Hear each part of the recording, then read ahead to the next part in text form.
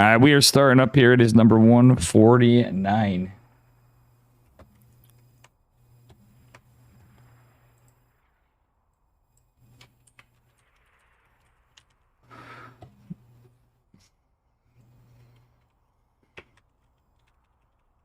All right, guys. We're going to cast Shui versus...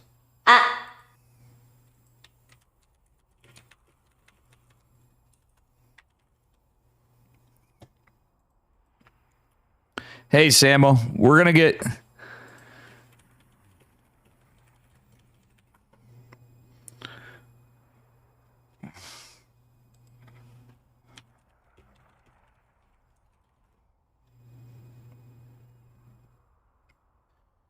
Whoever Shui's playing.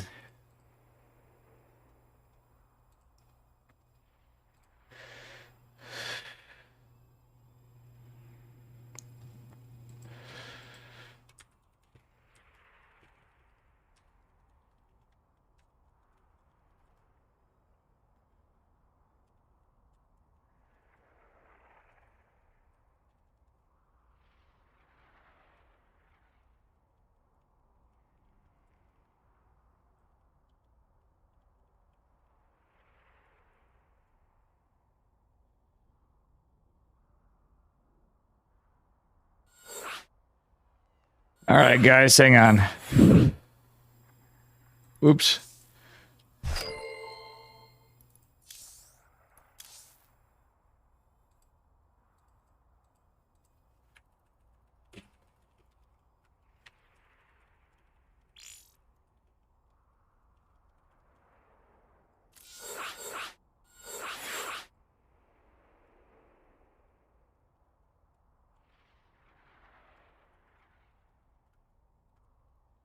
All right, guys, getting Shui versus Epic.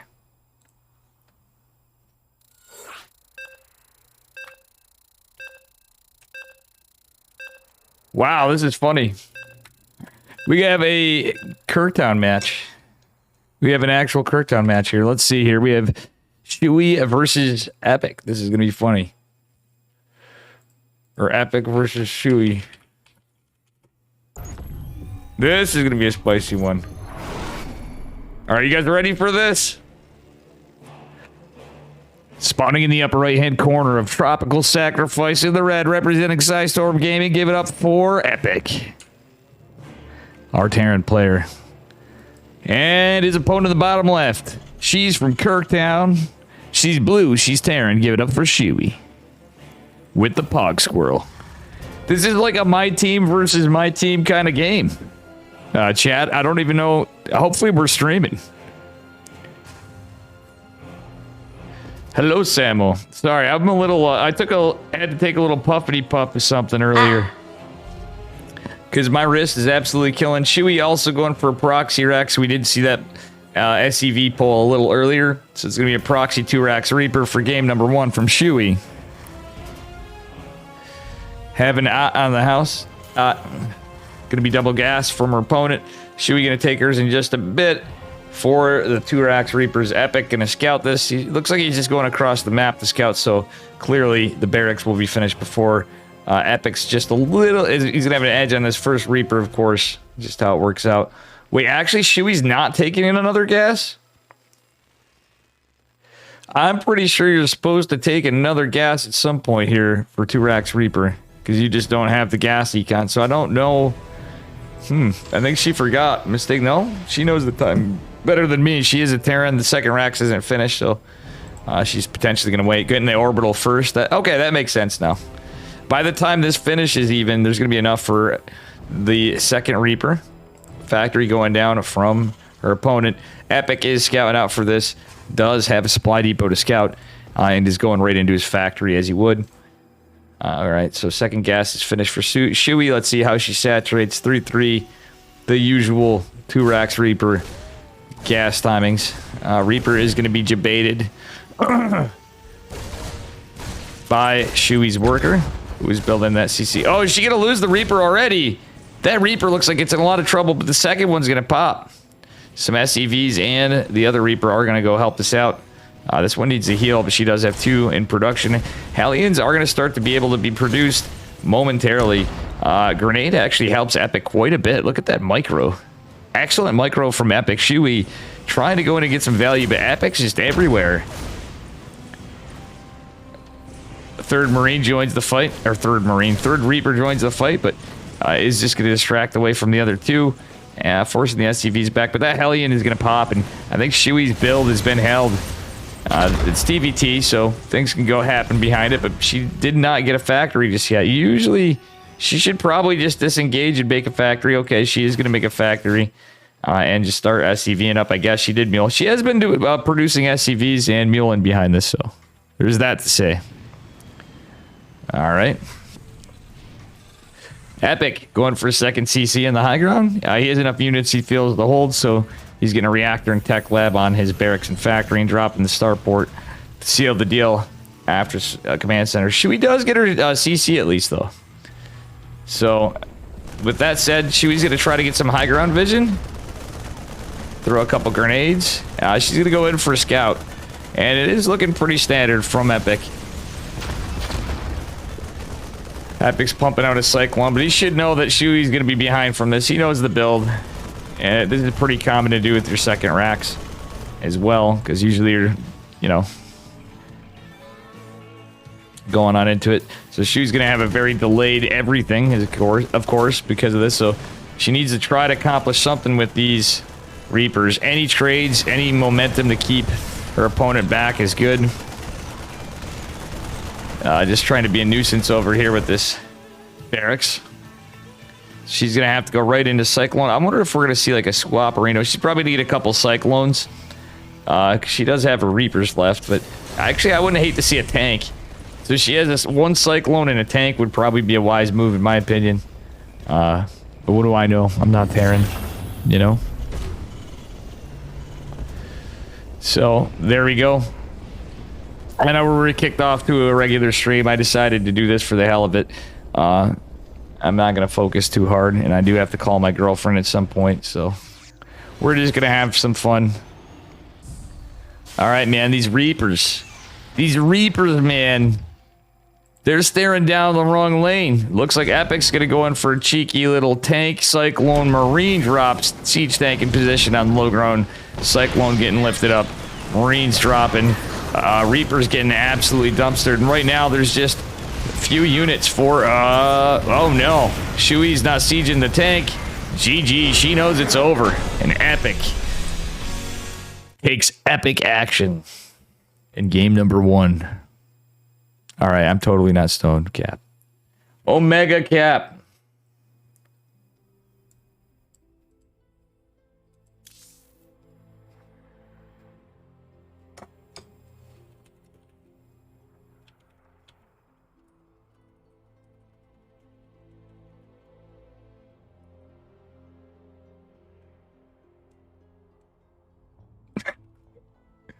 Oh my God.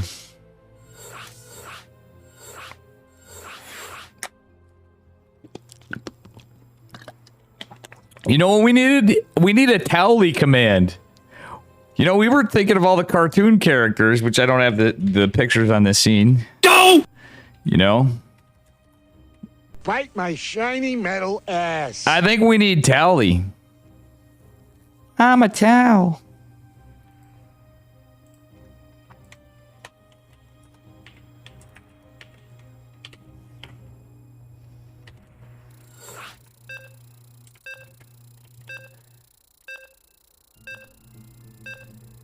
We definitely need a Towley sound command. I didn't even have to draw.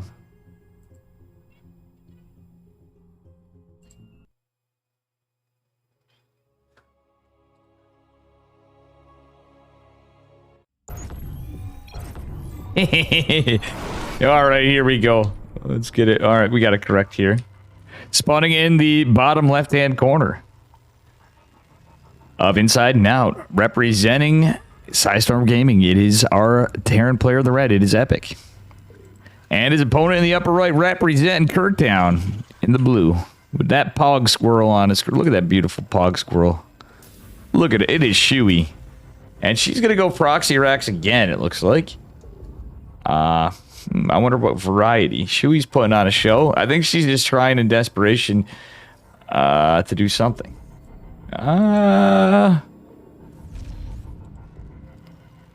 Yep, it's 2 Rax Reaper again. She could go... You know what would be a bold move would be going 3 Rax Reaper. A little more committed. A little more cheeky. Or Proxy Marauder. But Proxy Marauder's... that's another really coin flippy one as well. I think Proxy Marauder with a reactor might be an interesting play, but we're not going to see it. I'm sure of it. We're going to see 2 Rax Reaper. Well, I mean, I probably do because my hand hurts really bad. All right. We got that weird-ass slow-paced Zerg music going in a TVT. What's with my game? Protoss. My game, we literally... Like, it randomly selects the music, of course, right, guys? But just hear me out. When you think in the matchup, it would put, like, Terran music on because of it or something. Like, this is... I don't know, man. Anyway. There it is, 2 Rax Reaper coming out from Shui again. Excellent. Is going to be scouted again. Imagine Protoss. You have to imagine Protoss. You want to know why? You have to imagine Protoss because, well, they're not in this. It's a TVT. And that said, that Reaper's going to get smacked in the ass on the way out. SCV is going to stand here watching everything. Shui's not going to waste her time with it. She's going to regroup and try to take this on when she can, hoping for a better engagement than game number 1, but then the Reaper died. Oh, no, she lost her second Reaper. Epic actually with a... Oh, yeah. Epic is going to get potentially the second one. SCV going to be a nuisance. Shui can just kill it. Yeah, this is not going well for Shui. That is a Reaper and an SCV, but in a Reaper battle. All right, and she's also got a wounded one. There is a Hellion out, and Shui's in a lot of trouble this game.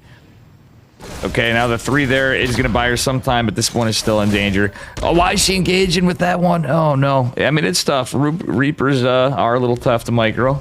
Let's be real here.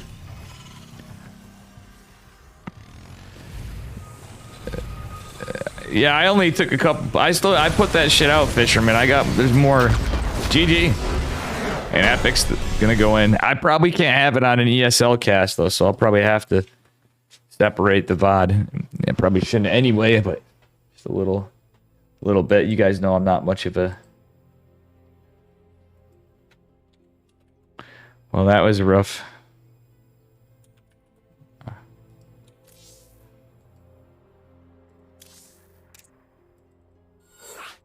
All right, let's see here.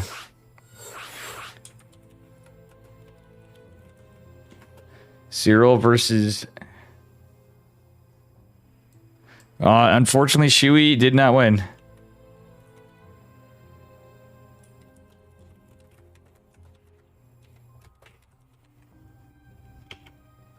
Cyril versus Okimi Harawa, game 2.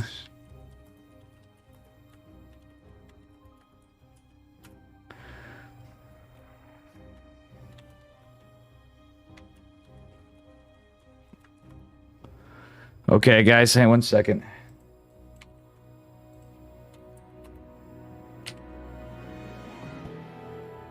Cyril versus Akama. Wait, where's the players thing?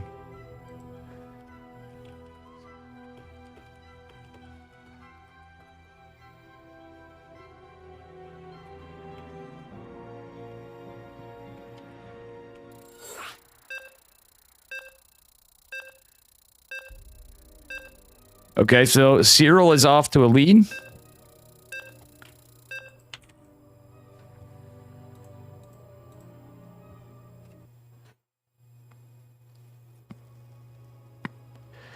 And I have no idea where my players thing went. Did I delete my players thing? The fuck? Because we don't see the players on the screen anyway. It don't matter none. Things just align. We got ourselves a ZVT here spawning in the upper right-hand corner of Inside and Out. In the blue, give it up for Cyril. And his opponent in the bottom left. I'll be damned if I can actually pronounce his name. It is Akimi Homara. They were excited to be cast, but they didn't realize what we're in. Yeah, it's random because you're obs, but it's just... It is pretty funny. You will get a bit of any music sometimes, but I wish they did have, you know, allow you to play Protoss with it. Okay, this is going to be a pool first from Cyril. Looks like he might be going for the Lambo 5 Roach or 9 Roach. We shall see. Or some kind of cheeky, squeaky, early aggressive play. Our Terran player is going to send an SCV down to look for a proxy hatch. Wait, is he going CC first? Oh my god, against the pool first. Oh yeah, pre-rolls? No, I got you, Fisherman. I'll be okay, man. Trust me, man. You guys don't understand.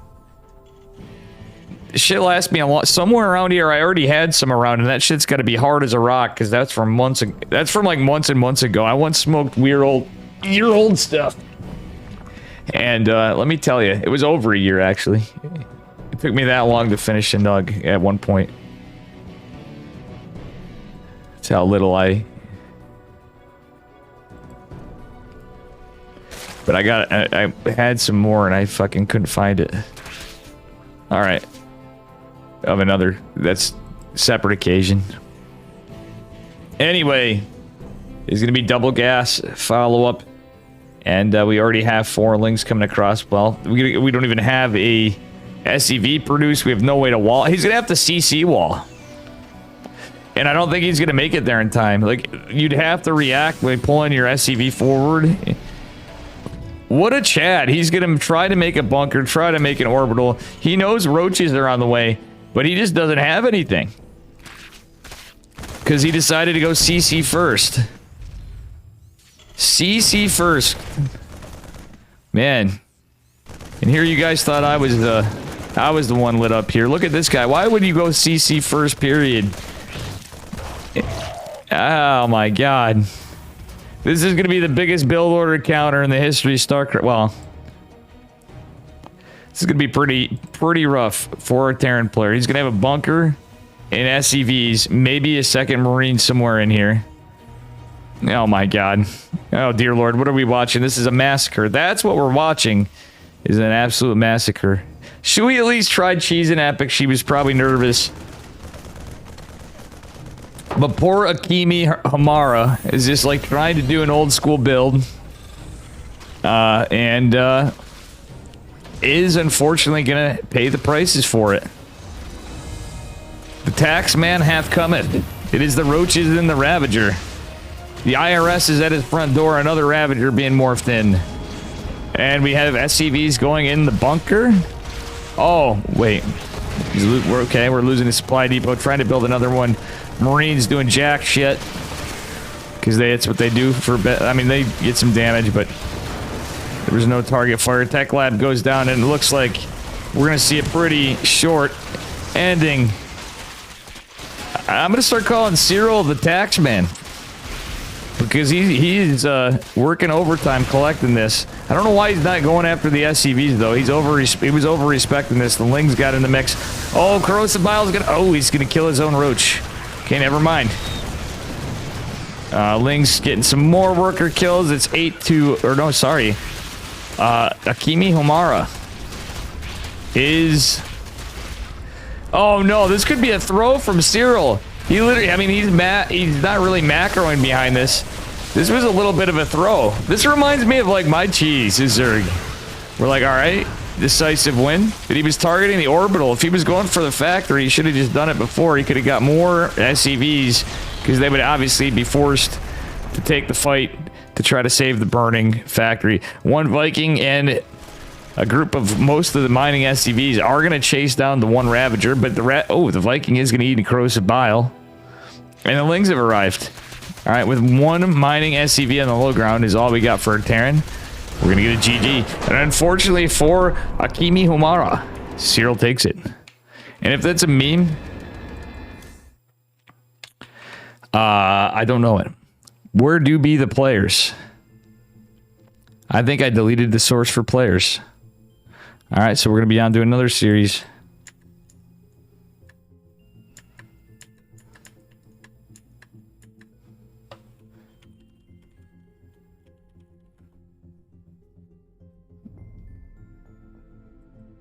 And let's take a look at the bracket.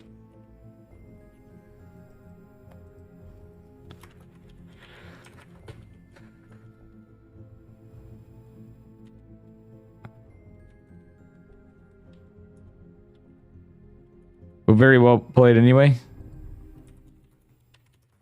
Okay, we're going to catch Juggernaut Jason versus Ward.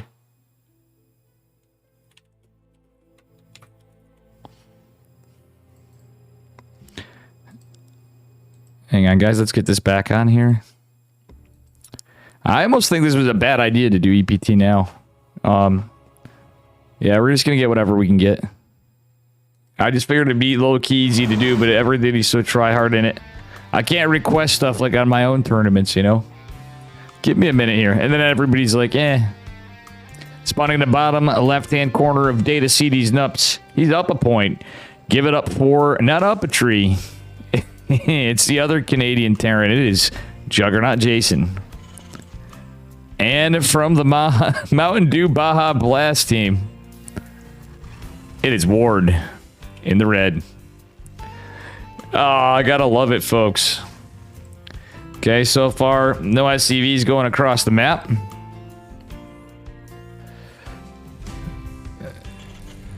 You're still eating pancake? Oh, I'm just reading the chat. I remember you talking about that tater tour, but we have a game going on here. We do have a cheeky back barracks going in the back for Juggernaut Jason. Both players going double gas. He's probably gonna set up his factory right in the wall. Let's see what happens here. Jason already up to some shenanigans. You had a pork chop on a George Foreman. Nice. I had... Alright, chat. Well, our players are setting up here. I actually just randomly made stuff because I'm like, I'm going away. I don't want to get groceries, and I didn't want to pay for stuff, and I'm like running out of lots of random things. But I'm going to be going to Atlanta, so fuck it. I will probably came and get something. So I made sort of Spanish rice, kind of. I don't know what it is, but I just kind of threw stuff together. A little ground beef, a little cooked up some rice, can of crushed tomatoes, an onion, because that's the only vegetable I have left. So I need to get... That's the shit that I might get a few things, but I doubt it. And what else? Black beans. And I made that with a bunch of cumin, cayenne pepper, black pepper, white pepper, salt, a little salt, and crushed red pepper. And garlic powder, onion powder, that's right. Anyway, we do have a CC going down from both. It's going to be a... Okay, we're going to see Hellion Reaper, Hellion into Marines. Nah, we're probably going to see a tech leg swap. So what's Jason doing here? Alright, his opponent's going into double Reaper production. We're just going to have a Okay, it is going to be Hellion 2 Reaper. So it's just a delay on the timing. His opponent's going to have basically everything at the same time. Just a little different.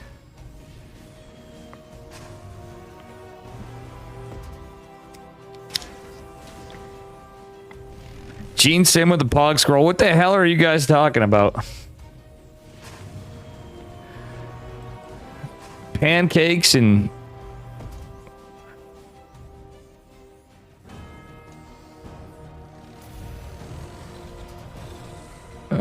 waffle irons.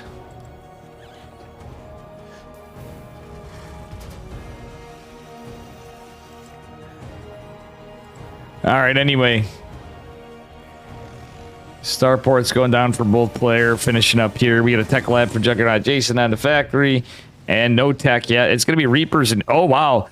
This is kind of like the Yeti play. It's Reapers and Hellions for days.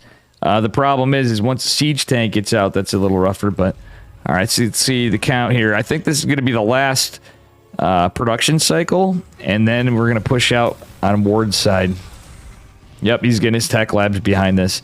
So once these 2 Reapers pop, he's going to push across with more Reapers and Hellions. He knows he's going to have to contend with some other stuff, a Marine and Cyclone. Yeah, he's going to go now, but luckily these units are pretty agile, so he won't have to deal with the Raven.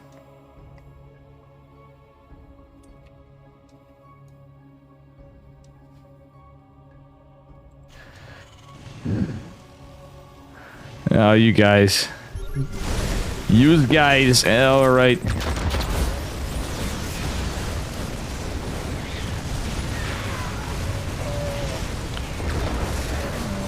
All right. Yeah, that could have been certainly better for Ward, but he had, like I said, he teched behind it. Jason did do this, but no power units. Oh, actually got the Cyclone. So, well, in terms of resources, that was a disaster. Obviously, horrible trades and income. He did get rid of his Cyclone out of it and some Marines, so Juggernaut Jason, if he's assuming to go for a push, it might be held for a bit longer because obviously Ward is insanely behind. Jason actually is going to be able to send over a Reaper, but there's a tank out. Oh my god. I don't know, buddy. Alright, Raven is about to pop here. Siege tank gonna follow. Oh my god, some Reapers going ham. Imagine if that siege tank wasn't rallied down to the ramp and it was just like rallied right here. He could have just chased the Reaper down and prevented all this. Okay, on the other side of the map, our auto turret is shot down. He's gonna get a tank! Oh my god, Juggernaut Jason loses a tank behind the Stone Caster man missing. What I mean by that is I'm actually a caveman. We're not actually stoned. I'm actually a caveman.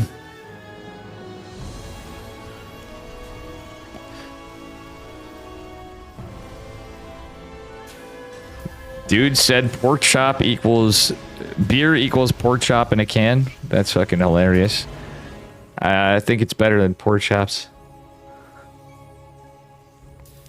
Alright, Ward is going to go try to push out. He does have some army. No, he's not. He's just going to go try to secure his third, but Jason is definitely ahead. He's up 6 workers, and yeah, he's going for his third as well. The difference is Ward is going to have his orbital a little before. Jason also leading in terms of army. The more important thing is Jason is preparing for a push. He's gathering stuff together. He's going to defend. Looks like Ward is going to push out too. This is going to be a disaster for Ward. He does have 3 Ravens, but Juggernaut Jason does have 2 Ravens and a Viking. Oh, I think this is just going to be... They both don't see each other's push. There's not enough for Ward. Jason's ahead economically and in terms of army, so he can actually posture up and defend. He could actually cancel the orbital. He's going to let it finish. Oh, no. Yeah, I think he should have canceled that and just lifted off. It'd probably go down anyway, but... Yeah, Jason doesn't care. He's got more versus less. And he's going to be able to have enough force. Look at this. He's just going to sack the base and just go ham. Because there's no way in hell Ward's going to hold this, unfortunately for him. The timing of his push was just... Ugh. It was met with the bigger force on the other side of the map. He's trying to eke out stem. Jason should go up to the high ground. He was a little delayed there. I think he's focusing on the defense a bit more than he should have. But those 3 Ravens coming in clutch for Ward. What a scrappy game. This is TBT for you, folks. Jason's not really target firing this. He's going to kill the factory, but Stem's going to finish it behind this. Though there aren't going to be many Marines for it to matter. Jason is literally just focusing on saving this, which I don't blame him, but he's still ahead. He's cleaned most of this up. Tank's going to finish. He's going to pull boys. He should have pulled the Marines forward. If he was paying attention this long, he could have went there. Could have, should have, would have. GG's called, though. Jason takes it. Bringing him up 2-0. Dave doesn't know. Oh, boy.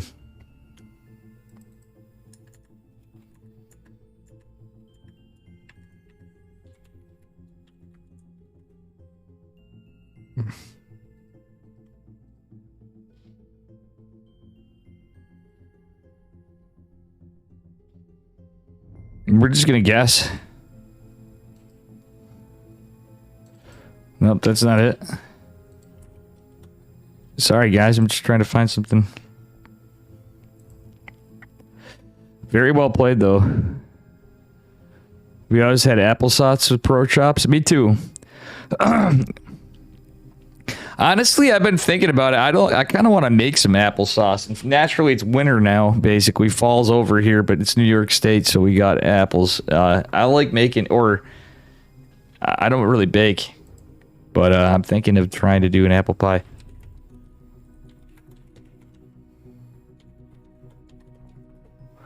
All right, guys, we're gonna have to add player names again. My dumbass deleted them somewhere in here.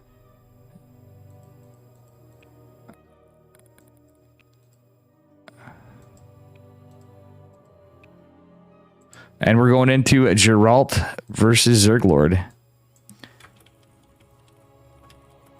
That kind of sucks. I had that all set up and good to go, and somehow I deleted it from Devil's Lettuce. I guess they don't call it for nothing. Spotting in the upper right-hand corner. Gave it up for everybody's favorite blue Skystorm Gaming Polish Protoss. It is Geralt.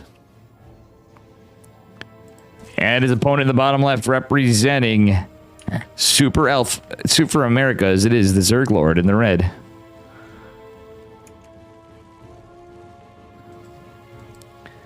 You guys actually made me want some Kirktown, which is not bad, not a good idea too, but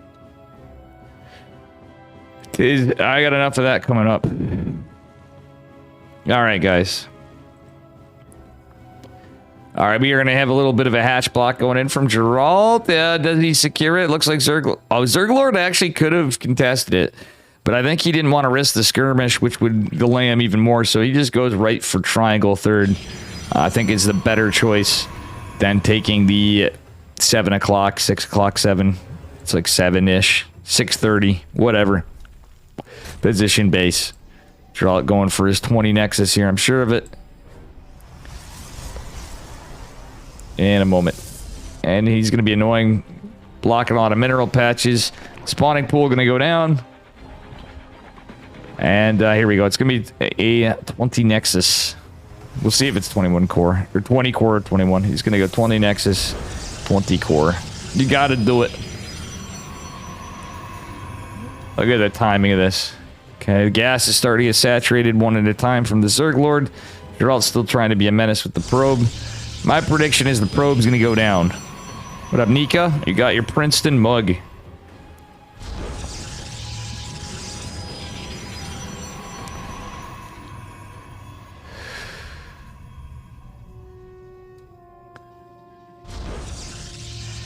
Honest? Yeah. I'd like to chat with you sometime on the sidelines here, because we had some... Dave got a little fair warning and stuff. But I'm glad you enjoyed the Pog Squirrels. Alright. Geralt is going to try to continue to block this, but he's going to want to pull this probe away. He ain't going to block shit. Okay, he's going to pull the probe. Lings are... Well, there were just two lings. That's it. Wait. No, there are 4 lings. Where's the other set? Okay, he just kept them at his third. So it looked like they might have been made at his main base. He being Monsieur Zerglord, but there's going to be a Stargate opener from Geralt. Double Adept foul up. He's going to possibly pump out another one before he goes into Oracle. So it looks like more than likely Geralt has been known to do Stargate, like actual Sky Toss, but we shall see.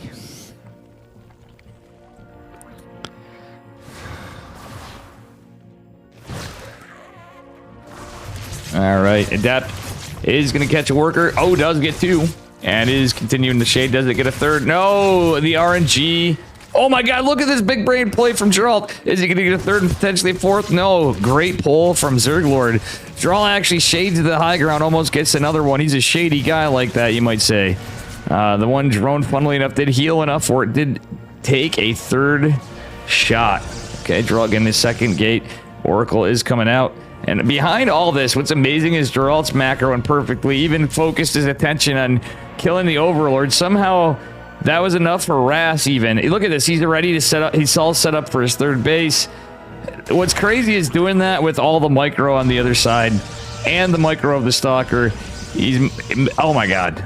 But Zerglord was focused on, you know, he definitely got pulled a little apart here.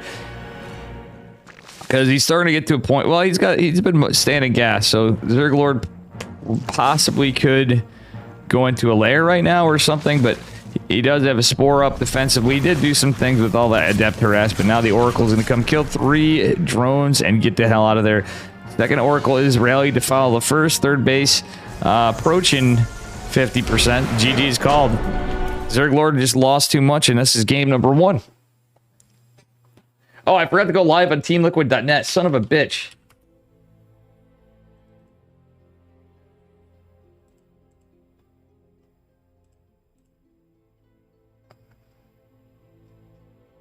I love how the players are all going in there. All right.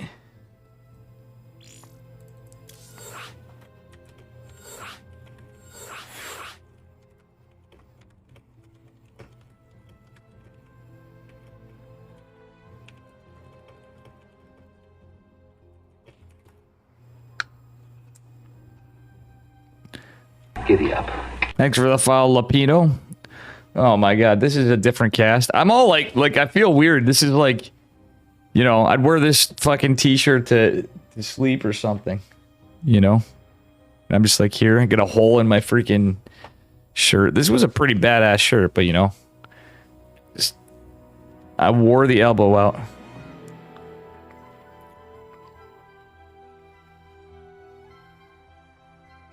All right.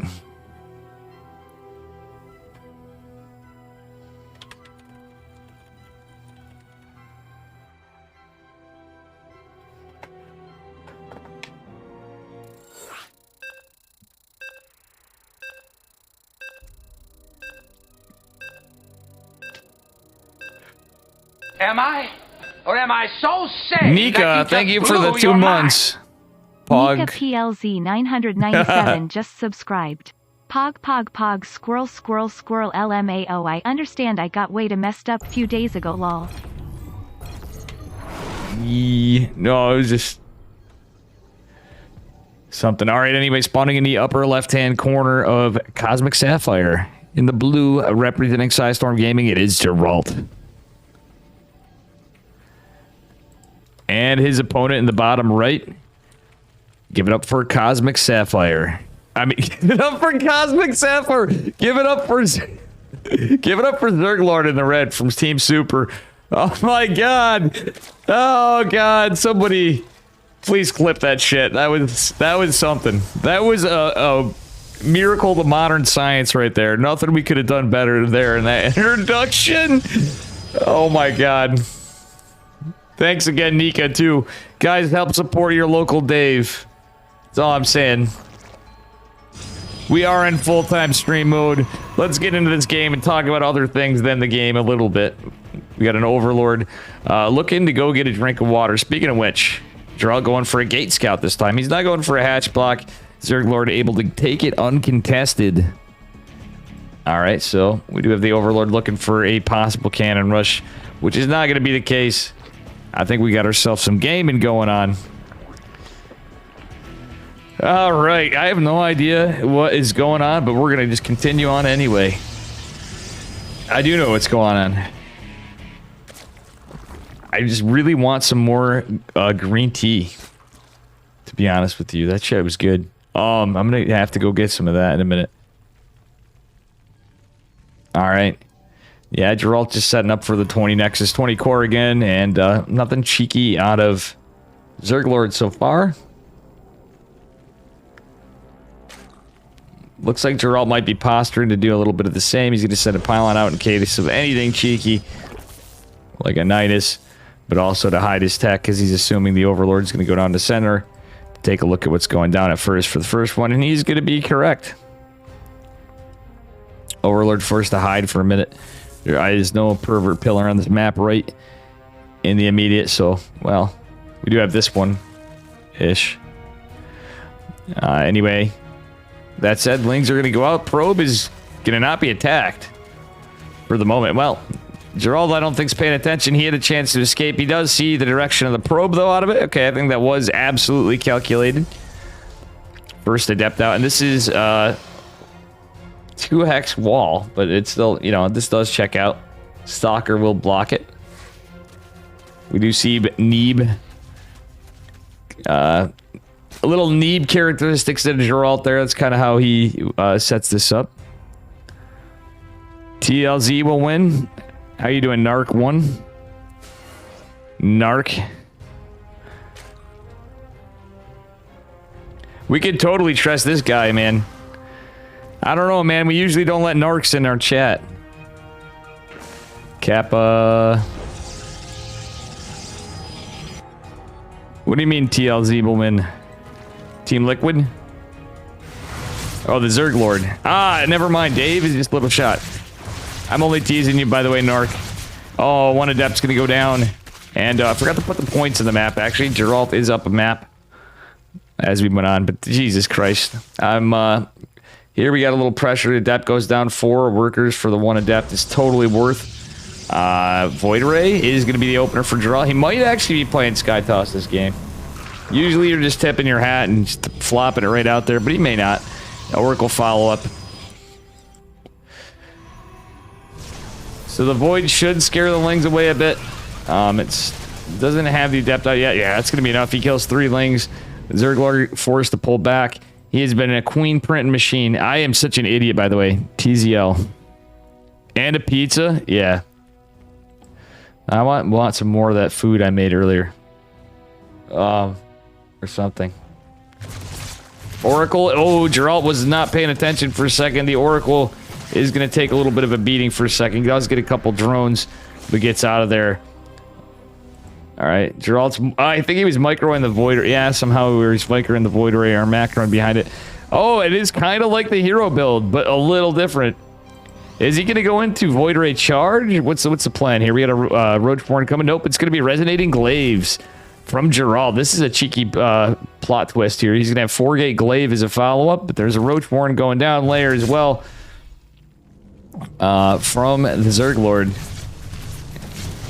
I gotta say, this Void Ray is overextending a little bit. That's going to take a severe beating, and it is going to narrowly escape with just 16 health. All right, that's at our Zerg player. The Zerg Lord is going to take his 4th base anyway, but there's going to be a Void Ray there to be a nuisance. The Queens aren't that far, though, and Creep is getting spread. Do we see a Creep Tumor getting shut down? No. That's a dicey move from Geralt if he does. But he's going to try to come in with Resonating Glaives. This time it's just droning. We don't have anything in production, and we don't have vision on these Adepts. Okay, now we do. This is definitely showing what it is. It doesn't show the Resonating Glaives finish yet, but the Zerglord should know what's coming. Unfortunately, there's not much here to deal with it. Just some Queens and a few Lings. 8 Roaches on the way, but that's about it. It's going to have to be a Roach Printer. He doesn't. Yeah, he had a chance to pull the drones before, but I don't totally hate this. Nice wall off, though, from the Zerglord. He's buying himself time. He's going to try to jump on top of this while he can while they're target firing. The unit, the Adepts do kill one of the Evo chambers being morphed in. But the Zerglord is going to catch a lot of drones here. I like the pull at the last second, though. The Queen is auto-targeted. Behind this, the Void Ray is actually attacking the 4th. Kind of a brilliant move from Geralt, honestly. Yeah, because he knows the Roaches are going to be coming. He wants to pressure this 4th. Actually, he gets the damage. He gets the kill on the hatch.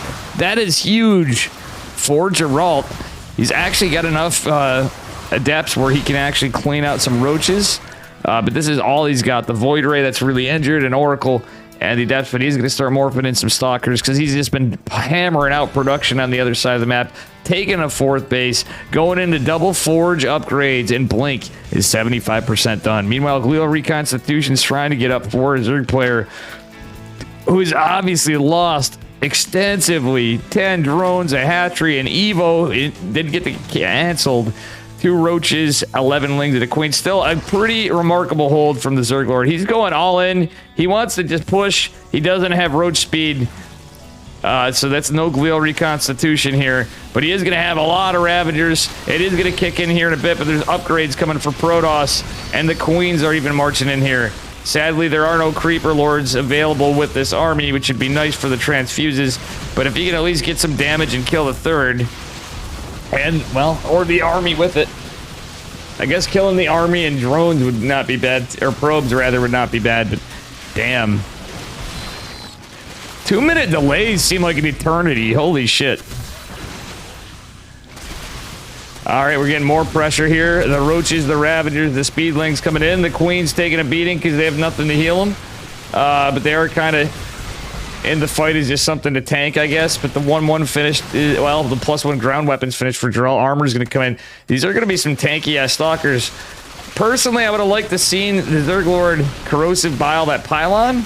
But he's going to go right for the base because that would have stopped production in the immediate and depowered the battery. But I guess killing the Nexus is just as good.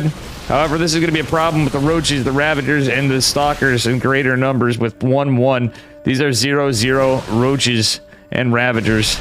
Queens, and yeah, I don't hate this decision from Geralt to push. He lost his third. The Zerglord just hammering on this 3-base economy. He's going to drone behind this because his army supply is looking pretty good. He doesn't have any upgrades at the moment, and only one Queen to try to fight the very injured Void Ray, who's just killing a gas. I don't know why he's obsessed with taking that location. He probably should take the...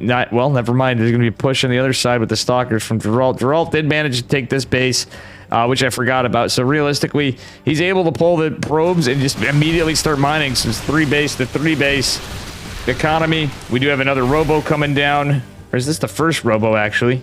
First robotics facility. We do have 2-2 for our Protoss player and melee +1 for the Zerglord. Zerglord is trying to... I guess he's just going to try to eke into this game. He's behind in upgrades now. I don't think he knew about the 4th base, so that's a bit of a problem. All right, anyway. Lots of Ling Bane. Oh, not Ling Bane. Lots of Ling Ravager trying to get done, but there's not enough gas to get even more Ravs. Yeah, this base is going to have to be canceled at the last second. This is very unlucky for the Zerglord. Wait. Yeah, he's at least trying to get some Stalkers in there because, you know, they're just going to blink away.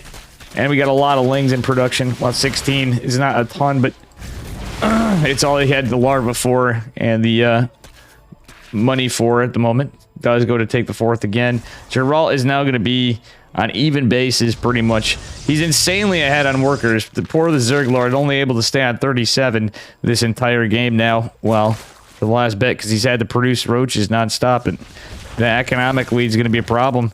And guess what? That hatch is going to be canceled yet again. Zerglord's going to attempt to push again, but he's not timing it with the upgrades. I would have rather the army get back together. Instead, he's going to throw away some Lings. The Lings with Surrounds and Ravagers would be beautiful, but we didn't get that. Okay, we have some Corrosive Biles getting fired down, but it's kind of a little... haphazard here, or scrappy engagement. A battery does finish. There's so many Ravs. There's a lot of bile potential, but the problem is there's going to be some Zealots warped in here as well. Zerglord, unfortunately, goes in. He wishes Geralt good luck, the Chad that he is, and we are moving on to another series. Very well played. I think I might just follow Geralt unless he gets too much coverage because I don't get a chance to do that often these days. We're gonna now situate on this side of the bracket. Actually, I'm not sure of that. Let me take a look.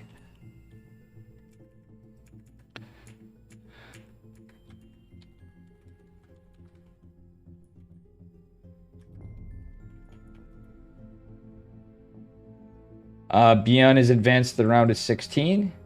Creature versus Rika. Nina versus Probius Court. Pudgy versus Dolan. Geralt's gonna fight Maples. Oh, shit.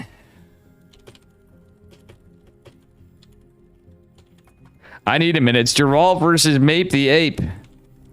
Sorry, Zerglord fans. That was a whooping. That do be a whooping. Give me just a minute.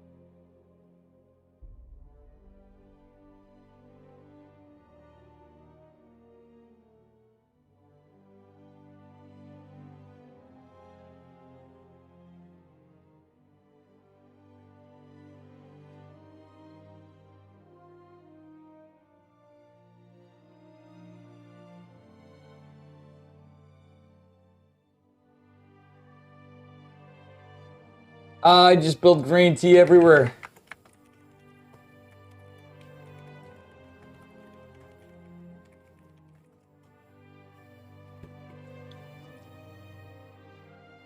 I need a minute. It just went everywhere, all over all my shit. On the floor mostly, luckily, but...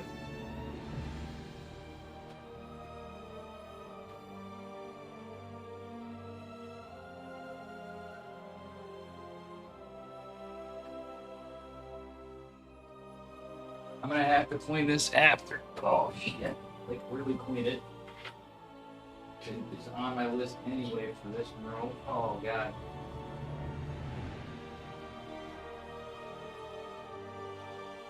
Gross.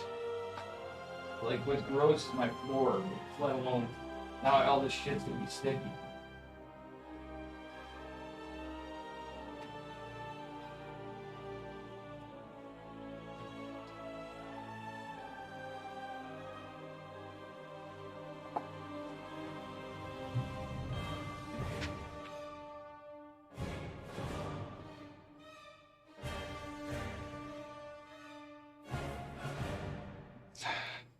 Shit.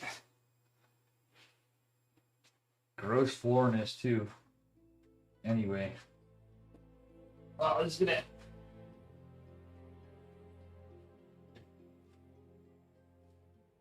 This is gonna exploit what room the next room is. Dave pointing on ESL screen.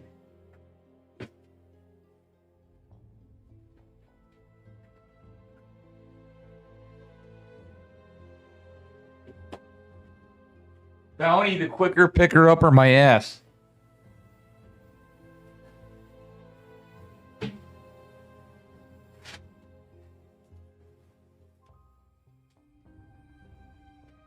Well, I think I'm gonna leave some paper towels right here.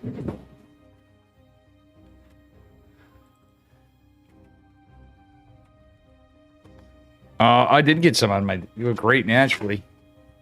Great naturally. I always admired Mick Sapphire's micro. Oh, man.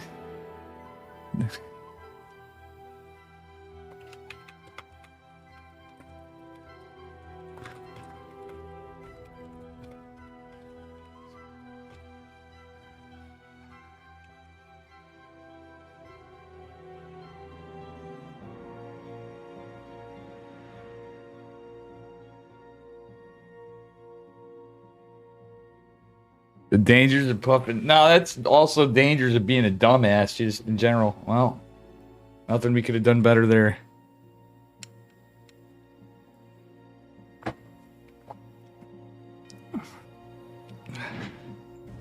Sticky floor now. Yeah. If it is not fully dry. Ugh.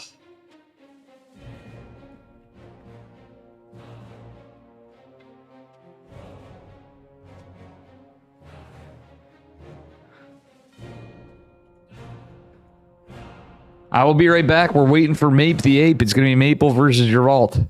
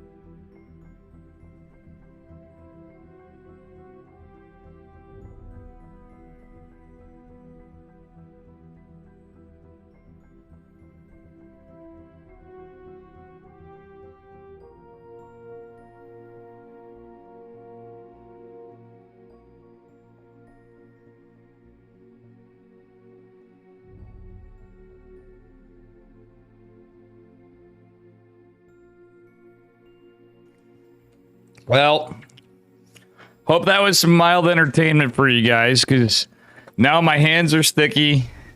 Everything's sticky. How's my mouse sticky?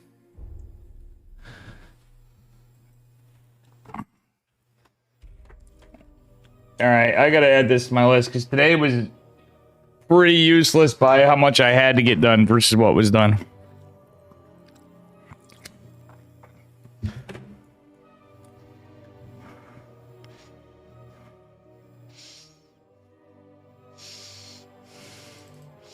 Maples.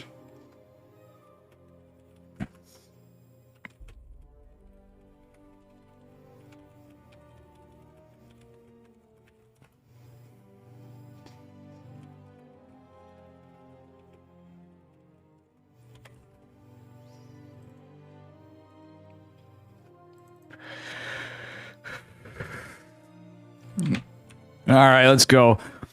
That's right. That's not going to be on the YouTube or the VOD. We got a game. Oh, shit. How did that get on my key? The trajectory of the spill made no sense. It got on my keyboard. What the fuck? That makes no fucking sense. Like, literally. I mean, I guess it does, because... But the velocity of the spillage...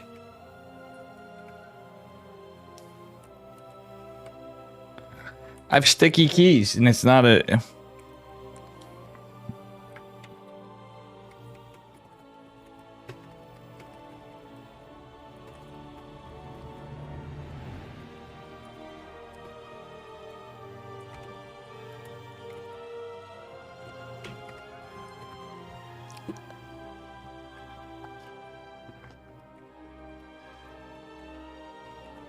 Sticky.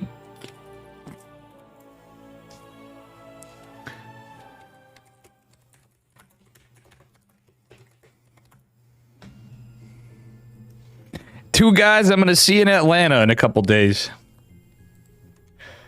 We got Maples and Geralt. And I got Jesus Christ. I got to like pull these keys. This is bad. Do I have to swap back to the non-A move keyboard after? Because I don't think I'm going to be laddering tonight.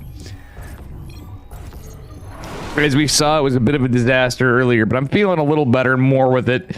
That was just an unfortunate... Honestly, I think I would have knocked it over anyway, but this mess is just... Oh, well, whatever. Spawning in the bottom left-hand corner, representing Psystorm Gaming, it is our blue Protoss player from Poland. His name is Geralt. And totally not from Canada. You'd never guess so. Big fan of maple syrup. Representing Team Gosu Pro, it is Maples. Don't you know, eh? Alright, that said, I can't believe I'm going to have this on my VOD.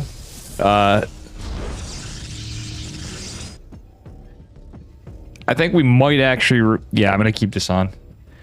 You guys don't know for sure if I'm being honest or not on whether or not that's the case. I could have just taken my medicine and debated you all. Which does make me a little clumsy sometimes. It's going to be a double gas opener from Geralt. So he is going for the high ground double gate. Maple's going for a Nexus first. Or just a debate. Curious to see how this game goes. Maples the GOAT versus Geralt the goateeless.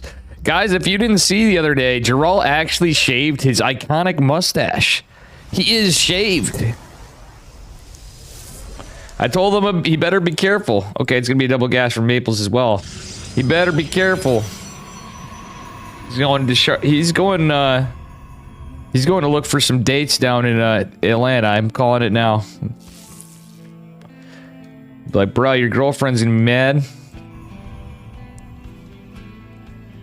Anyway, what am I talking about? Talking about the game. If Geralt sees this video VOD, he would be... Actually, I'm gonna send it to him after. He's like, Dave, there's nothing we could have done better here. Alright, anyway, Zealot is gonna come out with the probe. And the pylon. He's gonna get a little way that Geralt, if he does this right, like he usually does, he gets 3 pylons down with cancels. Extremely delaying the Nexus, but right now it's gonna be a Stargate. So consequently, the ape wouldn't be going to take one anyway. Maples Also being annoying on the other side. He wants to buy some time, but obviously it's going to be quite a while before a Nexus is dropped, at least 20 seconds or so. But he's going to get a scout on the 2 stalkers coming out anyway. And Geralt did it. He landed 2. So realistically, Geralt did lose the probe. He didn't buy the time he was looking for, but he definitely got into Maple's head a little bit and forced a Stargate. Maples is going to be able to get a Nexus before Geralt now, consequently. All right, so we do have a probe still on the map for Maples. He could come back in and be annoying, technically. Geralt doesn't have the money yet. Is he going to drop it? Does get it in time. Maples scouts this out. Just going to try. No, he's not going to hide the probe. I thought he might go proxy. Maples obviously going for an Oracle. He has a Zealot and a Stalker to defend. Oracle on the way. Shield battery. Not going to be here for a moment. Decent defense from Maples. All right, so Maples wants to go in and get a scout of his own. It is going to be a Stargate opener from Geralt. Maple's getting a read on this. Meanwhile, he's going to try to deflect the 2 Stalkers, taking a little bit of health damage to the Zealot. And the Oracle is going to be intercepted immediately by the G-Men. The now mustacheless Geralt. I don't blame him for changing it up, though. Shit, everybody's got to try sometimes, but me, I regret shaving every time I do. It's usually when you guys make me get a mustache. Or I have a scuffed up trimming incident. Alright. So we got the 2 Oracles. Geralt's going to have to open up the wall after, or is he just going to blink out? I highly doubt he's going to go all in, but usually you're breaking this. There's the Phoenix on Geralt's side. Or sorry, Maples. I'm looking at Maples' side. Geralt is going for an Oracle of his own, but Maples does have a defensive Phoenix. And the Oracles are going to scout the Oracle, funnily enough. Maple's into blink significantly faster than Geralt, because he's only on 1 gate. The thing is, Geralt, on the other hand, already has his 2nd gate down, and he's going to be quite behind on his blink. Maple's 2nd gate just finishing, and he's dropped the 3rd. Double Oracle actually getting a lot of damage. Just a couple Stalkers here to agree. The Phoenix is coming in clutch, and in the meantime, Geralt trying to land a stasis ward probably when he sees this, or maybe pick up the back half, but Maples does have those gates coming in clutch. He's able to warp in a couple Stalkers right there at the back end of it. And, yeah. I hope that was entertaining for you jackasses. I mean, lovely people. Lovely chat. See, I'm just seeing if you guys are still alive over there. This is a PSA Dave health check on chat. See if you're paying attention. On a 2-minute delay. It's kind of rough. I know. Nah, you guys are good. Alright, we got a stasis ward for Maples. Geralt is going in with 2 Oracles, but that Phoenix of Maples is going to be a bit of a problem with the Stalker. And, yeah, he is going to start taking some hull on one of the Oracles. That said, Maples going in with a proxy. Maples is going for, well, he is going to defend a 3rd if he wanted to take it, but going for a proxy with this. And he is going to set up and take a 3rd base, just about 30 seconds later than Geralt. All right, let's take a look at the trades this game. This has been a little scrappy one. It's pretty dead even. Just little things that happened made this kind of an even game. Maple's obviously going to have a little bit bigger of an army, and he's going to be able to reinforce now the next warp and cycle. Geralt, did he stay to 2 gate? That's the question. Yeah, he's just now dropping 3 more, so this is a bit of a problem for Geralt. He does have 2 stasis wards. Maples does have his Oracles, so he has rev tag potential. But there is a Phoenix here as well. Maples might as well have taken the Phoenix, but Phoenix is going to reveal this. Oh no, Geralt, are you going to see the stasis traps? Phoenix goes down in an instant. Rev tag is down. And it is going to reveal the stasis wards. One of the Stalkers does blink forward from Maples. He knows he has an army supply advantage. Geralt trying to get him to take the bait into the fight. But that rev tag's still active. Maples sees where it is. Okay, Geralt holds but loses 8 workers. Maples is just now going to secure his. Oh, one of the stasis wards getting the 3 probes, which means those suckers are goners. They're already injured too. Oh, but that's the biggest stasis ward. Maples didn't notice it or forgot. That is actually huge for Geralt, buying him some time. But Geralt gets hit with it. What is this game? He's going for the reinforcements rather than surrounding the stalkers. They're going to be free in a minute. He goes, depowers this, pulls the boys back. This is a freaking crazy-ass game. Let's go. How you doing, Aquila Vega? And Fisherman, I knew you'd get a laugh out of that. All right, we're getting into +1 for Geralt and Maples, but what are these stasis wards? I can't wait till you guys catch up with this, because this is great. That was some cool shit. That was honestly some cool shit. Geralt even had the scouter pile on. I forgot that I didn't even observe it because I'm so shot. Maples going for a 4th base. Geralt getting 4 worker kills on the back end. Maples with 2 oracles still on Geralt's side of the map.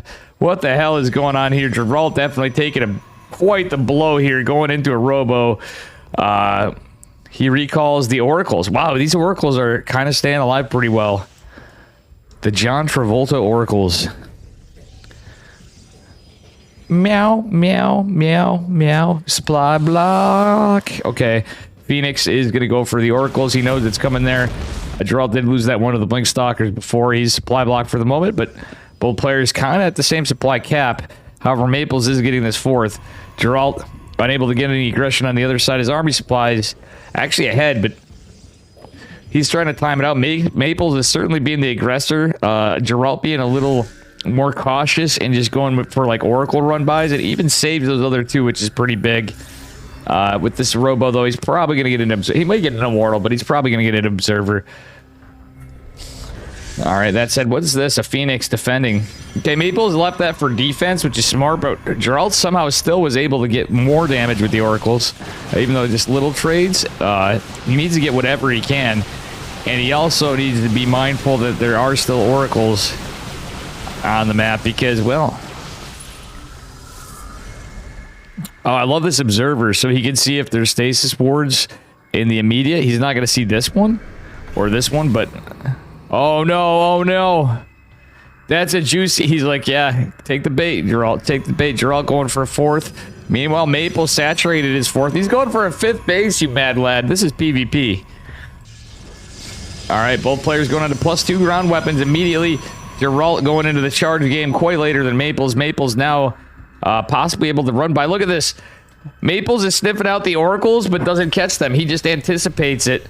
Oh no, Geralt's hesitating. Sees the Zelnaga watchtower caught. And now Maples can be in preparation for this.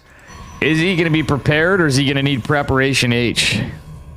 The stream is not sponsored by Preparation H. Alright, we got a Zealot run by postured for the triangle base. Stasis ward is activated. Battery overcharge also activated. Photon cannon and battery buying a little bit of time. Geralt does unfortunately catch the stasis ward. I think the numbers, it's looking kind of even. Maple's army a little lackluster actually overall. The Zealot run by is caught in a stasis. Oh my god, this is such a good game. Even if you don't like PvP, like come on, this is some good shit. Defensive and offensive stasis wards everywhere. We think one player's right onto it, or they'll catch one of the wards. Is it going to happen again? Oh my god. I was going to say, do these wards catch it? Nah. Observers out. They possibly still could if Geralt wasn't paying attention for a second. Something cheeky happened, but it's not going to be the case. Maples up to 88 probes, rather. I don't know why I keep saying drones today. Dark Shrine coming down from Maples, +2. He's going to finish up for both players. Both players in the Disruptors. Both players in a Dark Shrine. Geralt with the Dark Shrine a little earlier. There's static defense in every base for each one. Geralt just now going for his 5th. Maples trying to play that economic style like we saw Geralt versus Christianer this weekend. Well, just yesterday. And that OSC Open Cup, for those of you that were watching. It's on my YouTube, too. Yeah, this is going to be pretty good setup for Geralt, considering he's behind economically. Maple's going to like a 94 workers. I think Geralt's going to be in a fantastic position because Maples is so greedy, it's going to prevent his army supply cap. Maples is not going into Stargate. Geralt making that perfect timed. Like, he's ahead now in terms of tech and everything. He has the economy. Maples is taking another base. Geralt's going to be like, question mark? I love you, Maples. But question mark? Oh, invisible men trying to find some value. I think they're going to be scouting and just die. Oh, no. Actually, they're going to be revealed and just die. Shadow Stride's obviously not a thing. Geralt donating. Actually, he jumps in and gets a disruptor. He's going to get another one. There is the one remaining, but oh, Geralt clears out all the disruptors, and his Blink Stalker hit squad is going to go in. The last remaining Oracle trying to find some damage. He's even going to save it. Geralt going for a Mothership and Tempest. We knew the Tempest would start coming out, but there we go. We got the Mothership with the army, too. Geralt set up for that perfect late game setup. Maple's going into +3 a little faster. He's getting a decent disruptor count, but even though he lost some, he's got double robo as well. Wait, does he have double robo? Yeah, I think one just finished. With that economy, you can kind of do whatever. Oh, Maple's with the cheeky stealth disruptor on the backside. Does not catch anything, and it will ultimately go down. Nice disruptor for zoning from Geralt. Geralt's going to go contest 6 base. That's right, you heard me. 6 base from Maples, as he is at 94 probes. Why? I don't know. It's not 69 for Geralt. It is... Ooh. Disruptor is falling short on the backside ones. Another is going to catch 4 Stalkers. There may have been a 5th in there. Oh, look at this. Geralt's just taking a better fight here. He kills that unnecessary 6 base. But unfortunately for Maples, he's getting a bank, but Geralt's doing just fine. He's optimally mining. He's trading better. Let's take a look at the trades. Yeah, Geralt's trading almost 3,000 minerals more efficiently with about 1,000 gas. And that Tempest is somewhere. I heard it shooting. Is it joined the army? Yep, the one Tempest is with the army. Geralt's Mothership's going to pop, and he's going to have +1 air weapons postured for the Sky transition. He actually has double Stargate production now. He might even have a 3rd. Let's take a look at the structures as this fight goes on. No, he's just done 2 Stargates so far. I think he's just getting postured to seal the game. Maples wants to get another base. He's focusing on gateways. He should be trying to stack into Stargate. He knows there's a Tempest. And Geralt does take some damage to the disruptors. Maple's can obviously afford to lose some probes. Geralt's built a few more when he saw Greedy Boy was here. Our bad Maple's the GOAT. One of the Tempest is going to go down. Looks like another Geralt barely hanging on with one of his Stalkers. And does he split?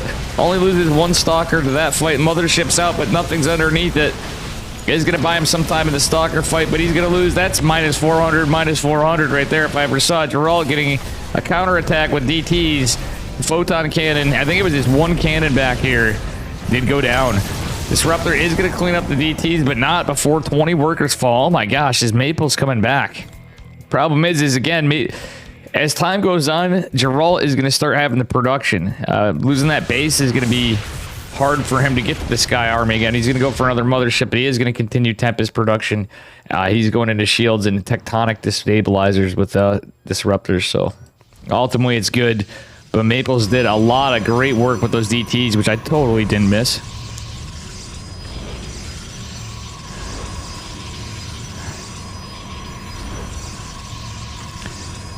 All right.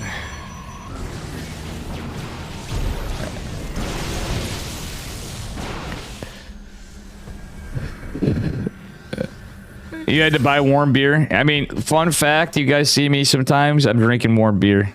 I'm not gonna lie, in the past, I mean, old Dave was drinking warm beer, and that is so true that it's a little gross. Maples was able to retain his Oracle as well, by the way. So a testament to NA players. Okay, is Geralt gonna be able to use these DTs? I think he did. No, he didn't get Shadow Stride. Maples didn't get Shadow Stride, but Geralt does not have it, so you can't blink on the army as it's blinked away and kind of sandwich it in. Ooh, Maples has 2 cheeky disruptors and the Observer, so he still has eyes on all this. Nice zoning out, but it's just a few Tempests. Geralt losing those Tempests earlier too was certainly rough, but these disruptors are going to go down for Maples. Mothership is out. But again, it's going to expose it, but it may buy some time with the photon cannon, etc. Geralt has to be careful though. He did lose some of this. Actually, it looks almost like a base trade. Photon cannons and Tempest getting a little work done, but obviously there's some strong stalkers. Another base going down, but Geralt lands in a massive stasis ward. Dark Templar for Maples. Actually coming in clutch. DTs from Geralt. They're also chiseling away. We got defensive DTs from Geralt. Geralt's going to lose his Robo. He does have one remaining. Actually, he built... No, Maples... I'm looking at Maples' side. Maples is forced to recall because Geralt gets a lot of value as well. That said, Geralt saved his base. So, though he's behind on workers, he's been able to retain where Maples is actually losing. So, on that side, Geralt actually gets some good value and is still trading more efficiently, I'd say, though. Little built differently economically. Maples is going to see this base go down. There's two DTs eager to greet this Nexus, I'm sure of it. Actually, I think it may just be out of range. So luckily for Geralt, these DTs are on the prowl. That said, Geralt also has DTs coming in. There's a lot of exposed probes where Maples was trying to secure a lead, but I think these DTs might actually get... You should just go for the probes, man.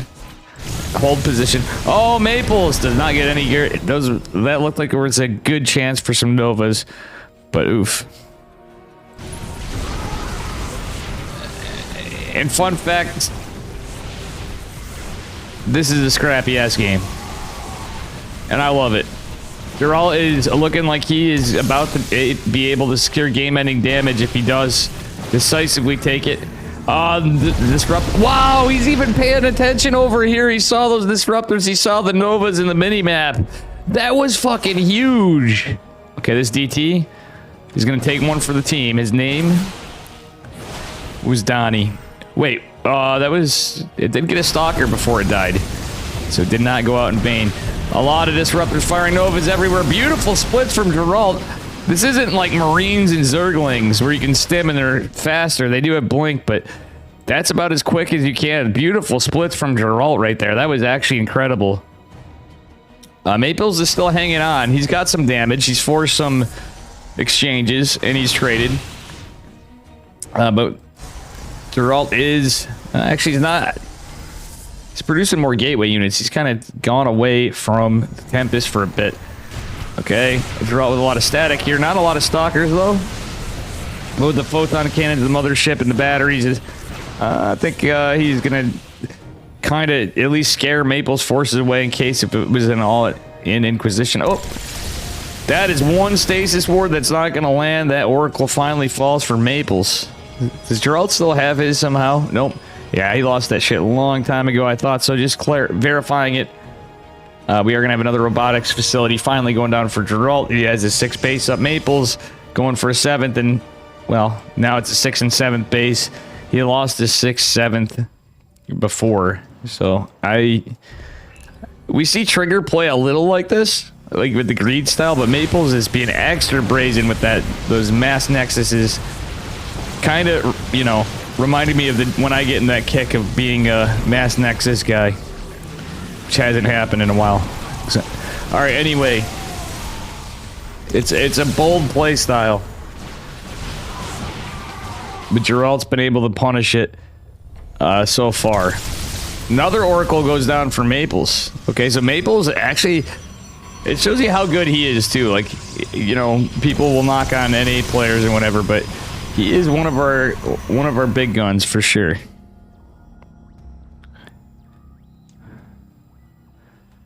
All right. Game on, man. This game ain't ogre, but we are going into air weapons +3 for Geralt, which is a little scary for Maples if he continues Stargate production, which he is. Oh, Disruptor just catches one stalker, and it is on cooldown. Another one's not out yet. Geralt does have the double Disruptor production for a moment, but he's going to force the retreat. Maples might be able to get this and capitalize on it. He's ahead on workers, though. Maples is 57 workers, but like 900 bases. And yeah, he is basically donating Nexus. Donated Nexi, okay, and the mothership is not going to be able to save units if disruptors land, but he does kite just in time to prevent getting destroyed. Less than 20 minutes to Kirktown, nice.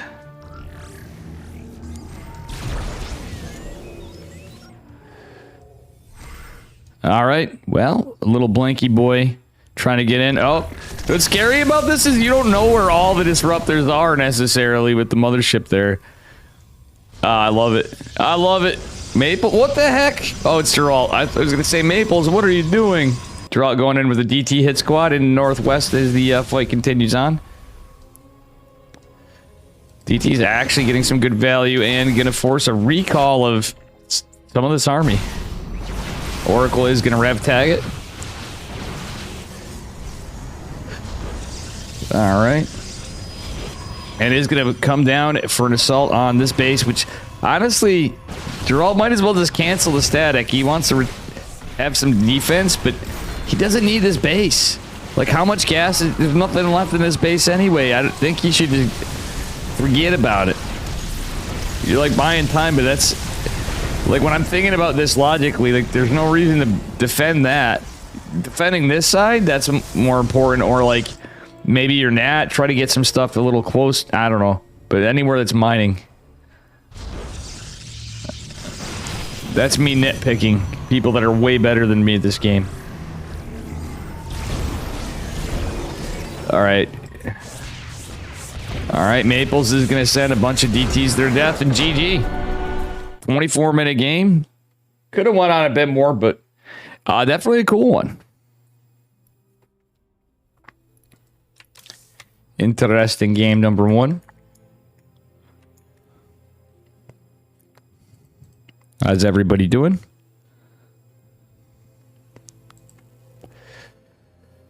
Hot Mess Dave here tonight. I wonder where I'm gonna have to take a break in this though too, because I really got to catch up on cleaning wherever we're at. And in the media, I definitely want to try to do something for this keyboard. When that iced tea spilled on it, oof. Not, it didn't spill on the keyboard. Luckily, it's just I got to pop the keys and clean them.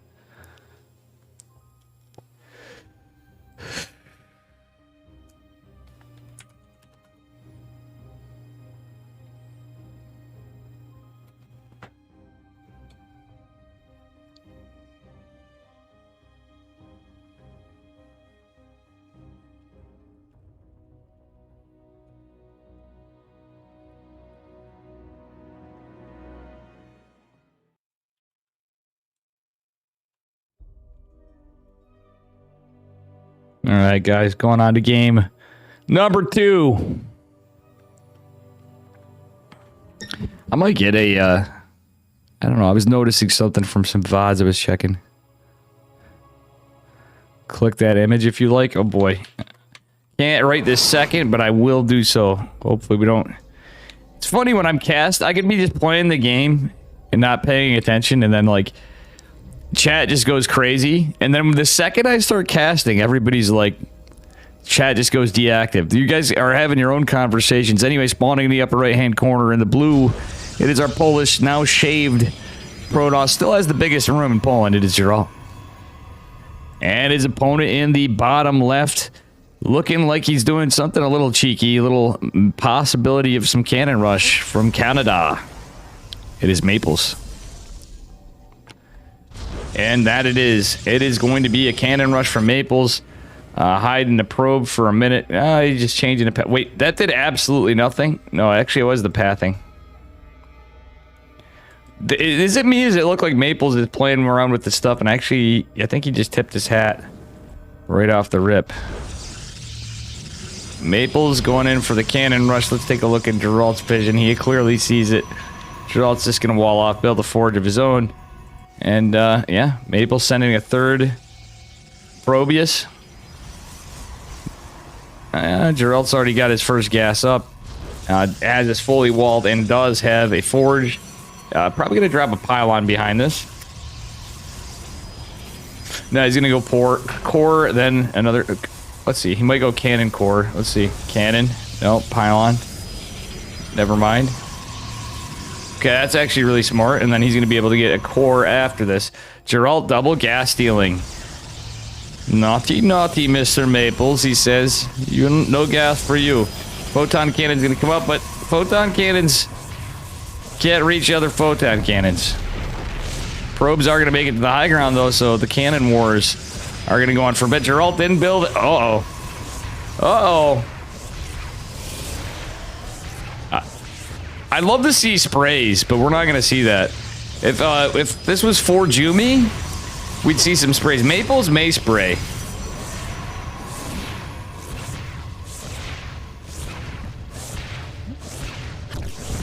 Well.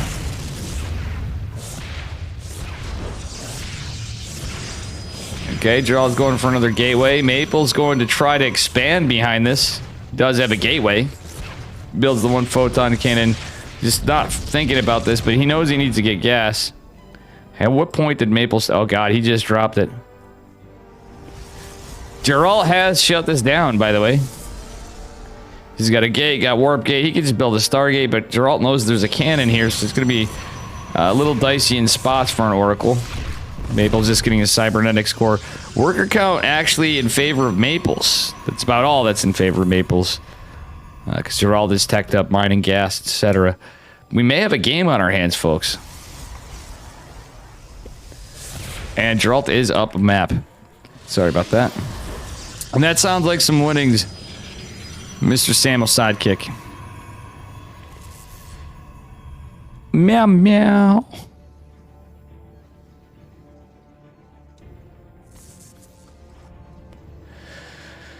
All right, Maples isn't quite able to do anything yet with gas because he just got it, but probably going to see a Stargate. Gerald going for a Stargate of his own.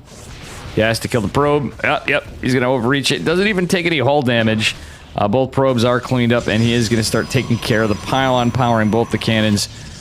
There is a sneaky little pylon scout in this from Maples. He was trying to high ground cannon rush after, but nah, that wasn't happening.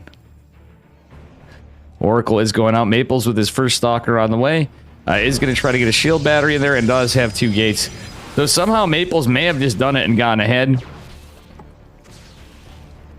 But Geralt may be able to get some value with the Oracle.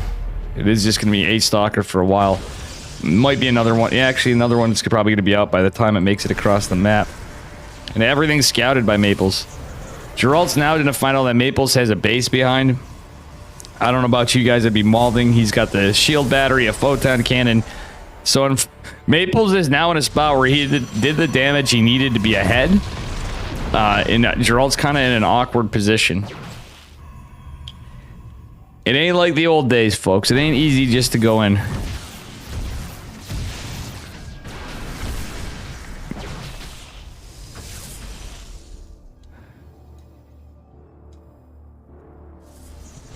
All right. Pylon and cannons getting taken away. Maple's looking like he's going to go proxy, which actually could end. Oof. That's a big oof, because Gerald did have a forge, mind you, and that was lost to the cannons as well. He's going to go try to get some value with 2 oracles. Yeah, he's going to lose one of them.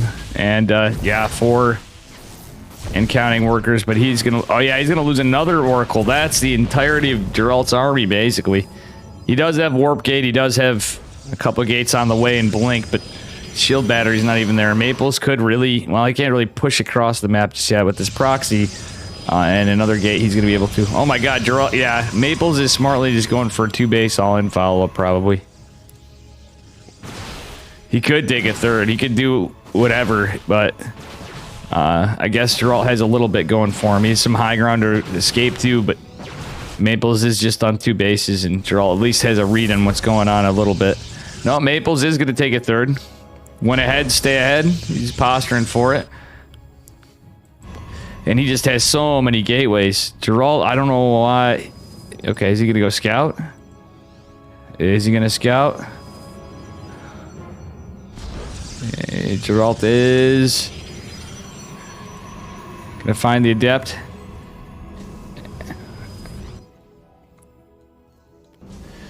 And Blink's going to finish for him, though. +1 on the way for Maples. Blink just finished for Maples, too. That's very unlucky for Geralt. He did have blink advantage for a little while, but that was just kicking in. Pylon is going to go down, but Geralt could possibly hold here. He's got another Oracle out behind this. That was actually pretty smart.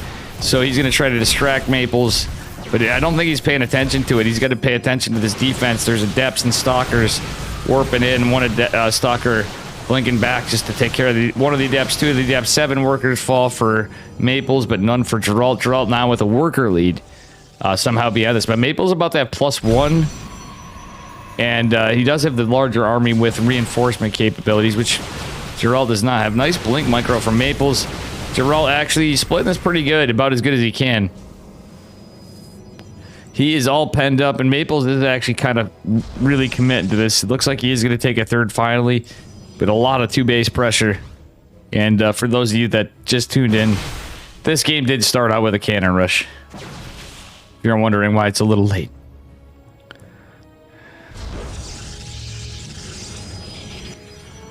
Well, Samo's sidekick, that sounds like some good cider. Fisherman's got all the DT memes. Imagine Protoss actually in emote form. Well, one stalker is sniped. Or the G-Man, but this upgrade advantage is now going into +2. Geralt's stuck. Yeah, Geralt's stuck in the Stone Ages, basically. He did get another Forge, but he's not using it. Okay, he did get another Forge. Would have liked to seen him do that, but Maples is going to have a bigger advantage if time goes on, if Geralt doesn't catch on to that. But he's had to deal with defense.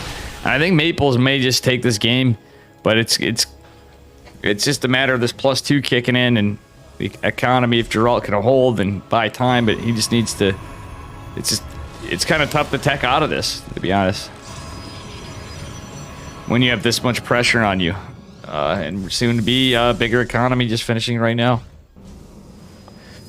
Okay, Geralt is getting, well, even worker count, or army count rather, as it stands. Okay.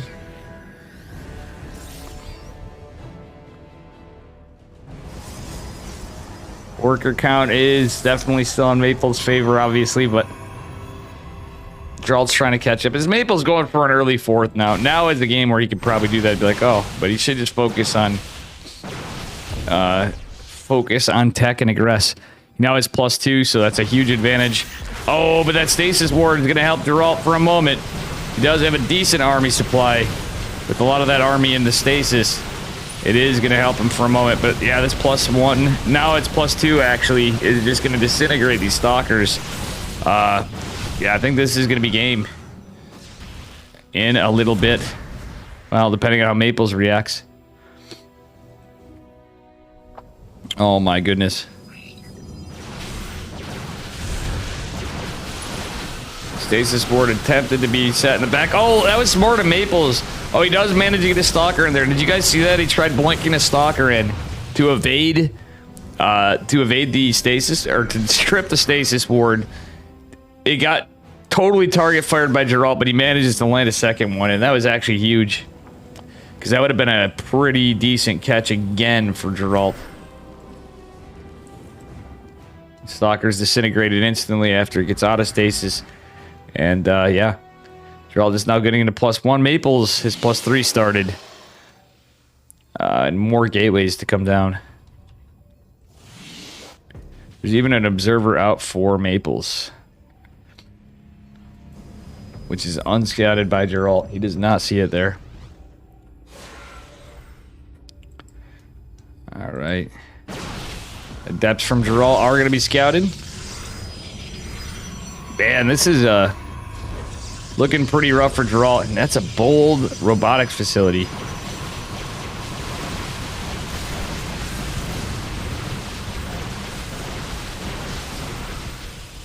Stasis ward being morphed here. I bet you Geralt knows the upgrade advantage, but meanwhile, Maples, Mape the Ape cheeking 2 adepts in, but unfortunately he's got to white girl the stalkers. So those adepts are going to unfortunately meet their maker. The 2 stalkers and a shield battery, 3 stalkers and a shield battery. Oh, I like that probe scout out for Maple's patrol pathing. Maple's going for a re-proxy. That's right, a re-proxy. Re-proxy. He's proxying again. That's my term for it. 3 stalkers going to take out the other one finally. But there's going to be another. Some reinforcements right here. Maple's just totally emitting a robotics facility. Geralt trying to get an observer of his own. Maple's going for a dark shrine behind this in charge. Geralt trying to get +2 out, while Maples is on his way to +3. which could pop if the engagement went on long enough, but I don't think it's gonna. Gerald's running out of steam on these batteries. Battery overcharge is not going to be available for a while. Maples is just taking a better fight. He was the cheesy man. He did manage to land some good damage with the cannon rush earlier in the game. Kind of put it in his court. Immortal attempting to come out for Geralt. He's got to spend money somehow. Maples on 4 base economy, posturing for actually 4th base is down here at 6 o'clock. Posturing for another at 9. So yeah. Oh, actually no.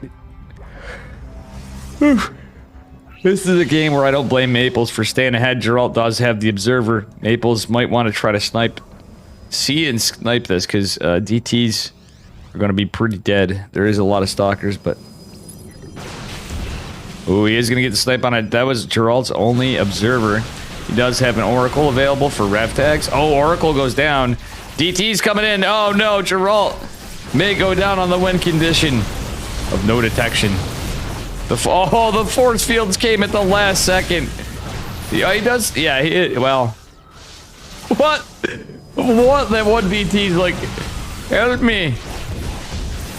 They can't kill me, but I'm stuck in stasis.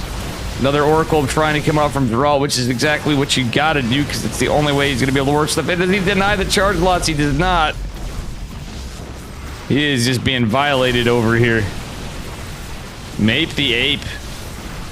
Starting to do what appears to be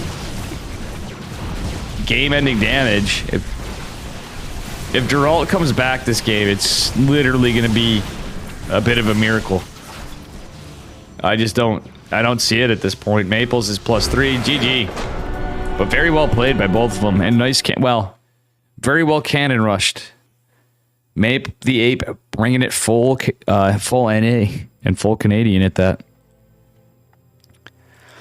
Oh, I gotta get... Man.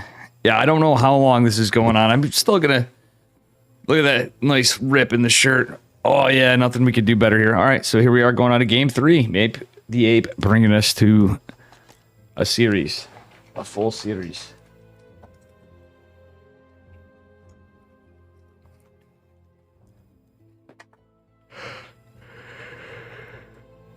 Yep. Hey, what up, Veteran Gamer? How you guys all doing? Zling. And we will be going on again.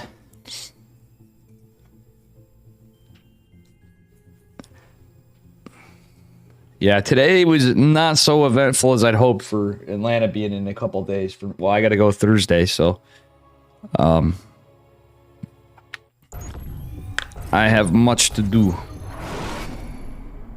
And much more after this is done. So I'm at least going to take a bit of a break. Spawning in the upper left-hand corner of Cosmic Sapphire. In the blue, give it up for Geralt. From Psystorm Gaming. And in the yellow in the bottom right, give it up for everybody's favorite ape. It is Mape. Maples, our Canadian Team Gosu Pro. Protoss player. And excited to meet these guys.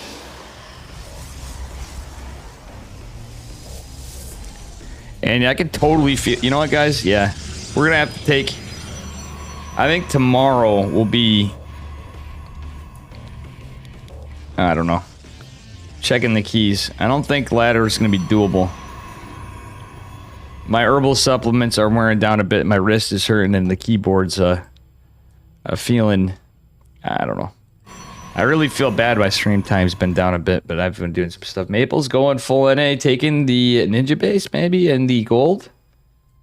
It would appear so. He's going to double... Yeah. He may proxy, like proxy Stargate or something, but I think he's going for gold base.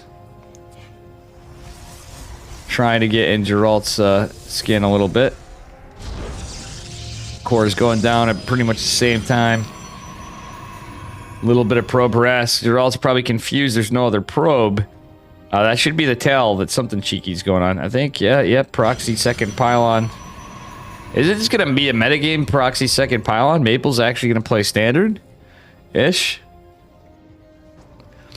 I All right, that said, nothing too much to report here other than, you know, Geralt looking for a proxy. He's going to check everywhere that he can, and he might find this. I think he's just looking for a gold base, so he might find the pylon. And just go, oh, it's a proxy pylon. Pretty far away from everything. Nope. Is going to be double stalker opener from Geralt, double adept from Maples. Maples does have his second pylon back home. And yeah, we'll see what happens. Maples is going to make his way to get a scout on Geralt. See that mostly everything's there. Oh, look at this. Maples even knows the scout for the third pylon. Let's go. He is not proxying me. Geralt will proxy. Don't let him fool you. In PvP, he's not afraid to 4-gate sometimes. Welcome, Nate Diggity.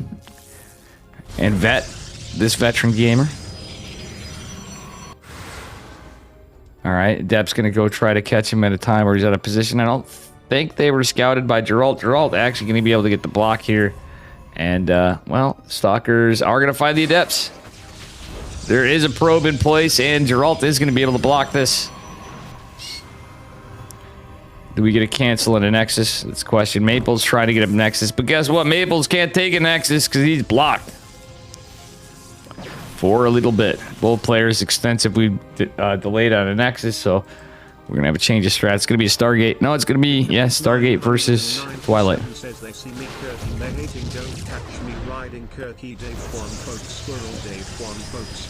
Oh my goodness. I got the TTS down a little bit because of ESL on... It's like a whole separate thing I switched to. It's why I disappear for a bit. When I change to do tournaments, a lot of times now. Alright, got some good stalker pressure coming in from Geralt. Can Mape the Ape bring it back? What is the etymology of Kirkin? Well, it is a matter of when you're going to Kirktown, you know. It is basically you are buying some beverages and you want to make your way past Kirktown and into the final frontier, and Kirktown is going to be scouted by Geralt. It is DTs for Maples. He is going to pull. He's only going to have 2 probes. What looked like it was just going to be the one, but one unluckily was stuck in gas, so 2 are stasis, but the Dark Shrine is scouted. Geralt going immediately to Robo, so that Oracle came in clutch. Geralt even going to kill the pylon, but Maples is going to push with superior forces to the other side of the map. There's even a probe right here. Is Geralt going to look for the pylon? If he does, he's going to see the probe. Oh, he's going to see the pylon. Maples is going to go to try to kill these 4 stalkers, though. One is pretty battered. Probe goes down, pylon goes down, and I think that is probably worth... He's going to try to recall these, but the one stalker is going to be target... Oh, actually, that's very lucky for Geralt. There's a shield battery in the natural to heal it, but it's recalled to the main. Double Oracles coming in for pressure, but the stalkers are recalled right at the last second. The Dark Shrine completing their... The proxies have been shut down. Dankus Shrinus is going to be kind of useless for how this game's set up. Geralt with a very delayed blink. Let's take a look at the graphs because of how the game went. Geralt with a massive income advantage. Maples just leading a little in army supply, but he does already have blink. Geralt does not. All right, Mape going for a 3rd Nexus, not surprisingly, and Geralt's going to continue Oracle harass.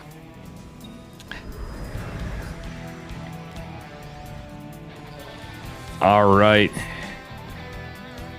Oracle's going to keep Maples busy on his side of the map for a bit. Geralt's going to go posture and take a 3rd as well. Definitely quite a bit later, but does check out. He has had an income advantage, so he's okay. He's got a few more workers. It's going to kind of normalize out for a bit. We may see a shift in income, but Geralt is teching out of this. He already had the Robo, so he's getting an Immortal out. He's got Blink on the way.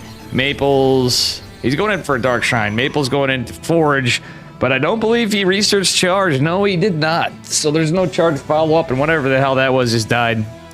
Possibly a DT. Let's take a look at what it was. No, it was an Adept.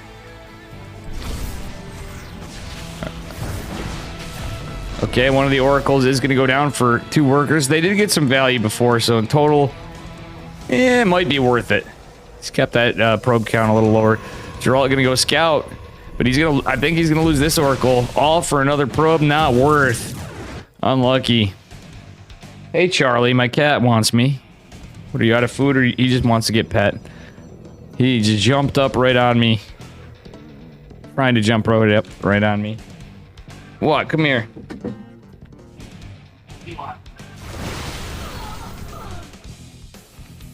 Alright, I'm picking up my cat. Sorry, guys.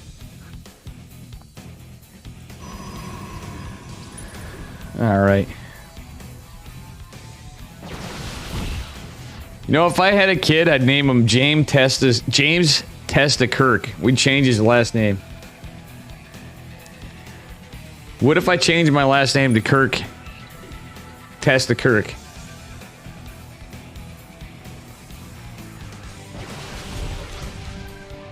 Alright. There's only one Kirk. And that's William Shatner Kirk. Oh, Immortal Stalker was sent. This is a little weird. With sentries on the other side. Some DTs warping in. Geralt doesn't have an observer with his army. Okay, whatever Charlie wanted, I think he wants food. Or it's treat 30. Oh yeah, I missed treat 30, guys. We're gonna have some cranky cats here in a bit.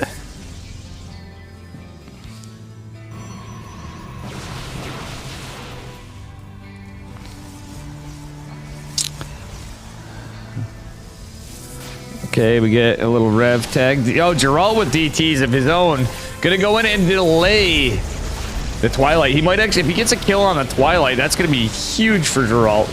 And it's looking like he may just do so. A Zealot and a Stalker come in. Shield Battery is gonna help.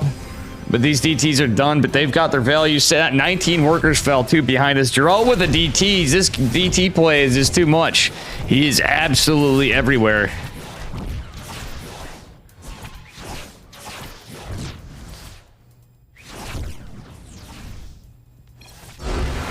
The single G for Geralt. He takes the game from Maples in game 3.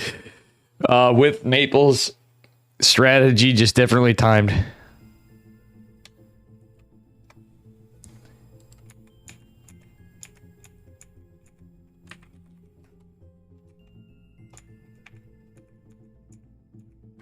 Take him down to Kirktown.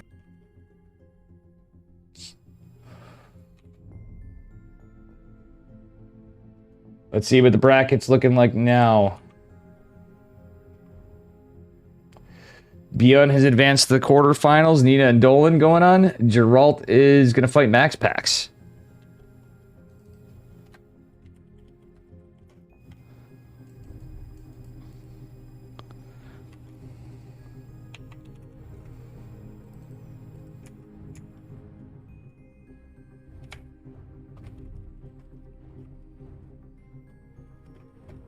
I'm going to take a minute.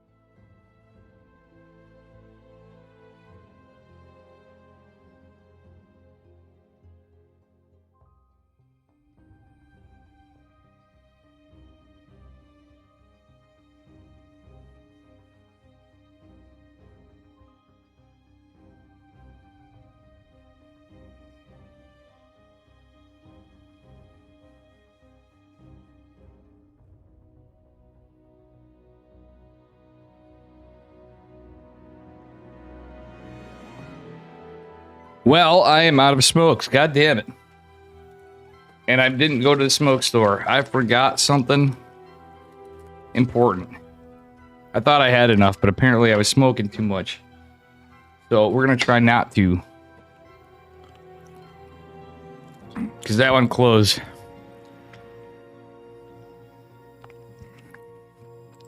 And,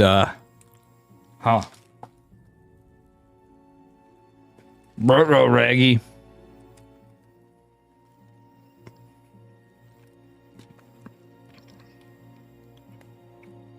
Geralt versus Max Packs.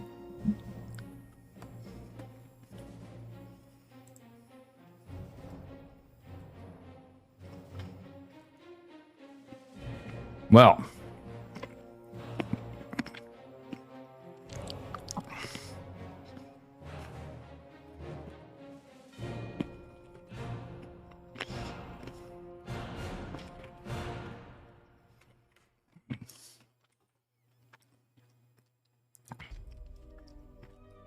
ASMR stream. What up, Captain Newbie? No sight of the big old kitty. Vet Tech told me I've... Interesting. Gravy on that biscuit, you gotta be careful with that. Getting the dog high. Yeesh. Dude probably had the munchies. Yeah. What up, Molten?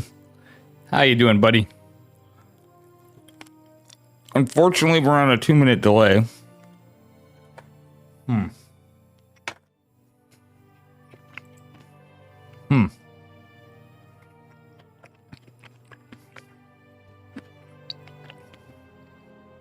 Waiting for a lobby.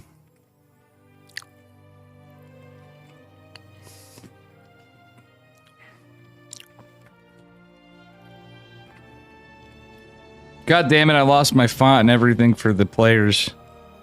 Molten is up. It's amazing. Max Packs and stuff are, but Molten is in chat too. Sibba John probably had to have gone to sleep by now, I'd imagine. Well, he's up at different times. How goes it, everybody?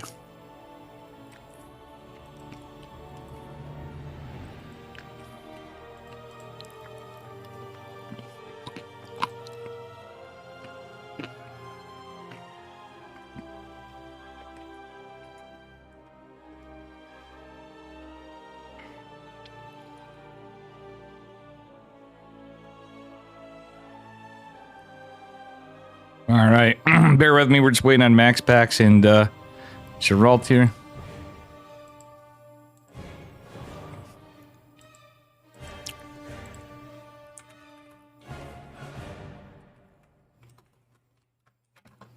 Well, all right.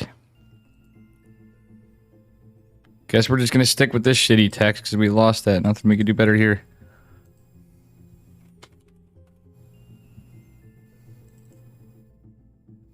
All right, wow, now I can update this. Yay, it's in some shitty text. Like we're playing the Oregon Trail or something. Geralt versus Max Packs.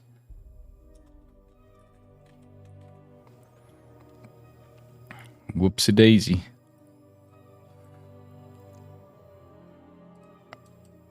And we'll fix that later. All right, here we go. Finally into our game series here. Yeah, it wasn't that long.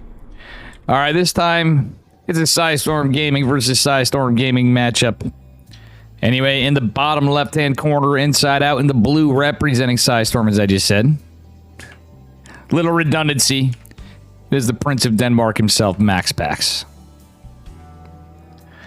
And his opponent in the upper right are also, again, back at it. From Poland, it is Geralt in the red. Got to the point where these guys are actually using... They're sticking to the tournament colors. You gotta love it. You're sleeping soon? Yeah. No doubt, brother, man. All right. This is going to be the most incriminating Dave ESL cast ever. Huh. But yeah. Got the wee bit of the munchies here. No smokes. Alright. Anyway. Gonna have a little probe chase off here. Smack that butt. Smack that booty. That said, Drell going in to do his usual denial of the Nexus on Maximus Paximus. And, well, Geralt's have been known to beat Max Pax, so this could go either way. Yeah. As we advance on. I think Maple's played up a good fight, though. Alright. Bong of death tonight. Pixar didn't happen. I mean, that's what Discord's for, no?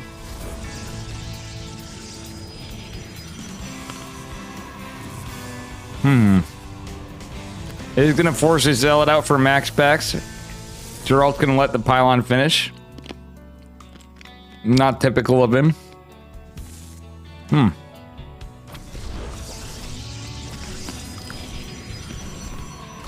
He actually forced a double gate out of max packs. You don't... Oh no, it is a Stargate still. Never mind. Okay, this is pretty typical max packs play when he's blocked. Pretty typical response to anybody getting blocked on the pro level. They're usually just going to go for a Stargate. Oh, he drops the core. And is going to let it start. Thank you for the follow. Eat a poppy. Eat a poppy. Oh, Geralt's coming in with the 2 stalkers. Going to try to get some damage done. Zealot's going to be annoyed on. Force him back so he can't attack the shield battery or get some haul on the stalker. The Oracle is just going to win this fight with it. Ooh. It's actually going pretty good for Max Pax. He's going to get 2 stalkers. Count them 2. Geralt's pushing out with 2 more. But he's going to be able to intercept the Oracle. Does he get it? Yes, he does. Geralt let the barracks go. Oh my god, Geralt's playing the econ game. I can't believe he did max packs like this. He has forced max packs into quite the different spot than you usually see him in.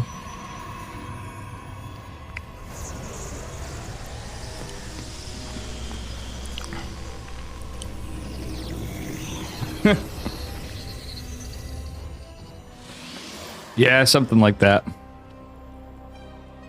I mean, it's not on this VOD, so...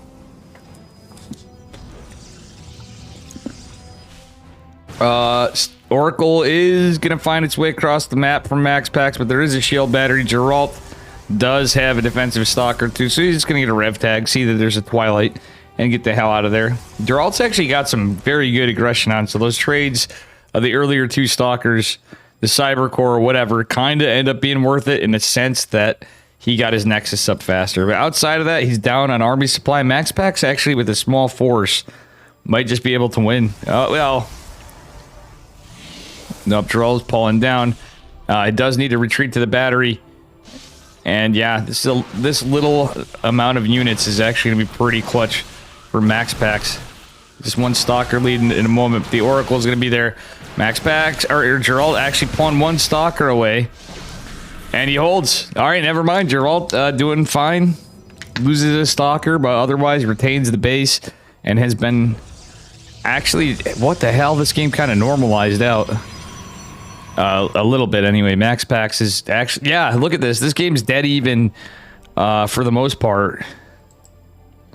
When we think of the time Geralt had his Nexus down, Max Pax got his, so now those trades are going to feel a little silly as the game goes on a bit more. But ultimately it did put the pace of the game, I think, where Geralt wanted it. And he did kill an Oracle and a Zealot. That's it. There was nothing else killed for Geralt. So Max Pax has definitely got the better hand in terms of trades, but Geralt put him in a weird state of the game than he's used to. which could sometimes be all right. But both, realistically, it just looks like a normal PvP and nothing happened there at the beginning. All right, some good pressure with the Stalkers from MaxPax. Could be enough. Yeah, Geralt's going to lose like every Stalker here. I don't even know. Okay, he's going to cancel the third. You got to. That is about all you can do in that position. Geralt's going to have an Observer out. He's going into a Dark Shrine. One behind Dark Shrine, but MaxPax. Let's see. Does he have a Robo? No, he does not. He does have an Oracle out and can build another one, of course. Yeah, but the Rev Tag is not... I'm not sure if that's going to see the Dark Shrine, to be honest with you. I'm too lazy to check, so... Put that in your pipe and smoke it. Alright. Third base going to finish for MaxPax soon. Geralt going to go take 9 o'clock instead. Probably a smart move because of all the pressure he had. MaxPax just going to go back home. He's had an army supplies going into upgrades. Geralt does have his Dark Shrine coming, and we do have a Warp Prism on the way. Do we have a... we don't... Okay, we have a robotics facility coming. But that said, and with the defensive Oracle... I think MaxPax is anticipating DTs because he knows how much he set Geralt back from that like little Nexus swipe, the Stalker engagement, etc. Geralt's still behind an army supply. It should be noted. Okay, a couple Stalkers looking for Oracles or Prisms or anything MaxPax has behind this. Okay, kind of a scrappy fight. Geralt's losing workers. Yeah, he's way behind in game. Numero uno. He ended up... Okay, he catches the Oracle. That's kind of nice. Geralt going in with the Warp Prism, but it is going to be scouted by the Pylon. Geralt just going to warp in here. There is no static. MaxPax does have an Observer out somewhere, I'm sure of it. Oh, it's on the way. DT's one set up here for bases, but there is an engagement in the middle of the map. The Blink Wars... Geralt does have that third. Does have a shield battery, but he's just chilling down the ramp. He's not sure which way MaxPax is going, and he's going to push him, but Geralt is going to drop in some Dark Templar. Meanwhile, battery overcharge is activated. Geralt trying to take a battle uphill. My God. 12 workers fell for MaxPax. These DTs actually forced MaxPax to retreat a bit. And, yeah, DT's still doing work in the third base. Alright, so Geralt did buy some time here a bit with it. 2 DTs. Oh my God, this Warp Prism play. Look at this. Geralt's actually wreaking havoc. MaxPax took a 4th base behind this, but Geralt seems to be a little bit everywhere. MaxPax says his army grouped up, but he should probably try to split a bit more. He was waiting for another Observer. He's going to have one, but this micro from Geralt is actually sick.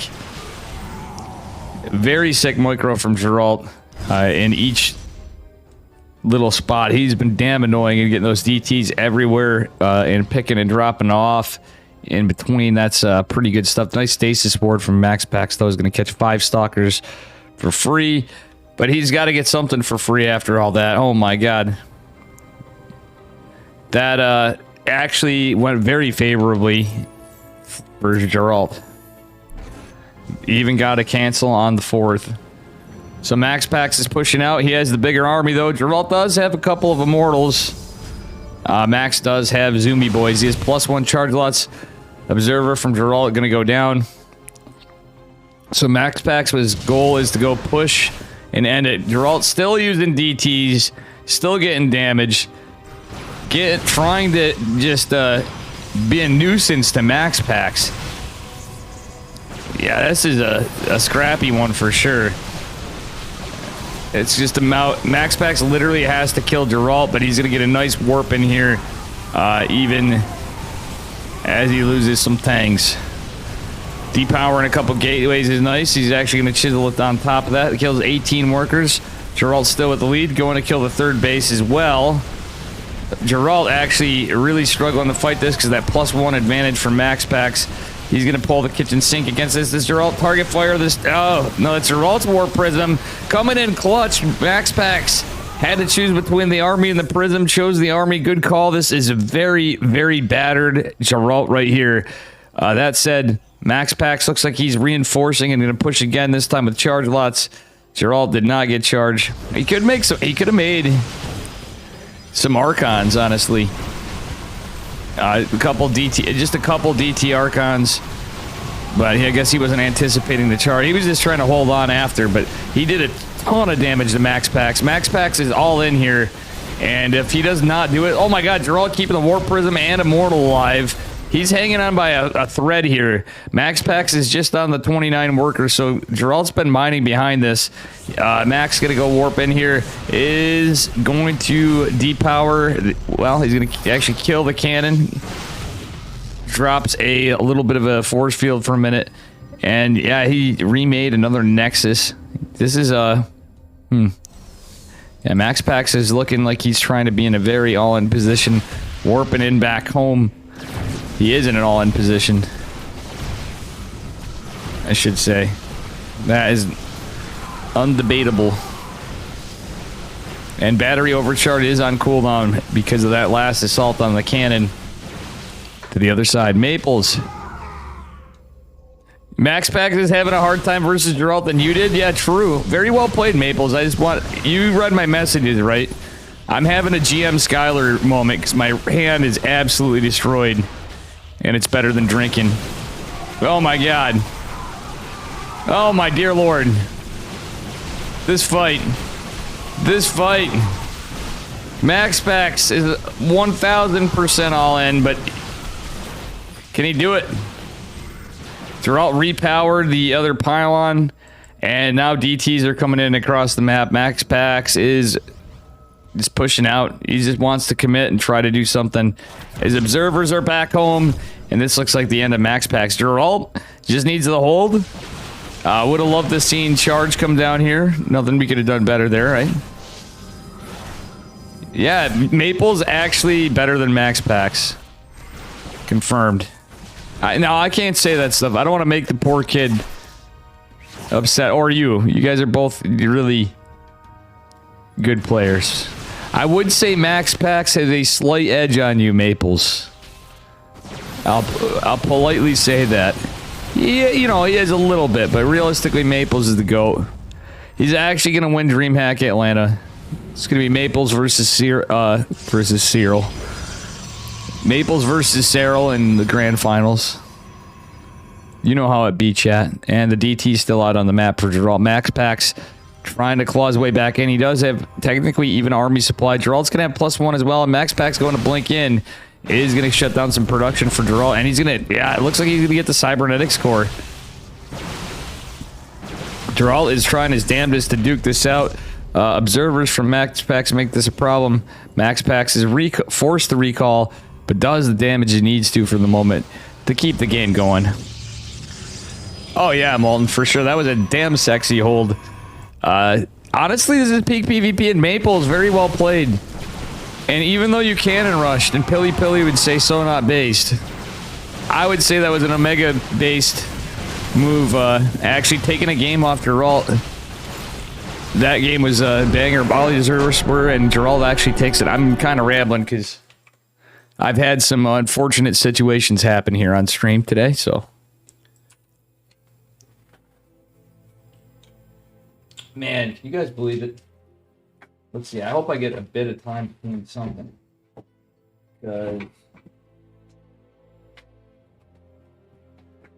Yeah. Totally don't have a rip in my shirt, by the way. All right, we're going on to game number 2.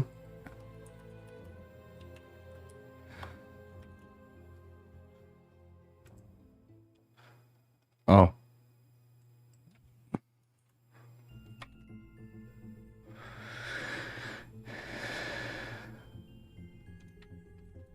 All right, Bayo and Steadfast have joined. So we have 3 different casts of the same game.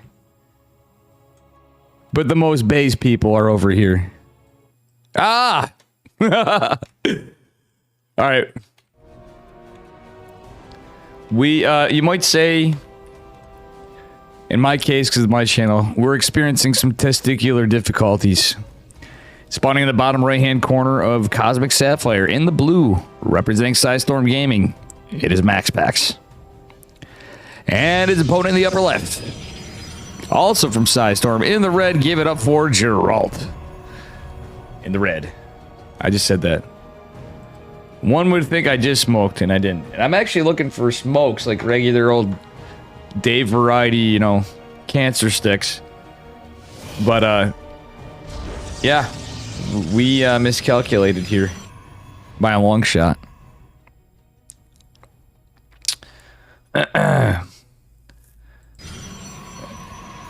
Alright, it's going to be... Max Pack's actually going for the low ground. Even he usually takes the high ground on this map. And, it depends. That is interesting, though, because we'll even see Max Packs do a one gate expand on the high ground, as opposed to it just because of how Cosmic Sapphire works out with that choke point, but I do digress.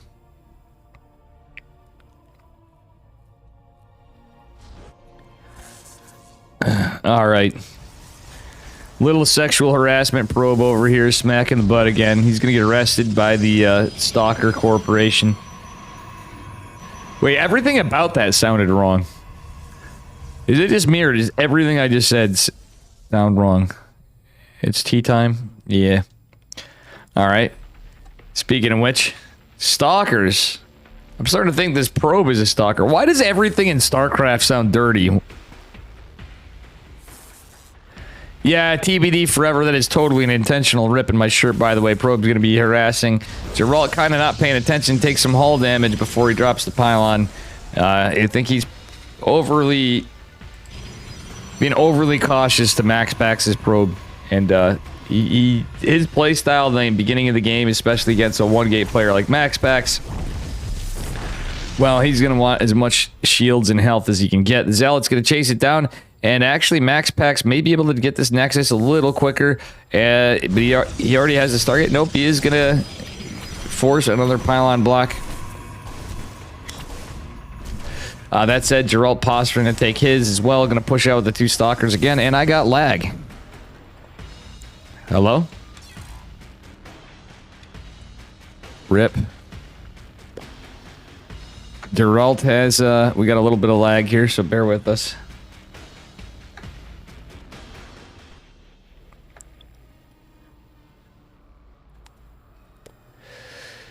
Little bit of lag.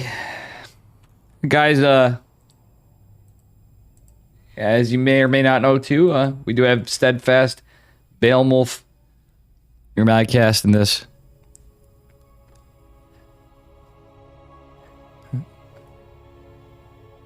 And after, I'm sure I'll do some more streaming. I have some things to take care of between ESL. But one of those is going to be run and grab some butts. Rest in pepperonis, as Steadfast would say. Rest in pizzas is what I'd say. Geralt is going to have to take a moment. We're going to have to resume from replay. We are going to have to resume from replay here.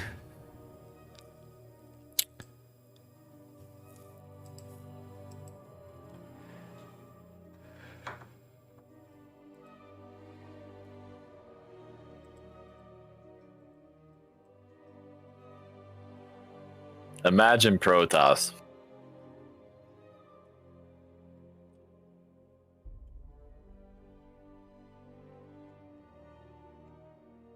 All right, guys, we're just waiting for Geralt to reconnect to make sure everything's good. Fuck.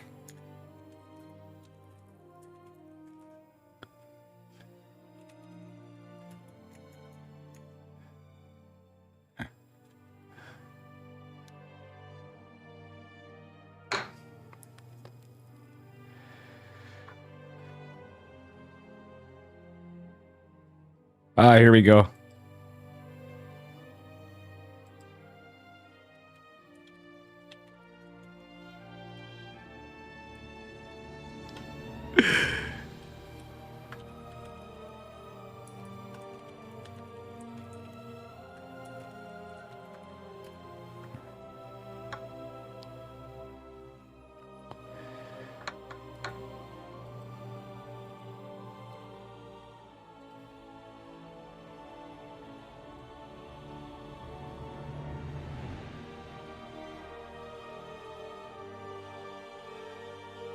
It's all good. We got another lot. We're going to resume from replay.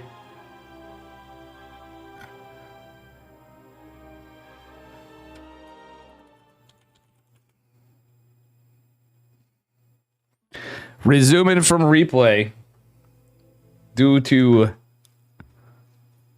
unforeseen events. Let's see ya.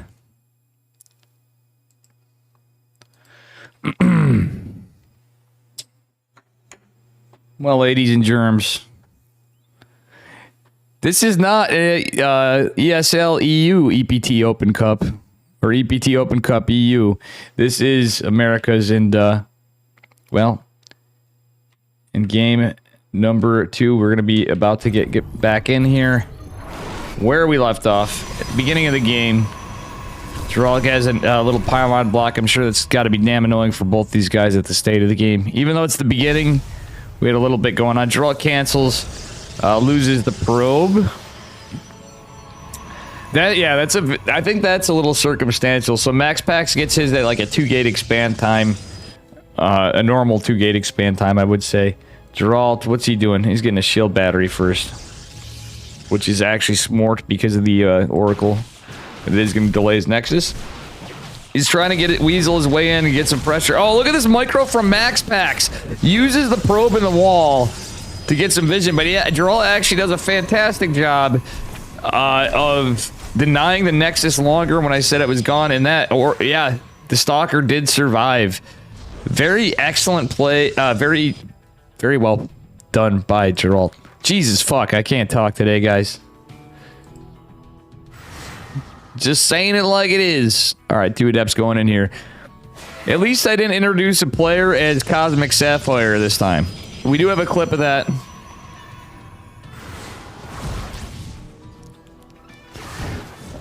Alright, 2 Adepts. Actually getting a lot of work from Geralt. Oh my gosh. Yeah, this is pretty wild.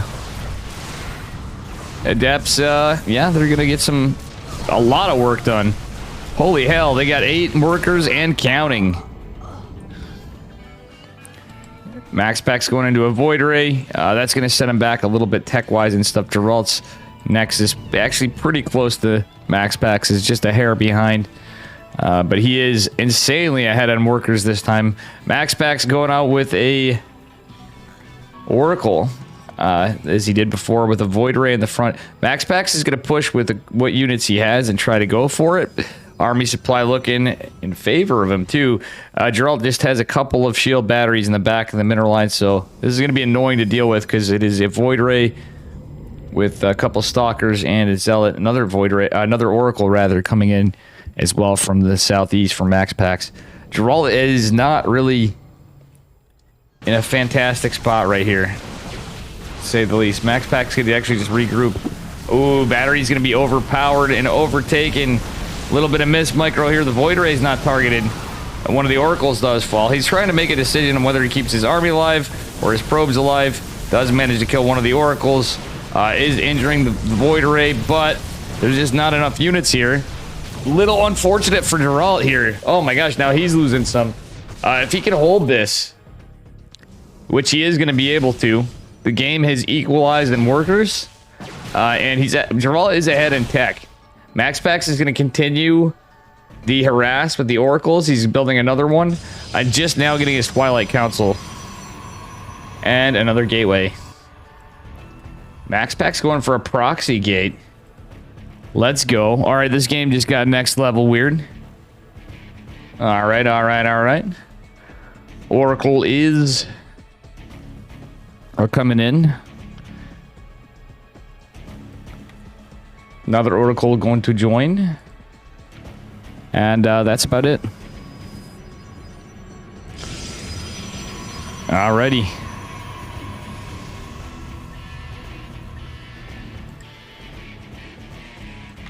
Well. Double Oracle harass from Max Pax coming into Geralt. He just has the shield battery and 1 Stalker. You can't take that fight. And 3 Stalkers can. Blink is finished. 4 workers do go down, but Max Pax does lose an Oracle and saves this with no hull damage, but he does get a nice rev tag here. All right, anyway, behind this, Max Pack's going for a Dark Shrine. I figured that would be the case. He's felt behind, but it's been teeter-tottering. Max Pax actually has the economic lead now, taking a third base behind it with that extra bit of probes. He's going uncontested from Geralt, who just now has a little bit bigger army. He's got Pure Blink Stalkers. He is into Robotech, though, so he does have an Observer coming out. This is going to be huge for the Dank Templar. Oh, actually, that's Geralt's Robo Gateway. Again, he's behind on his Nexus this game, as we saw previously. But I think he's still in this pretty well. Some pretty good PvP right here, considering we're recovering from replay. Max Pax is tips of his hat that he's proxying. Geralt should suspect what's coming. I just have a hunch, but he's already been building observers, so he should be in a good spot. Third base will be scouted out. And I think even the Stasis Ward, Geralt with his proxy pylon coming in clutch here. He's got a super pylon. Super pylon. Let's go. All right. Well. Geralt does have superior numbers. He's going to blink forward and snipe a couple of stalkers. Battery overcharge is activated. This is a snipe amount of stalkers, though. But he has to be careful, respect it. And Observer is going to go down to the rev tag. Definitely a wild one, for sure. Two Dark Templars going out to the third base at Geralt, which is just going down. So he, obviously he's not going to cancel it. Same time, let's take a look if there's any observers near the base. There is in the natural, it's in obs mode, and Max Pax is going to split. Geralt's going to posture to kill the third. Does he have any warpins available? Yep, he does. Observer's going to get out of obs mode. He's going to allow that second one to go in. Behemoth's left the game. Uh-oh. Wonder what's going on here. Alright, we're having some... I hope this isn't a Blizzard thing. Or an internet thing all together, jeez.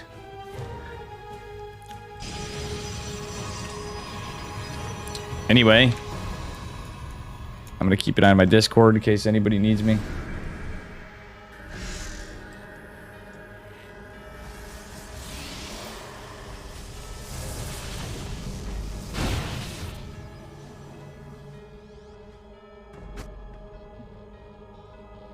Alright, Invisible Man going in to try to get more damage. Max Pax actually got a lot of worker kills before, and this one DT is going to be quite the pest. As much as Geralt got that base, Max Pax going to reclaim another. Max Pax is secured the probe count advantage, so that's going to actually help him out a bit. Geralt does have this base here. We've not had the production tab in a minute, and that's okay. That is quite alright.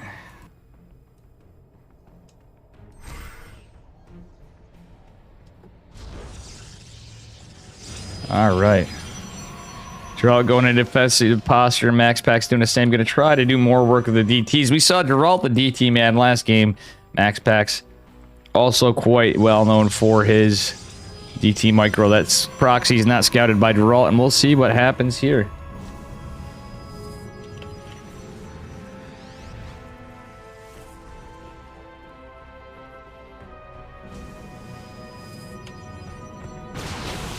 All right.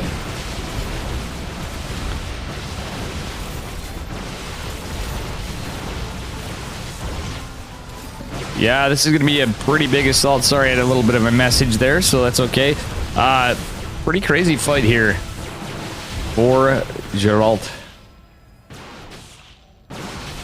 For Max Pax, realistically, Max Pax just has a DT trying to cheek in. He's going to be microing that behind this, knowing him. But Geralt's putting pressure on to really try to seal the deal in this game with the Stalkers. Actually, both going into +1 ground weapons. The Dark Templar is disintegrated, it looks like. So Geralt's actually in a pretty good spot.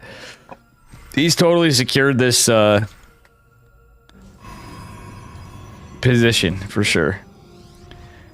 All right, that said, yeah, he's going to have a +1 advantage for a little bit, so a little bit of a power spike for Geralt. Even has an observer with his army, which I like because of the DTs. Now, there is an immortal back here, and some shield batteries are going to finish up. Battery overcharge is activated. But if you look at the army supply, Geralt's got the superior numbers. If he keeps warping in, he could just posture out. This base is in some trouble. Max Pack smartly using battery overcharge to heal the Nexus because it has taken some hull damage. Geralt going to go over and try to do some damage to the other side. Or is he just going to blink into the main? I would love a blink to the main. All right, Max Pax is postured here. Geralt's postured here. This would be the perfect opportunity to blink into the main base. And he's going to do... I think... No, do it! Just go in the main. He can jump on top of all this. Get a snipe on a forge. Get a snipe on tech. Oh, no. A little indecision from both players. Max Pack seemed like he wasn't sure where Geralt was. Geralt weasels his way in with 2 adepts and gets 6 worker kills, by the way. But they're going to be immediately pounced on by these blink stalkers. Now, just now, we're going to see that blink into the main base that I was hoping to see before. And we get it, folks. All right, Stalker War is ensuing. Both have 1-1. Geralt has +2 on the way behind it. I really like to see some charge coming behind this. Geralt's kind of in this spot where you can do whatever. Get a warp prism, get charged. Okay, doing whatever. He's going to go for a robotics bay. So the robotics, Magic Turtle knows, the robotics support bay is the most wiggly structure there is. Second place may belong to the fusion core dance. Anyway, more workers falling for Max Pax. Max Pax looks like he's going all in. Like, this feels like it's an all in. He's like, man, if this was Terran, if probes were worth the shit in a fight at this point in the game, we'd see the probes pulled. Max Pax knows he's got to get some damage, but Geralt actually has the superior numbers still. And it's the same army comp. He is going to have an upgrade advantage in a bit, and I think Geralt might...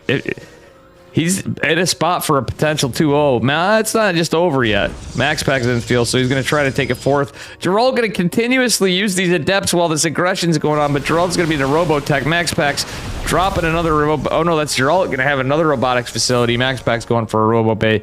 The adepts being a nuisance to Max Pax for sure. I think we're going to see more of the same. Geralt is going to be successful to take a 4th of... Well, he's had his 4th down for a bit, but he's going to force Max Pax back to defend. All right, buying him some wiggle room. Max Pax is going into +2 ground weapons. I'd like to see Geralt. He's going into a Dark Shrine. Double disruptor production from Geralt. Okay, finally this proxy was scouted. And you know what? It's funny, the trades were so weird because it was economically messing with Max Pax because of everything that happened earlier. But at the same time, like, the cost of the adepts, I almost feel like in some of those passes were just not worth it. But Max Pax finally wisened up and found the proxy. It's literally up to this game to see if we have a series here or not, or is Geralt just going to clean sweep it? I think we are into a game now. Max Pax has secured his 4th, or still into the game rather, and is in singular disruptive production for the moment.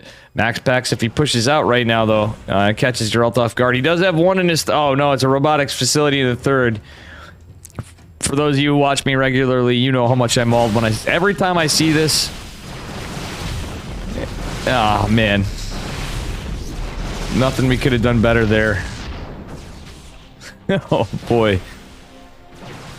I mean, you're just dropping stuff down. The advantage is you have it a little closer to your opponents when you're going to aggress, but when you're on the defensive side, that's going to take you a while to get your production back up. All right, Max Pax does have a couple of disruptors of his own back home, and is going to find a huge connection. My God, that was big. All right. Very unlucky for Geralt. He just had his army reset a little bit. And now the fight gets awkward here. There's an observer for Max Pax, none for Geralt. He's now down an army supply. He's going for double... Okay, so it's going to be triple Robo. Yeah, he's going for triple Robo. Max Pax has had this observer out here for the entire time, by the way, so you can see this move out from Geralt. Taking out... Okay, Max is also taking 3 o'clock. Disruptor is landed. Another disruptor from Max Pax is not going to find anything. And we got a little DT run by from Geralt. Max Pax, however, look, as the DT's going, is researching Shadow Stride. And the DTs are going to retreat. Geralt's like, Mamma mia, if only I had Shadow Stride. But Max Pax is thinking ahead, well behind. And he's actually getting ahead. Oh, look at this. Guys, I'm taking a screenshot of this. We have a 69-69 worker count. This is nice. Max Pax and Geralt with a double 69 worker count. Alright, let's see what happens here. I kind of like how both of these guys are being a little patient. They're not overextending too much. I don't like that Geralt's not been having an observer anywhere near this, because Max Pax also has DTs, and he'd been using them against him before, so that observer is getting away with bloody murder over here by Max Pax. He's just seeing everything. Disruptor, oh no, it's YOLO'd out. The rally is gonna mean it's death. Okay, but it does zone Max Pax back, who does have the Zelnaga Watchtower, however, and, well, a couple zoning disruptors. Invisible men trying to find any value. But, oh, Max Pax isn't able to hold position in time. He's going to chase the DTs with DTs. Yeah, Geralt is mismicroing a little bit here. This is some... I love seeing this. When it's DTs versus DTs, you know it's high quality PvP. Oh no, oh, actually, Disruptor just falls short for Geralt, but does this one connect? Finds nothing. Wow, Geralt got extreme. There was definitely an element of luck right there. Nobody could say otherwise. That was a little bit of RNGesus right there. Alright, and Max Pax is taking another expansion behind. He's economically just in a fantastic spot, so even if he loses bases, he's rocked and ready to go. Alright, Max Pax is going to recall to his... Okay, I can't remember. Fourth base? Yeah, Geralt took the... No, never mind. I can't remember. It was his third. On second thought. Oh, these disruptors are getting sniped, and guess what? Oh, Geralt, if he just pushed it forward a little bit, he would have caught those two with that one disruptor, but Max Pax comes in with a beautiful flank on the left side. Alright, Geralt's gonna retreat a little bit. DT's coming in, getting a lot of work done against Geralt. He loses 7 workers behind all that, losing the Nexus, and Max Pax is now securing a 6th base. So this is a 6-base Protoss versus a 5-base Protoss who's rebuilding a base, and actually, yeah, he's just down on workers now. Alright.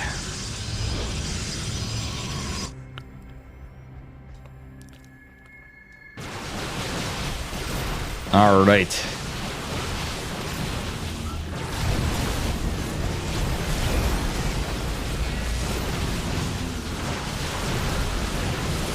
Yeah, this is a bit of an awkward skirmish, so I've hesitated for a moment, not because I'm gone, guys, just because it's Blinkstalker Disruptor Wars, and that forward-facing pylon or the cannon is going to die first.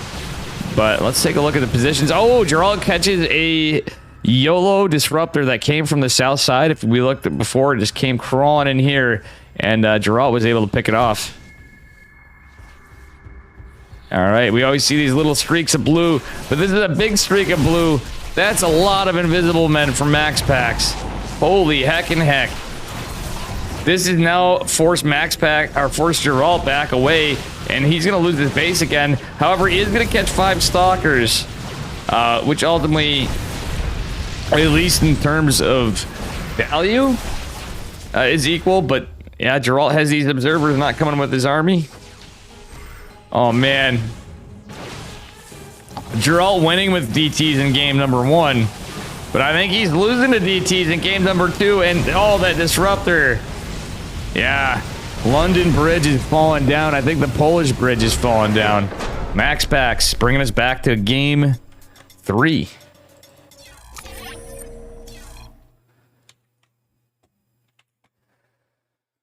Oof.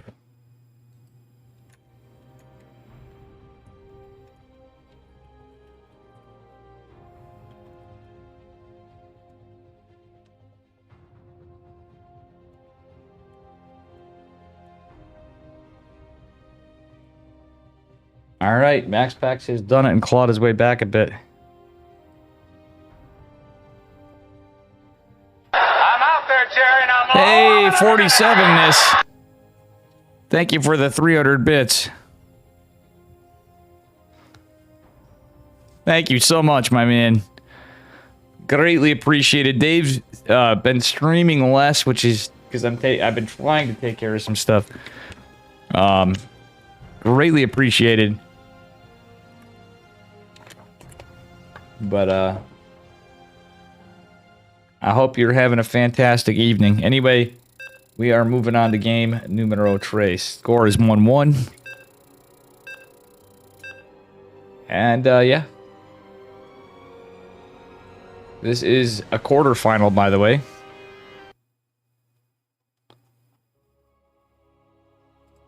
And Beyond is waiting for the semifinals. So, Firefly versus... What the... I'm on the wrong thing. Did I give you guys the wrong bracket? What's going on here? Something seems scuffed here. Anyway, score is 1-1, spawning in the upper right-hand corner, representing Psystorm Gaming. Give it up for the Prince of Denmark. He's Max Pax. Let me just fix the colors for you. And his opponent in the bottom left. He came in hot with DTs in game 1, lost to him in game 2. Give it up for Geralt, who no longer is the mustache man. Our Polish Protoss.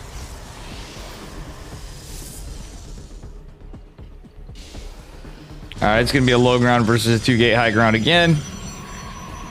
Oops, I am getting nervous here. We're seeing a little bits of lag spikes, but I'm thinking it's BattleNet at this point, because we had a couple people inexplicably leave earlier.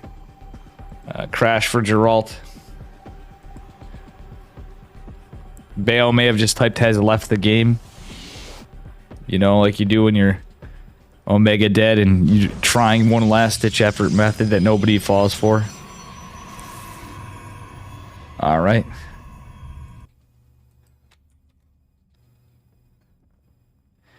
And it was... Okay, Max Pax gets his Nexus up really quick. He cut a lot to get that. Or Geralda actually did a later scout, which is weird. Oh, he lagged?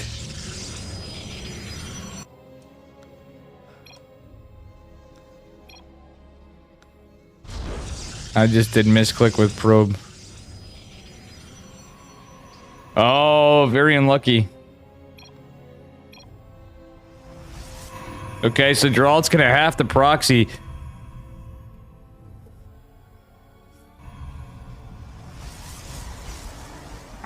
This is wild. Yeah, dude, I have to get ready for it. Heck with this. Hell yeah, Flapjack. Hell yeah, brother, man. Okay, it's gonna be proxy Stargate versus Stargate. Why is he doing... I'd like a 4-gate against this. I think he's gonna have a much better shot with a 4-gate. I don't know about you guys. Guys. Okay, Max Pax is not gonna see this because it's just behind the grass, but... this is maybe in... I think this is just out of range of the Zelnaga Watchtower as well. So I'd take Max Pax... actually looking back here, it's a cheeky proxy spot. I'm not sure if he's gonna find it, but I really think Geralt should have 4-gated him. Max Pax is really good at defense, but he's just gonna go for a Nexus, and we do have a little block here.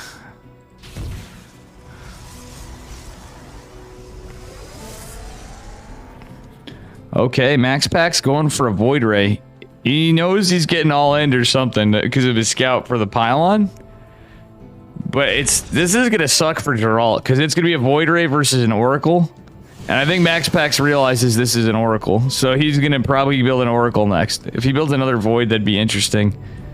Is he gonna build anything? No, he doesn't have the gas. He's gonna build another... No, yeah, he's gonna build another Oracle. Okay, Oracle's next. Is rallied right by the Stargate. Yeah, this couldn't go any unluckier for... Well, we're getting some lag here. Am I getting it now?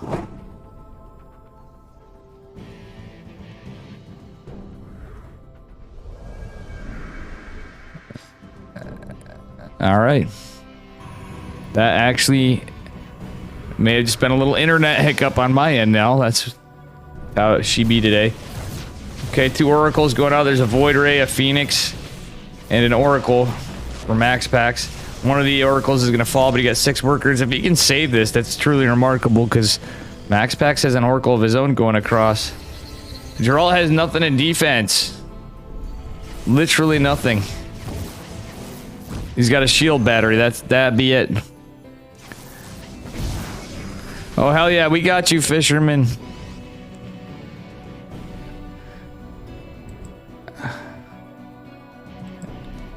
I'll be sending some pictures back in this time. Oof. Mamma mia.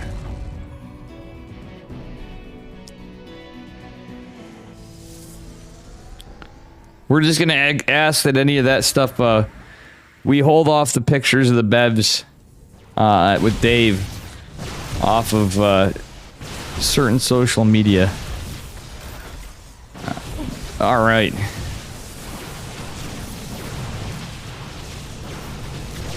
Stalkers putting out a pretty... Oh. They're dishing out a bit of damage. It's actually a pretty good exchange of workers.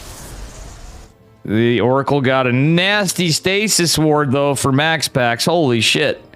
That couldn't have went better for MaxPax. Geralt's really behind now. And luckily for him, I think that really messed up his game. So once he misclicked his probe, that basically put him in a rough spot. Oh, the proxy Stargate's going to be scouted. With that said, MaxPax is going to start losing some workers. Nice micro, it looked like, for a bit.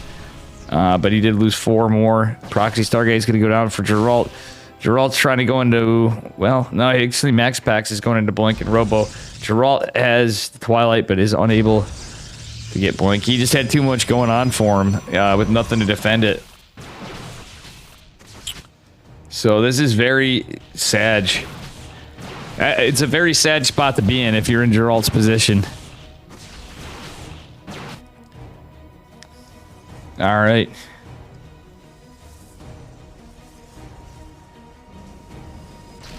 Phoenix is going to chase down the Oracle, and it will fall.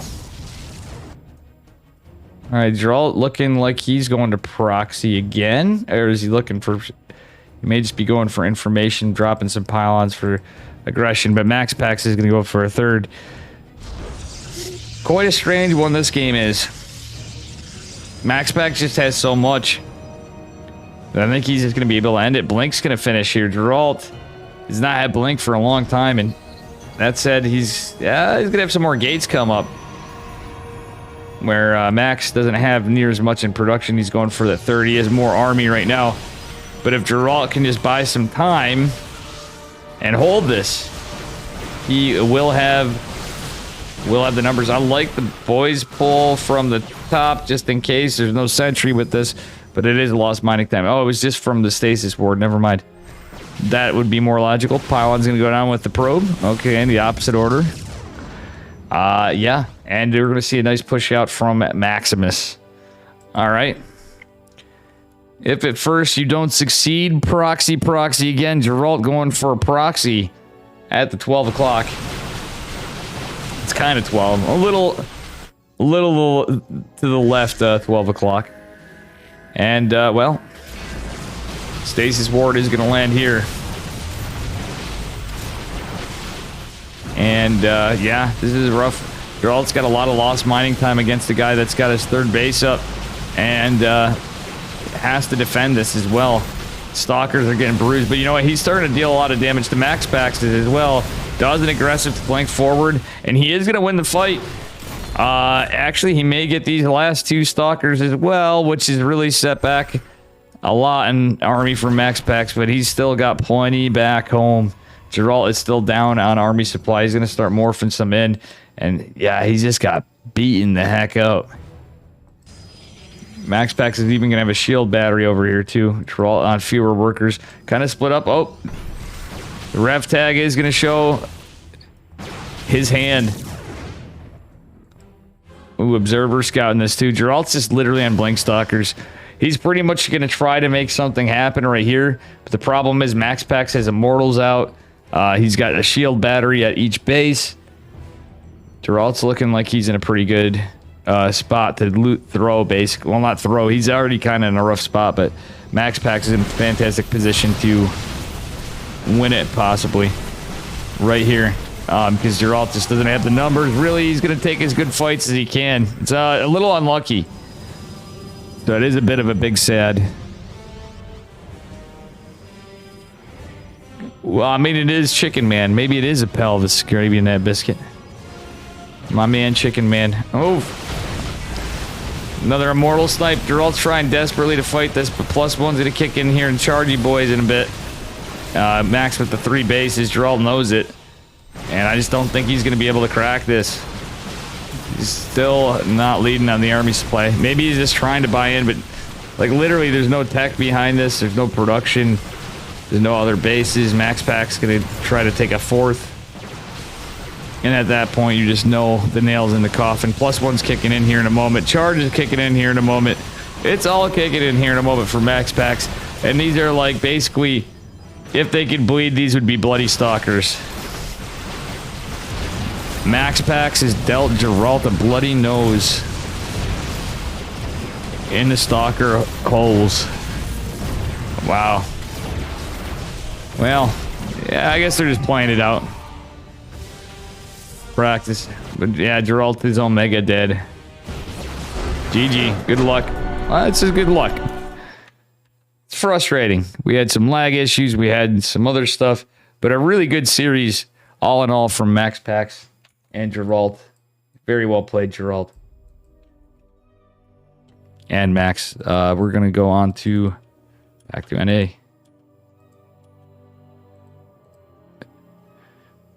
Very unlucky.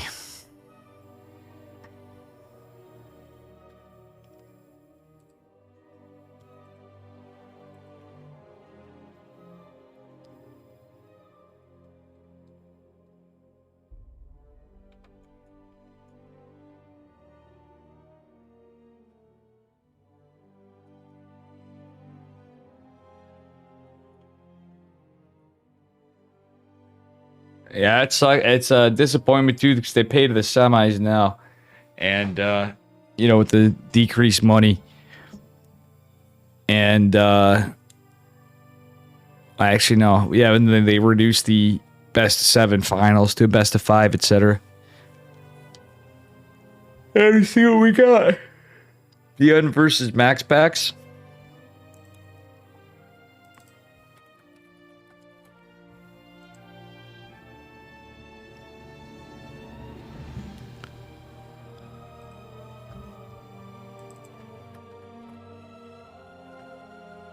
What happened to my font?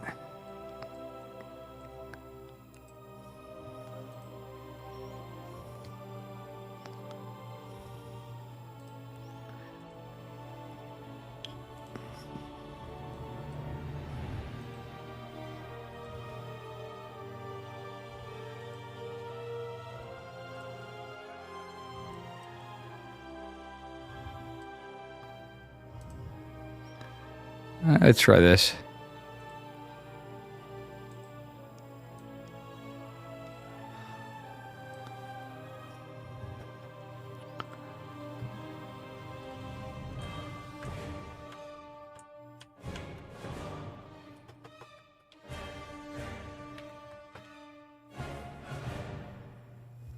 Ah, there we go. I kind of like this. I get it cleaned up a little more after.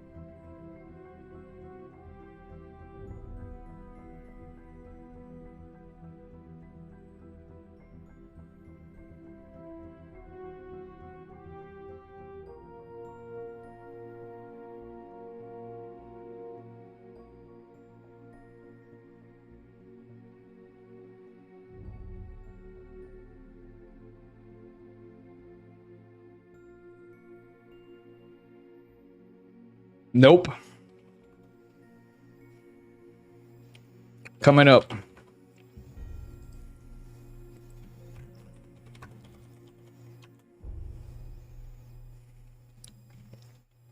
All right.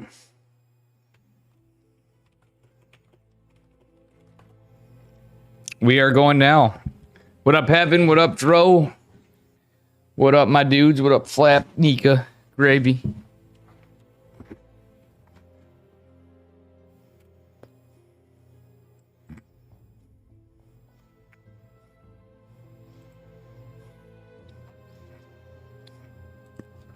Beyond versus Max Packs. Gotta love it.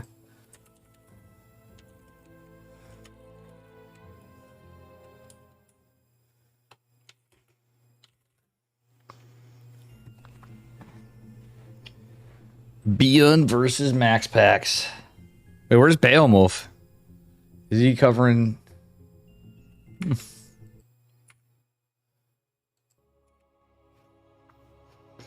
All right, here we are. Going into it. Going into it right now. Yeah, Corey Trevor smokes. Now, all right, let's go. Let's heckin' go on to game number 1. We got a PVT. Spawning in the upper left-hand corner of Moondance. Representing Psystorm Gaming in the blue. Give it up for Max Packs. And his opponent in the bottom right. Representing Shopify Rebellion in the red. It is Beyond. The Risk Reaper. Get it? Get it? Oh, okay. Never mind. I'm just going to shut up now and go on to the game. Yeah, both of us should quit smoking, but I'm sure you don't like me. I need to go outside for my shit. And people tried telling me. And I hadn't been making that adjustment. But that said, that actually puts a damper on my plans. All right, looks like a pretty standard setup from both of them so far. Beyond not going out for any proxies as of yet. Are we going to see a 1-1-1 or a Reaper expand? We shall see. I love how Max Packs is checking the back. He's like, nope, this is Beyond. I'm sure he does that against plenty of people on this map. All right. I mean, realistically, I was a gate gas scout, so he's going to be a later on his scout anyway. So far, yeah, it looks like we're probably going to see a... Oh, no. It is going to be a reactor. Okay, so it's going to be neither. Reactor opener for Beyond, and he is looking to take his base, but he's going to be delayed by Max Packs. Max Packs is going to be annoying here. And with the reactor... Oh, no, Max Packs actually could... He actually could really contest this. He's going to back off, but he never went in to scout the main. Had he popped his head up here for a second, he would have actually been able to deny this third base, or this natural safely. He just didn't want to lose the probe. But if you just poke up top there on that cliff, right, he'd see the reactor coming down. He could actually dice it out with the SCV a little bit. Maybe even drop a pylon temporarily, which it does set you back. Kind of for a second, but how it would work out in the skirmish, he either could get a SCV kill and force another 1 or 2 down, and maybe even just the block for longer. Either way, delaying it. It's going to be 3 racks from Beyond. Oh, that said, the Adept's going to push out across the map, and usually when you see that reactor opener, we are going to follow that. Beyond does have this nice little defensive setup here. Adept is going to be immediately attacked. Max Packs has got to be careful. He's starting to take health damage on the Adept. And Sonic Transfer is going to be canceled. He's just getting some information to Adept opener. Max Packs looks like he's going... actually, it's pretty standard. He's got his Robo there. I think it's just going to be blank opener, but how quick that timed out, it almost felt like the possibility of DTs. Beyond's already pushing across the map with those Marines, and yeah, that's so smart of Max Packs. He actually caught the fact that there are no Marines there, so he knows there's a push, and that recall was huge. So he got 2 SCVs, delayed the bunker, delayed a lot, and actually scared the Terran back. And it is going to be DTs. Let's go! This is beautiful. This could be... That was a beautiful read from MaxPax, and I think he knows it. So he has to hold here with, like, nothing. But the thing is, he's going to have Dark Templar, and this is going to be very likely a build order counter. He's going to lose some probes in the process. But that said, it's a matter of keeping this Warp Prism alive. He does get a couple Stalkers out, delaying DTs because he's losing some Econ. Actually, he's going to lose a Stalker, too, in a moment. It looks like... Oh, no. But he is cleaning this up eventually at some significant cost. That said, MaxPax does have the Warp Prism going right out. Bion is going to try to get an eBay. Is he holding off on mules? Well, he did mule just before. I think he is saving the scan for just that. I think Bion knows this is DTs. Bion's going to push right now, though. This, we'll see. This is going to get very close to the wire. That said, the eBay is going down, which means we are going to have a scan, but the Warp Prism is coming out, and you can't just be everywhere at once, and there is no recall for Terran. Bion is going to have to make decisions. MaxPax can't. One thing to note, oh, there's no combat shields or stim just yet, so the DTs were one-shotting. Ooh, MaxPax is going to lose 2 of his gauge production. The shield battery doesn't finish in time. This is a knife's edge fight. The whistle turret trying to get up here. There is a Marine hidden, the 2 Marines, 3, 4. Okay, a couple in here. MaxPax may just lose this now. This 2 scans did go down at the main, in between the main and that. Max starting to lose more workers, and I don't think. Yeah, why isn't he warping in DTs defensively? Yeah, okay, he's offensively taking this. This Warp Prism's in a lot of trouble. But I'd like to see... Okay, he did manage to kill all of the bio, finally, with probes, but he's down to 15 versus 27 workers. Missile turret goes down. MaxPax being damn annoying with these DTs. Actually, the other one's safe. He's just going to try to kill every worker there is. Unfortunately, the Warp Prism went down behind this, and that was pretty crucial to MaxPax's position here. Damn scrappy game if I ever did see one. Okay, this time we do have a battery in place for Max.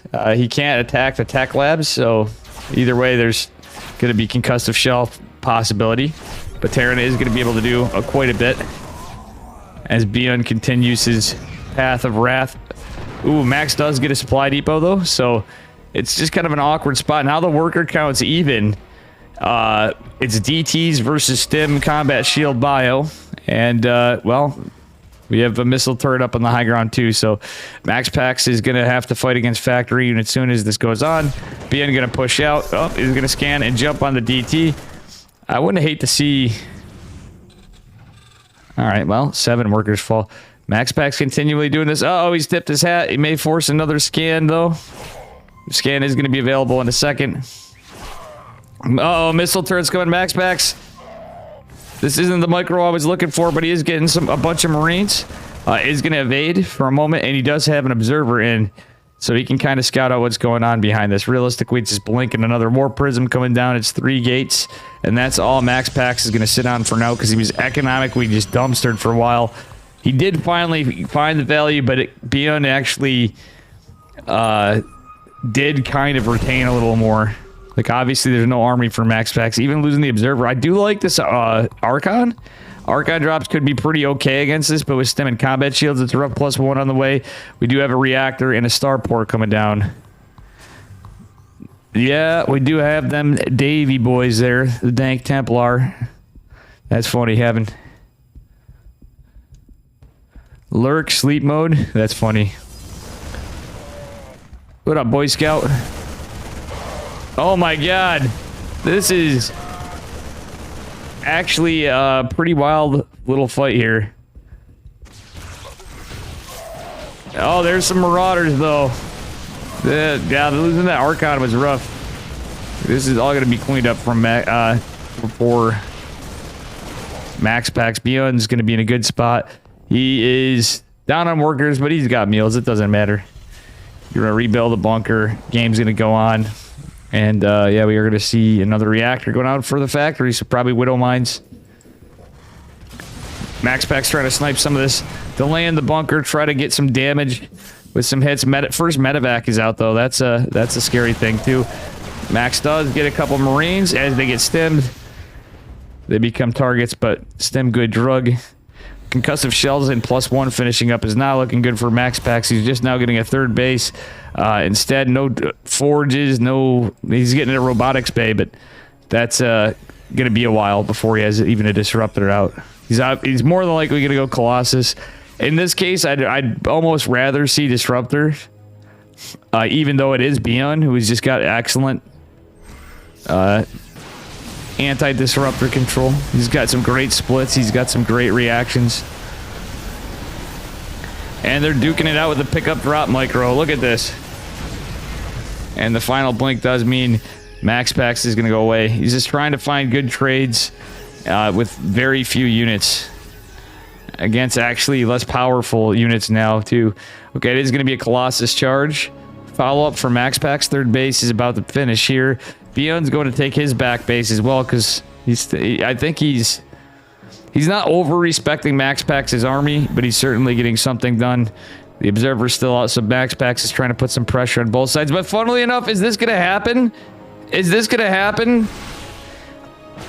Widowmine drop is not only scouted.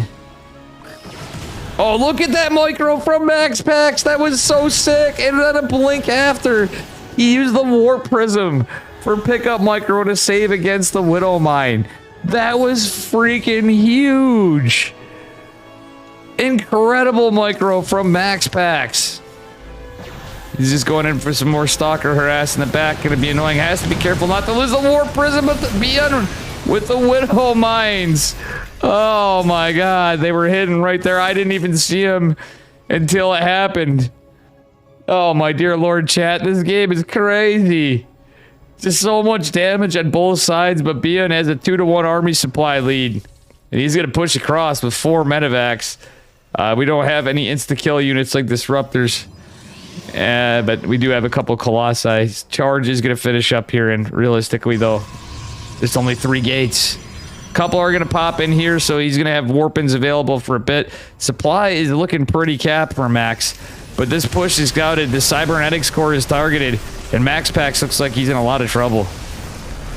Well, with charge and the Colossi extended thermal lance finishing up here, he should be careful with some of this. Zealots do go down, but the Colossi are going to be caught off guard. The Marauders just jumping on top of this, away from the shield battery. These guys look like they're dead in the water. We got some zoomy boys in here too, but I don't think it's going to be enough. Another gateway falling too at that. Beyond just getting terrible damage done to Max. Oh man. And I'm just looking at that Widowmine like, imagine Terran. Imagine Terran. I'm just teasing. Anyway, this is actually some incredible play by Beyond too. Truthfully, he made some really good decisions. But this is a goddamn good game. This could have went either way for a while, and I mean, obviously, it was looking more in favor of Beyond for bit. Max Pax didn't pull that Colossi back with the DTs going behind, trying to run to find some counter damage, I guess. I thought he was going to use defensive DTs and mass, but he's not. Well, the medevacs are getting drained. Colossi don't do that great against Marauders, but these are getting really injured, so they're actually starting to be able to finish the job in AoE. That said, the robotics facility is going to fall. Invisible Man's coming back, and Beyond's going to take the first game. Wow, that was certainly a banger.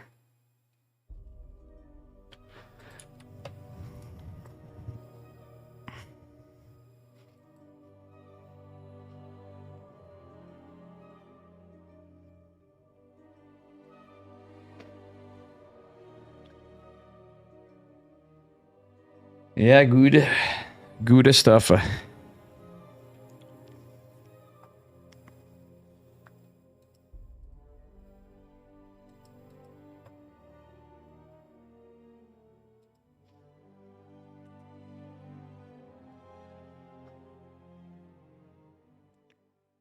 All right.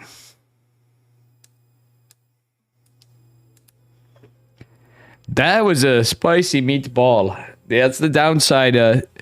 DT play could be really good against 3 racks, but usually you're kind of in a spot to take a third with it still, I'd imagine, unless you're going for like a blink build or something. But Max Pack's really committed, but it was more so that Bian did so much damage with those Marines earlier in that push. Anyway, that said, on to Stargazers. This is a great matchup for Stargazers. In the upper left corner, representing Storm Gaming, it is our Danish artificial intelligence, as some say on the Reddit forums. Whoever reads Reddit, I don't. It is Max Pax. And his opponent in the upper right, representing Shopify Rebellion. Well, he somehow knows how to hold on by a thread and make the game a W when it was looking pretty grim for a bit. Give it up for Bian. All right, he's going to be a gas first from Bian. So I think we got some cheeky stuff coming up here. Yep, that is some fast gas from Mr. Bian. Could be a wild one. Max Pack's just kind of sim-citying off right near his main nexus, but we'll see what happens here. Probe going out for a little scout. And a V shall see. Exactly. Micro Jackson indeed, Patches. What up, Patches? Whew. Oh, I never called my girlfriend and said goodnight. Jesus Christ. Agalags, how are you doing? I hope all is well. Anyway. Bian going to take the back base behind it. Like I said, he had that fast gas. Going for a Reaper expand in the back. Oh no, I can't believe I forgot to call my girlfriend. At least we've had bad back-to-back matches tonight. I feel really bad. She goes to bed really early.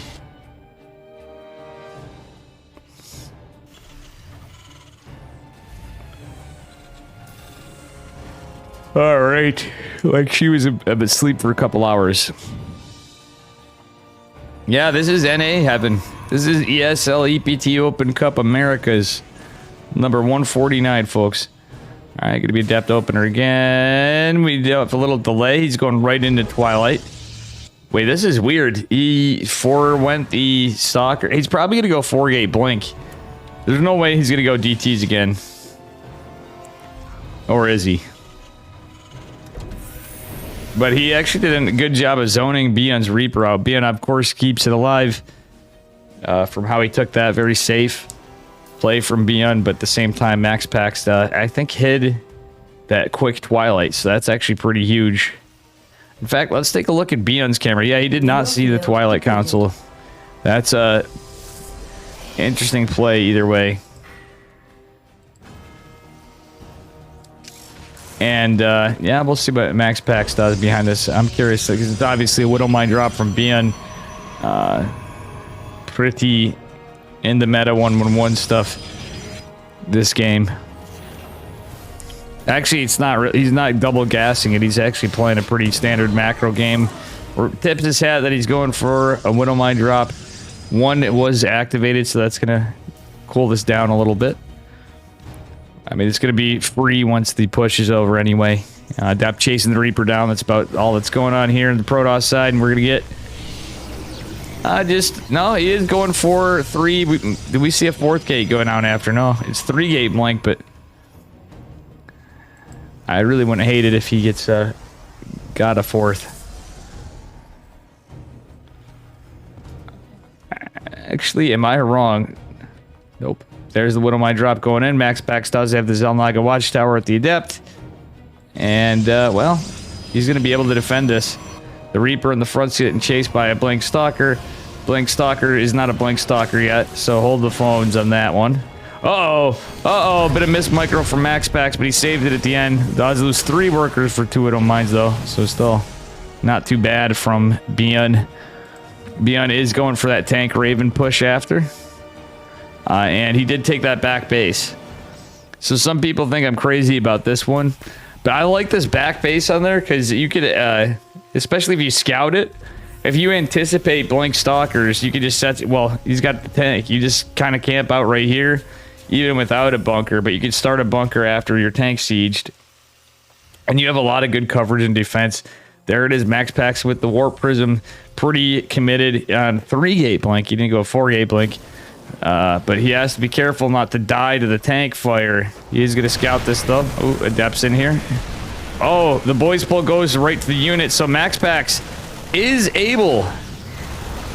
He is actually able to get the tank, but he is taking a lot of damage. I don't know how much it was worth it. Yes, he kept them alive, but the stalkers are really battered and bruised here. That is looking like a lot of damage. Meanwhile, Beyond is in a pretty good spot there. He's going into stem and +1 behind this. Max Pax looks like he's keeping on the aggression behind this. He is in the, the Raven being annoying, actually forcing a lot of lost mining time. The auto turret dissipates, and Max Pax is going to go pressure into the net. Let's see here. Rip relationship. Nah, I'll be fine. I just that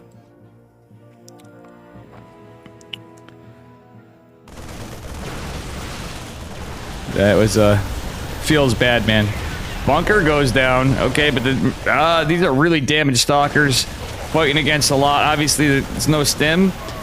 Look at this micro for Max Pax though, but he's got he has blink. What's he doing? I guess he was. Damn, that was some sick micro. So Max Pax actually is traded more efficiently there too. Worker count's pretty even though, and he's just now getting his 3rd base done, but still pretty good stuff. Look at this completing rather.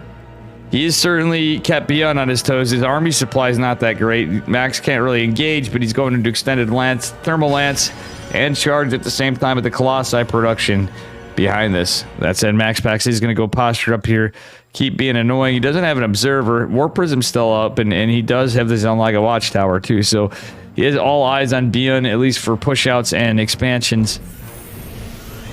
Beyond is going for a 3rd on the high ground though, well, except for the high ground. And Maximus Paximus is going to start saturating his. It's going to be a while before charge and extended thermal lance and +1 are finished. +1's going to be quite a ways away, but Beyond is going for the everything special. He's got stim. He's going to have combat shields, concussive shells, and infantry weapons. +1 infantry armor on the way. And this little push, well, it's going to help give him a little more vision too for the tanks. I don't know if Max Pax really could see that push though, so he's going to retreat. I think just kind of keeping an eye out around here. You should know that our Terran player is going to take a 3rd base in the natural. Okay, Max Pax posturing out to take a 4th base and getting a nice little scouter piling over here so you can see if Beyond's going for any drops or maybe a Liberator, like after, see where it's going. Okay, Max Pax isn't on the high ground here. I don't like this. We do have a Dark Shrine going down behind this though too. So let's see what happens in this little engagement. We may or may not. Yep, Max Pax is inching forward. Hallucinated Phoenix is going to go in to get a scout. Try to get a read on what Beyond's doing. He is going to see what's going on, what's going down, and what's happening. Yeah, actually. Hallucinated Phoenix debating Beyond. Actually allowing Max Pax. I don't know about that aggressive blink, except for when the charge lots came in. That was actually pretty cool. We do only have 2 Colossi out. 3rd's going to pop. We do have Dark Shrine available. And did we still have the Warp Prism? We do. Warp Prism's going to the back side of the base. Oh! I don't think Max Pax is paying attention. He shift-clicked it. And Beyond certainly saw that. There's a missile turret here, too. Yeah, Beyond right on top of this. Max Pax has to be careful. He's pushing on the front. But look at Beyond's multitask. He's literally aware of both situations at once. He microed that well without us even seeing it right in that instant. And look at this medevac micro. Beyond is going to kill this Warp Prism. 100,000%. There it goes. Very good micro. Both players are just fucking monsters. This is why I'd love to see... Max Pax in a LAN. Like, imagine these guys just sitting right near each other playing. Or in this, you know, just in life. No across the world ping.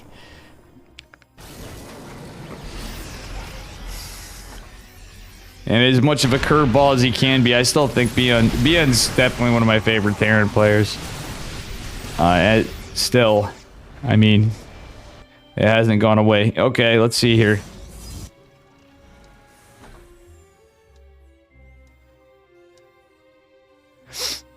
All right, because he has so many builds too, but it's just you never know where it's gonna go. But you know he's generally just gonna have some amazing ass micro. 5th base going down for Max Packs. The C Bion's 4th. The Viking is out. Dank Templar trying to come in. Concussive Shell's cutting it short a little bit. Oh my god, but the DT actually stalls the 4th base. War Prism's still up for a second. Oh, Max Packs isn't paying attention. What the heck's he doing? I'm curious. I don't want to look in the camera now, but I think he was microing the DT.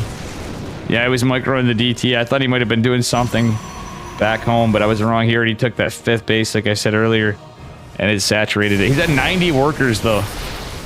Okay, he does have a disruptor on the map already, and is only going to catch 2 damaged Marines. Not what we're hoping for, and these EMPs absolutely toasted this Protoss army. One Colossi falls, the other on death's doorstep. Max Packs is running, trying to retreat, but I don't know what could save this. There's not a lot of stalkers. There's not a lot of anything. He does have a couple disruptors to scare Bion away a bit for the moment. Shadow Stride being researched. We got 2-2 coming from Max Packs. Sorry, 3-2 for Max Packs and 3... Well... Actually, it's just going to be +2 armor for Bion. But there's a lot of Bion. He just has the higher army supply. Max Packs isn't going to be able to get a higher army supply soon because he has 95 workers, you mad lad. Oh my god.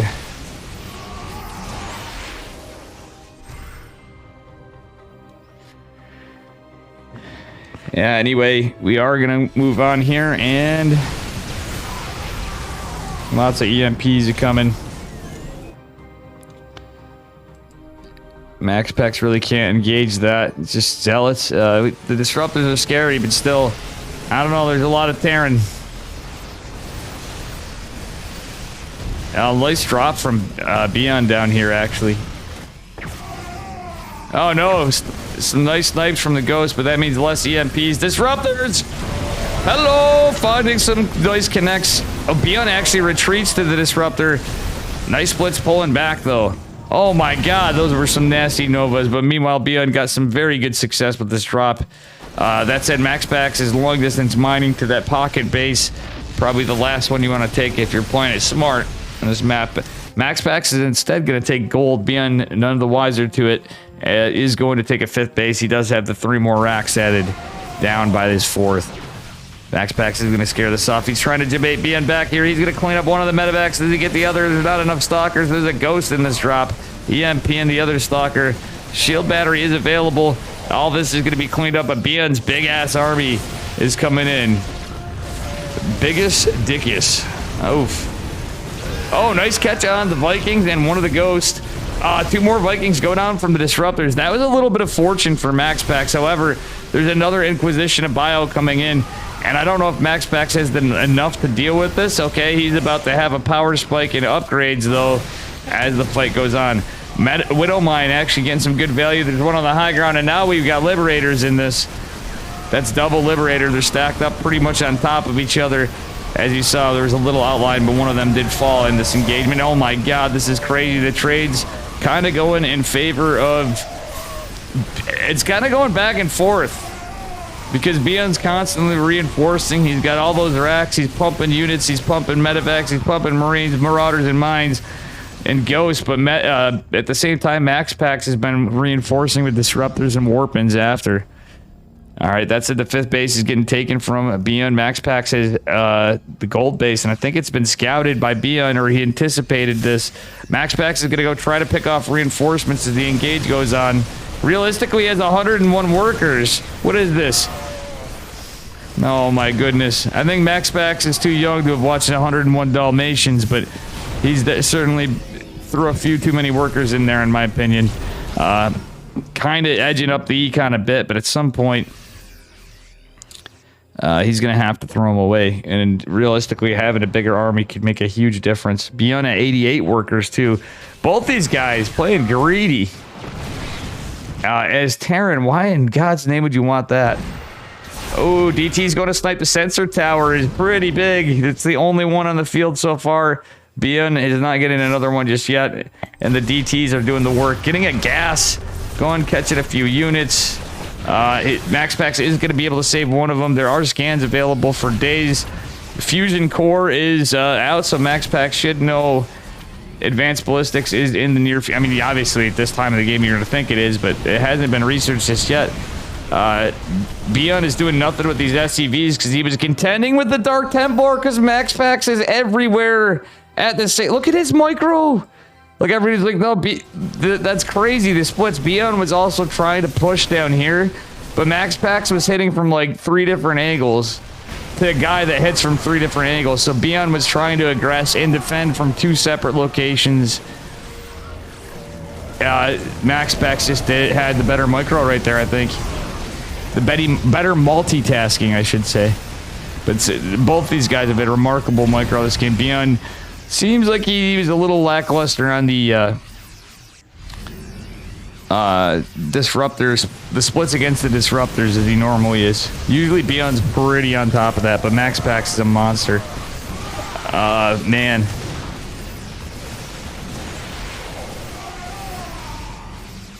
I don't know how this is going to go, folks. MaxPax certainly got some good trades, but the army supply is getting closer. Beyond's getting a little higher edge on it, but MaxPax losing some workers helps him a bit. Beyond lost a little more, helps him as well for that supply cap. So we'll see what happens here. We got a siege tank in. Oh, that's interesting plot twist. Beyond's going to float over down to the 3 o'clock position base, and we'll see what's happening.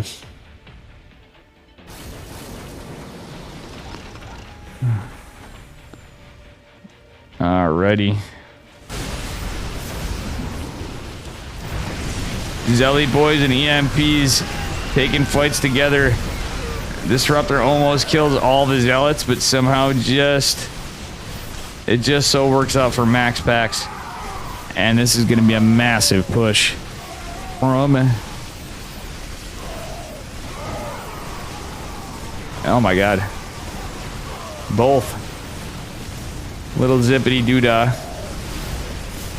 This is that was both a good push and a horrible one at the same time, because now with this, yeah, Beyond doesn't really have a bank though, so never mind. MaxPax economic edge just does it. He takes the game number 2, bringing us to a 3rd game in the series. He's map hacking. Nah, that was clearly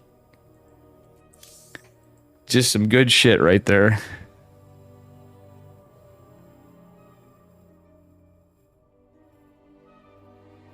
The day is dark, full of Terran's song request. As a good game is what this is. This is high tier StarCraft.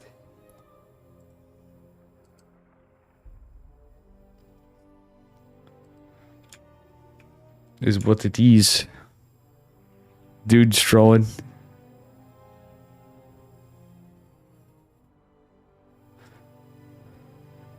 Oh yeah, I know what you're saying. Can you block in there without vision? Yeah, it's just a...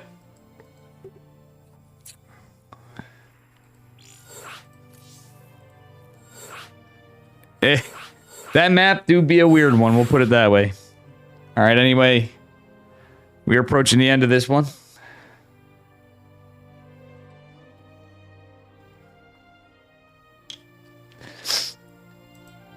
God, I actually really...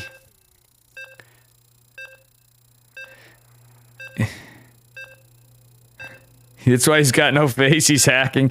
Yeah, he did make a million. If you look at it, he just had map control. Like, it was all obvious.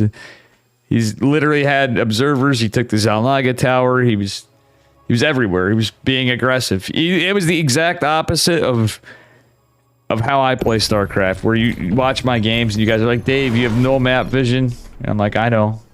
And then I don't know. Anyway, speaking of which... spawning in the upper right-hand corner. This is for Fork. It's this Fork right here. Representing Skystorm Gaming, it is Map Hacks. I'm just kidding. It's Max Packs. And his opponent in the bottom left representing Shopify Rebellion. Give it up for Micro Jackson himself in the red. It is Beyond. Max Packs was a monster that game. Beyond came in swinging hard. Game number 1 just felt full NA, and it was neither. It is an NA tournament, but realistically, that felt like an NA game in our first game. Game number 2 is just... It was just really well played. It definitely got a little scrappy for a moment. It could have teetered either way. But ultimately, it was just... That was definitely just a great game. But for those of you that missed game 1, the DTs meeting the 3 racks, and it kind of really swung in Beyond's favor. But for a while, it was contested. That was not definitely a banger. So this has been a pretty good series thus far.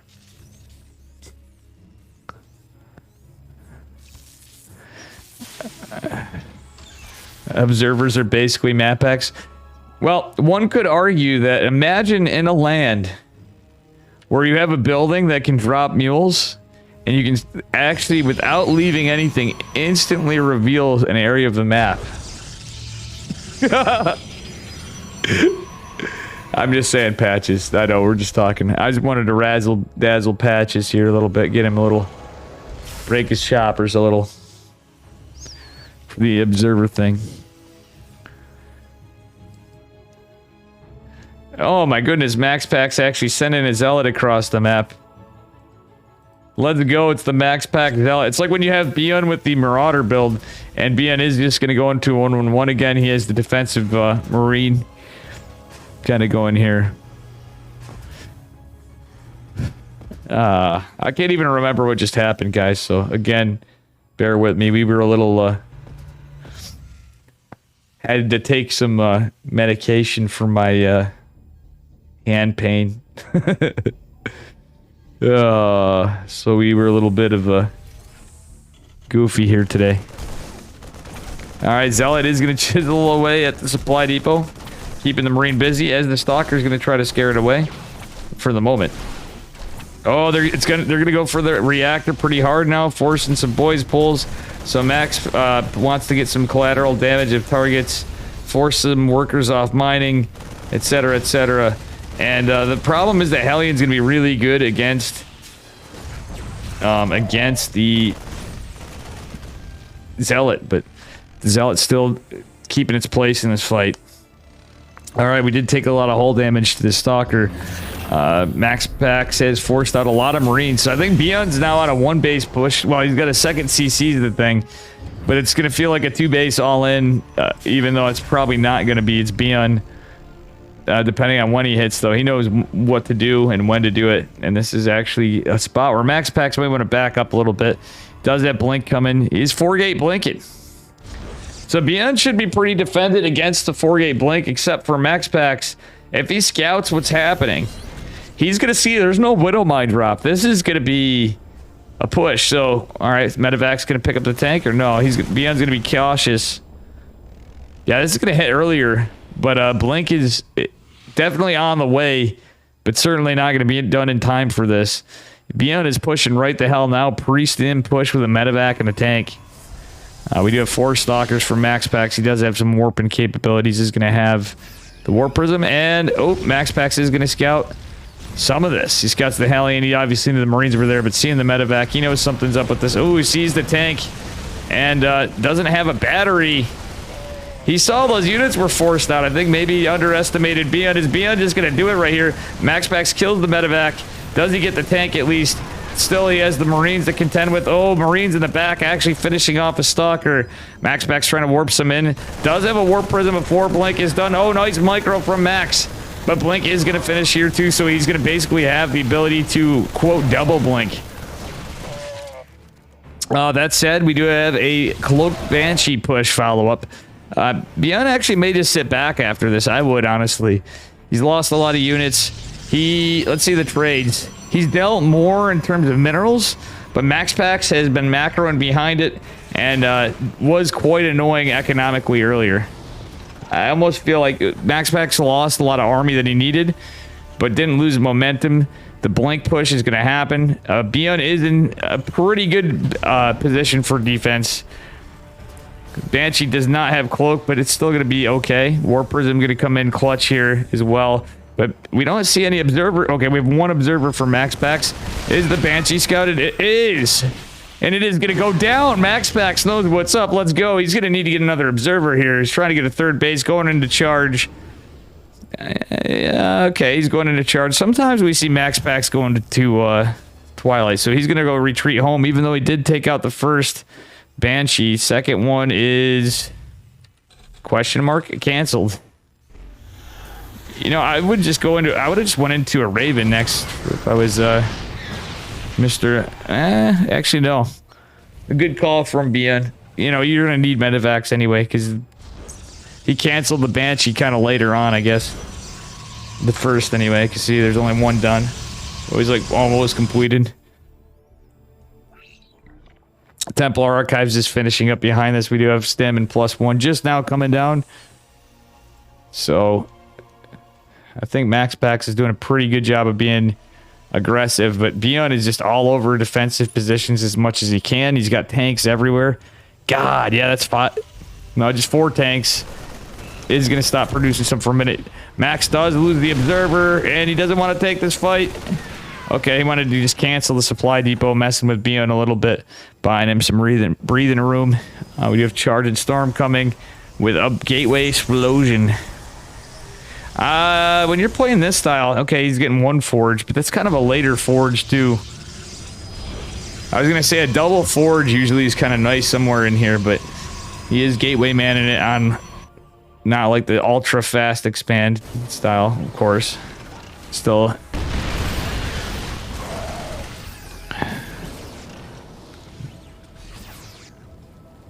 Need the background music and stop jacking off? What are you talking about? I can't have game music and background music for the VOD, and you can't have that in YouTube, so don't know what to tell you, man. Because this is going on YouTube. Alright.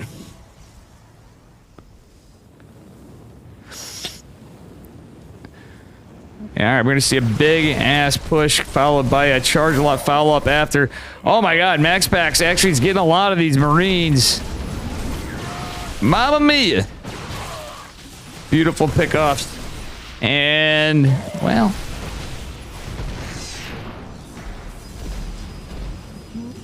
I don't think we got Stormy Boys available just yet. He is. Yeah, he's going to have some energy now. Oh god, that's a huge tank line. Look at this. Max Pax cannot engage that. That is absurd. That's just like insta-kill DPS of any unit in the game, practically. My god. That is a very fortified position.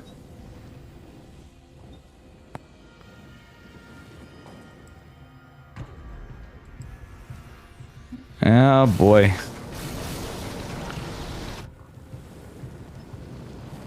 Alright, Max Pax is postured on different drop locations for spots for Beyond. It doesn't have obviously have the whole map control in the vision and the middle, but he's dropping some pylons on the side yet.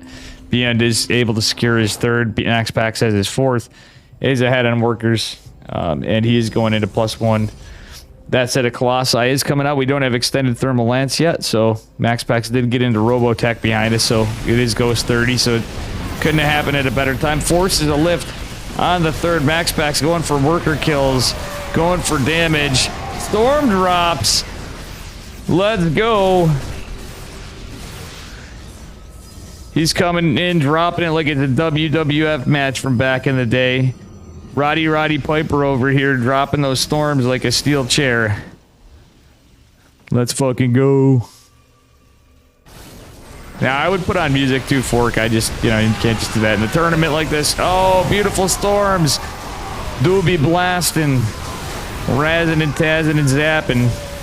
Max Pax getting some sick ass storms landed. Phenomenal storm drops. And he's going to pick up a couple medevacs for his troubles. Taking a 5th behind this. Though he's lost a lot of his army, a Colossi follow-up is going to be huge. The tanks did ultimately fall because they had to be repositioned. And Max Pax is just going to push in and a move a kiss, I think. I think we might see Max go into the finals here, folks. It is quite possible. He just has so much. Even has it up for a storm right here. GG, Max Pax advances to the finals of EPT Americas this week. What is going on here with my leg? Nah, I got you though. For real, guys. I've mentioned it before when they have music. Alright, let me see here. I mean, I could technically have...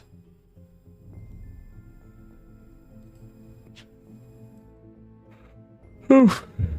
So it's Max Pax versus...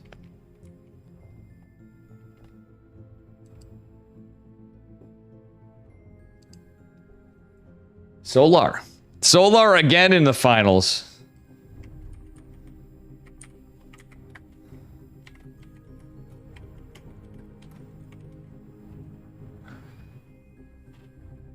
Yeah, I'm kind of just rambling on today because I got high as a mofo, so sorry. Nothing we could have done better. I shouldn't be mentioning that. I'm going to keep the VOD and then at the same time probably just download it and hide it. Because this is some pretty sketch cast. I'll recast. Alright, I'll be right back.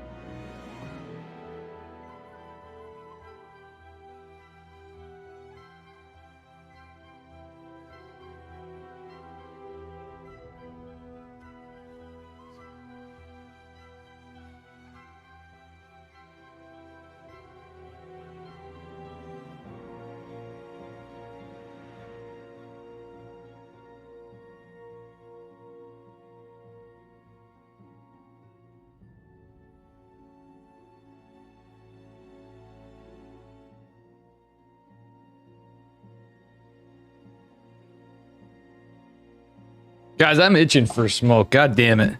And yes, I will be at DreamHack Atlanta. Or in Atlanta in a few days. That's why I wasn't going to cast tonight, so I hope we're doing alright considering how scuffed it's been. Who am I going to call Cosmic Sapphire or Tropical Sacrifice or Moon Dance as a player name? And not a map name now. That is the question, chat.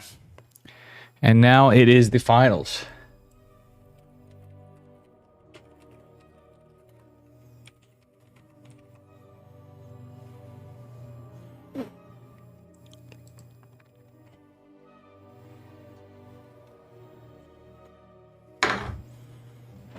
All right, Corey Trevor smokes now. Like, seriously. I'm itching. I wonder if I got any in my car or anything. All right, guys, give me a minute. They may start without me, so me.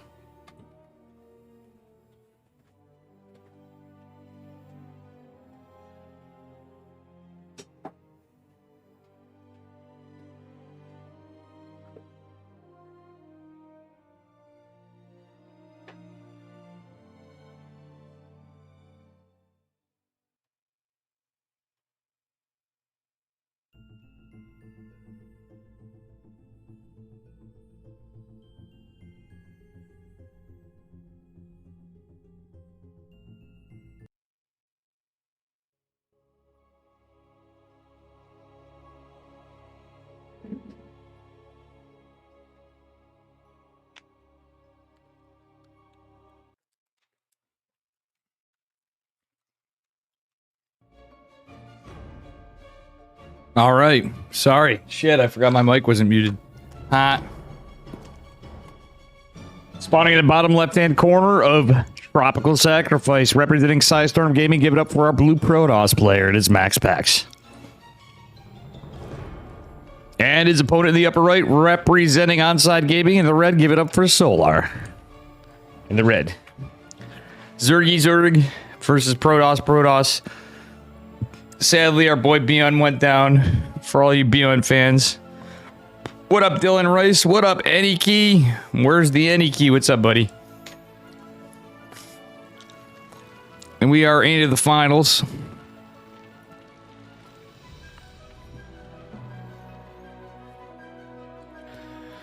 All right, we do have a forced third base hatch for Solar. He has to take 3 o'clock. If he's not going pull first, that is. Which is the case.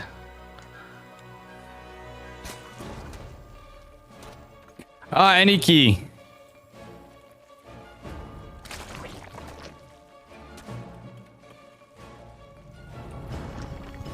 Oh, yes, the command. Any key. I still don't got all the commands yet. I will add it as soon as we're done with the finals.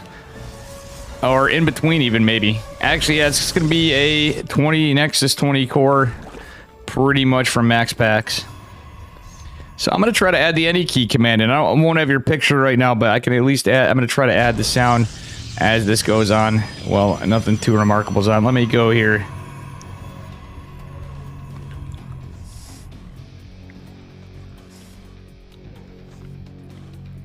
All right, let me try to do this. It's going to be scuffed for now, but give me just a moment. And,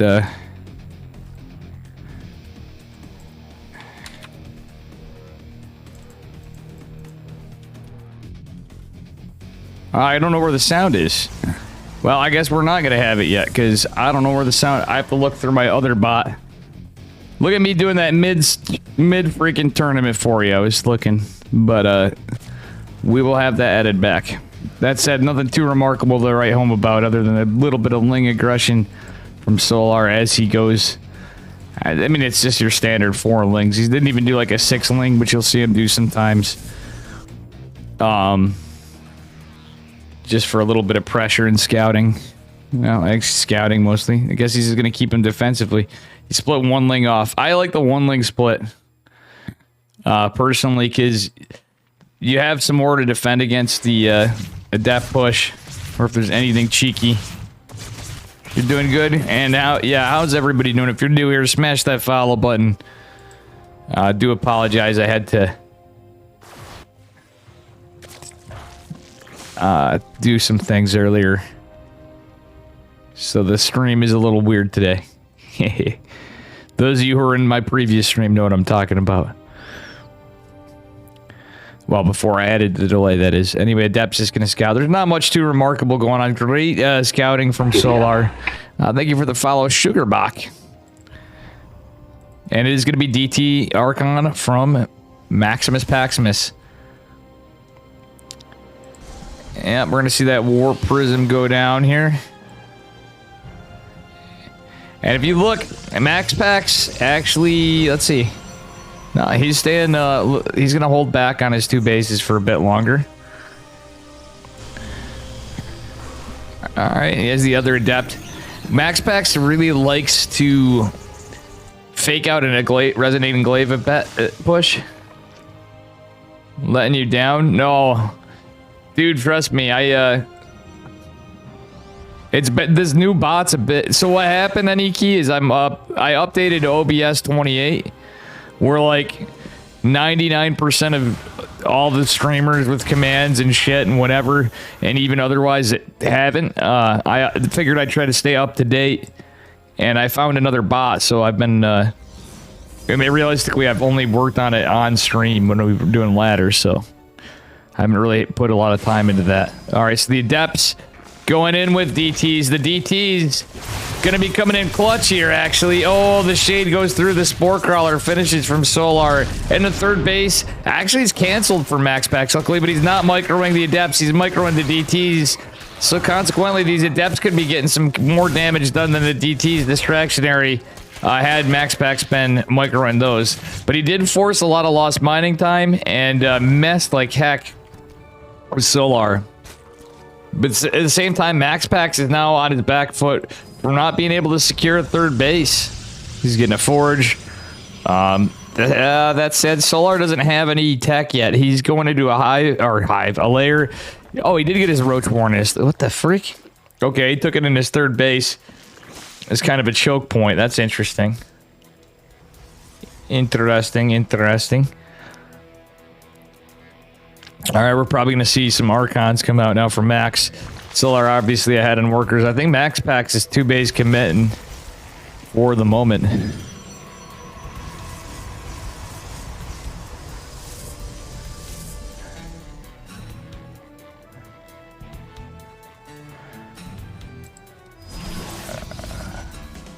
All right.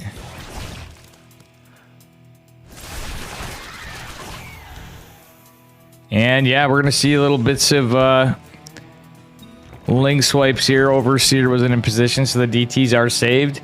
And MaxPax decided not to make them into Archons, but Solar is going to be right on top of this again. Oh, there's the Overseer, though, behind.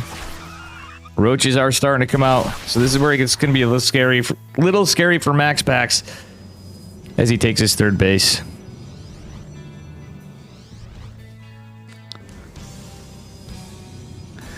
All right. What's he talking about? Oh. Yeah. I should probably shut up about that, huh? I don't know, man. I really don't think I should have casted tonight anyway, because I'm happy we recover these games, but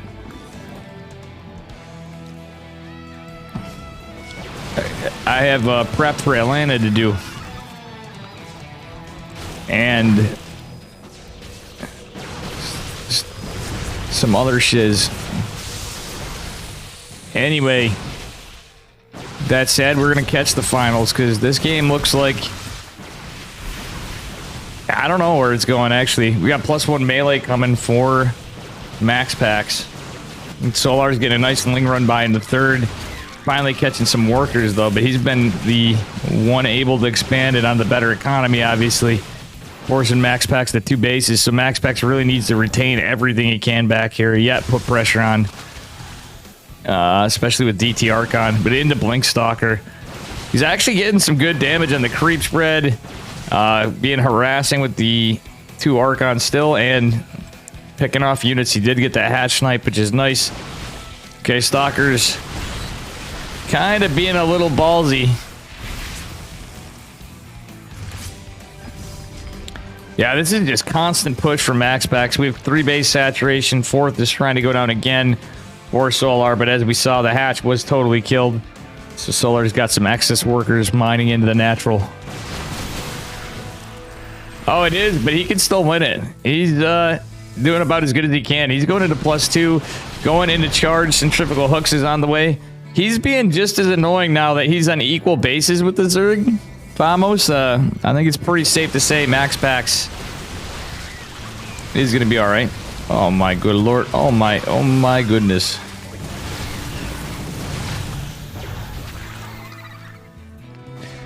Centrifugal Hooks is going to be on the way here for a bit, but Solar's not had an inch to breathe for a minute. MaxPax is going to scout that he's double expanding. I love this. He's got a DT finding the fourth yet again.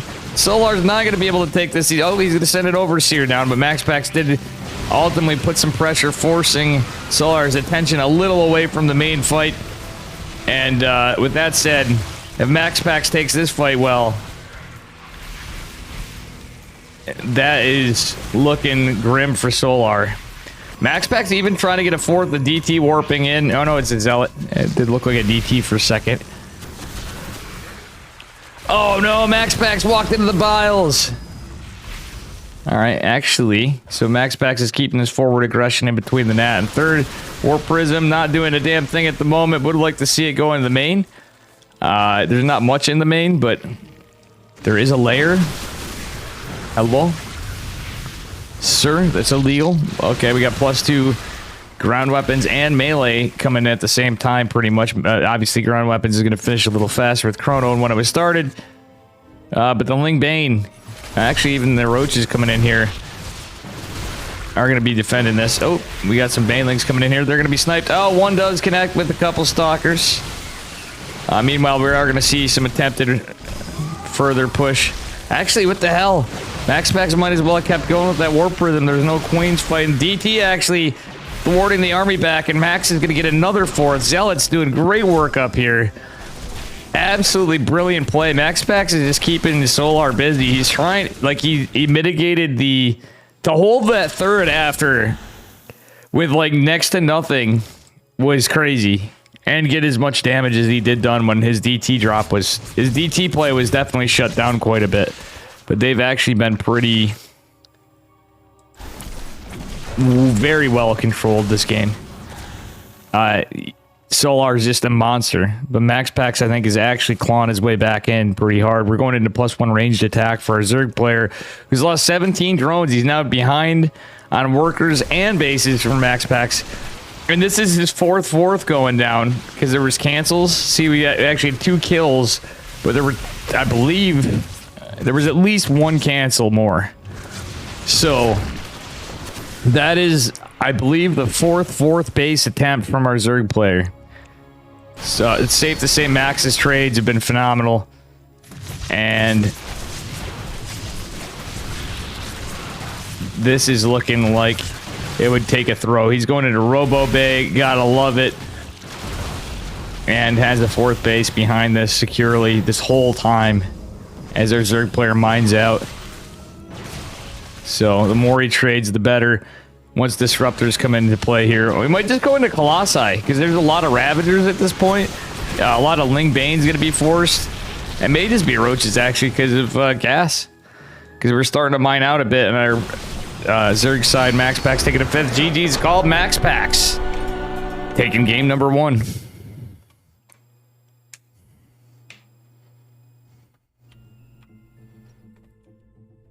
So Solar's been crushing every one of these weeklies. So even when I haven't been casting, I've been keeping up with it, you know, a little bit, even if I've streamed and not casted. At least in the results. At the top 4, obviously, maybe top 8. And Solar has been crushing it. I didn't actually watch all of EU today. I think I started streaming then and I kind of fizzled out. So I'm kind of curious to see what we had for a winner on the EU side of things. And I am itching for a smoke, my dudes.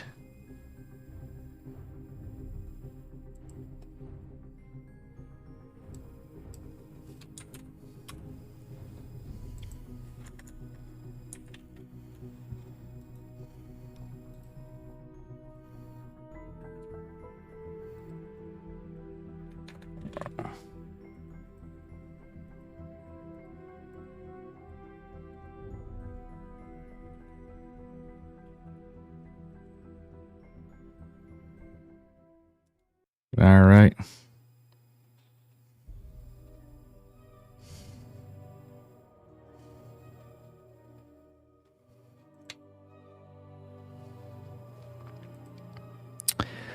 Moving on to game number 2. Yeah, any key, I'll get that at. I don't know where the fuck that sound file is I got from Mr. Green. I always have that in Discord as a backup. But I can get that set up somewhat quickly. It's a bitch working on those commands and this new bot. That's the only downside. Spawning in the bottom left-hand corner, inside and out. In the blue, give it up for Psystorm Gaming. Psystorm Gaming's Prince of Denmark himself. It's MaxPax. And his opponent in the upper right, representing Onside Gaming. Give it up for Solar. Kind of cool. We got the Team Solar Neeb. Yeah, it was like a hero style, but Oracle's... Well, I mean, that's the thing. A lot of Protoss players honker down and get tunnel visioned on it. MaxPax, that's kind of like why I opened DT every game against Zerg. Somehow he was able to get out and just economically do it. He just got a little bit ahead. Hey, what's up, Saffron? How you doing? What is up, buddy?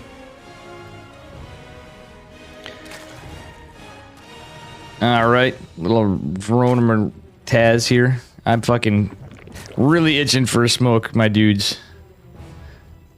Just saying. MaxPax getting another force third, by the way. That we all saw it. I just didn't say anything. I mean, you didn't see it right here if you don't know how to look at the mini map, guys. My bad. But it is right there. And MaxPax going for another 20 core. He's been using DTs a lot these days in PvZ, which is actually pretty cool too. So he doesn't just stick to the hero build. He'd been breaking away from it for a while. All right. Lots of good games tonight, honestly, too. And I know I didn't cover a whole series, but we hopped lobbies for a little bit. Had a little mix of everything. We had Geralt versus Maples. We had Juggernaut Jason versus... Who was it? We had Geralt versus the Zerg. Was it Geralt versus the Zerg Lord? No, it was... We had Epic versus Shuey first. Who the heck were we watching versus the Zerg Lord? Was it Juggernaut Jason? I can't remember. Don't believe so. We're just having a little bit of lapse in memory here for a moment. That's okay. Let's see what's going on. Alright, got an adept pushing out across the map. More Proteus and Stalkers. And a Twilight Opener again from MaxPax. This time, we might see Resonating Glaives. But MaxPax does have some cheeky builds under his sleeve, like some blink play. We've seen him do sometimes. Not that often these days, but... I'm assuming we're going to see Resonating Glaives this game.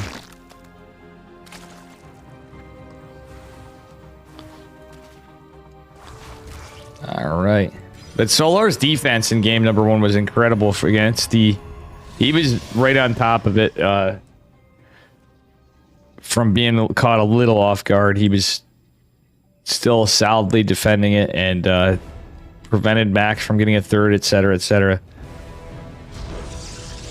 So it was a beautiful comeback from MaxPax. Still a brilliant defense from Solar. In this game, let's see what Solar does. Can he get a good read of this?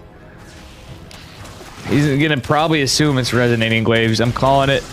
We should see a Roach Warren after a bit, but no, Solar's being extra aggressive. He's being hyper aggressive. This Zerg is really wanting to get in here. That's a lot of lings. Well, I think London Bridge is starting to fall down. MaxPax does have 3 adepts coming out.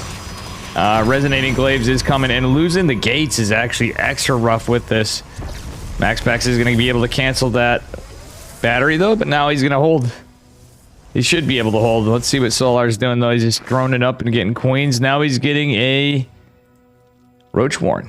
So, though a little later, it's a 420. That's actually... What's crazy is how much he committed to Lings. Look at this. He's still saturated. He could take a fourth if he wanted to, but he knows the play. He's getting a Roach Warren. He's anticipating Resonating Glaives or DTs. No, actually, he may have saw it at the tail end that they were attacking differently. But that said, we shall see what happens. Yeah, we got 3 more gates going down for Max Packs because he lost a few. Everything's going to be scouted, and, well, the roaches are starting. Not a whole ton of adepts, but he could actually push. So many lings, though.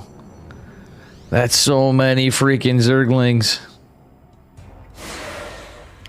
But he got a little... That was a cheeky play from Solar. I think for me, bullshitting around in the beginning, we missed something in earlier on for Solar's build. Well, we definitely did. Just a couple roaches out for now, but more are going to continue to be popping here. Lots of roaches, lots of lings, lots of queens. And not another hatch for a bit. So Max Pax is trying to debate this a little and is not going to be able to pressure in. All right.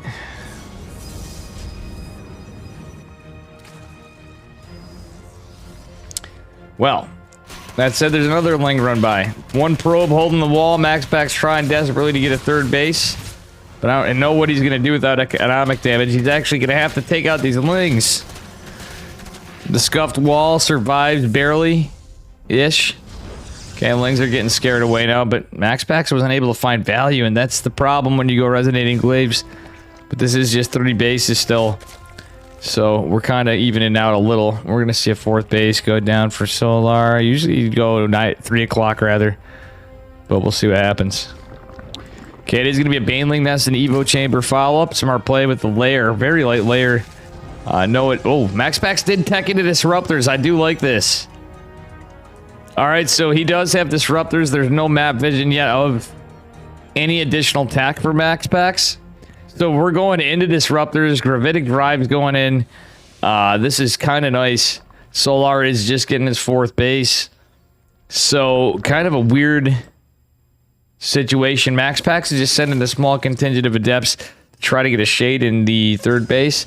But Gravitic Drive somewhere, and this push is going to come down. So Max Pax is coming from a 3-prong attack. It is going to be scouted by the Overseer first. Meanwhile, Solar going for a ling run by. Max Pax isn't going to have anything at home. Is going to clean a creep tumor. We got a couple stalkers back here behind it. Disruptors in the War Prism. Not really tipping his hat. Totally, like, it's not a lot of stalkers, but Solar may take the bait and not realize that there's 2 Disruptors behind this.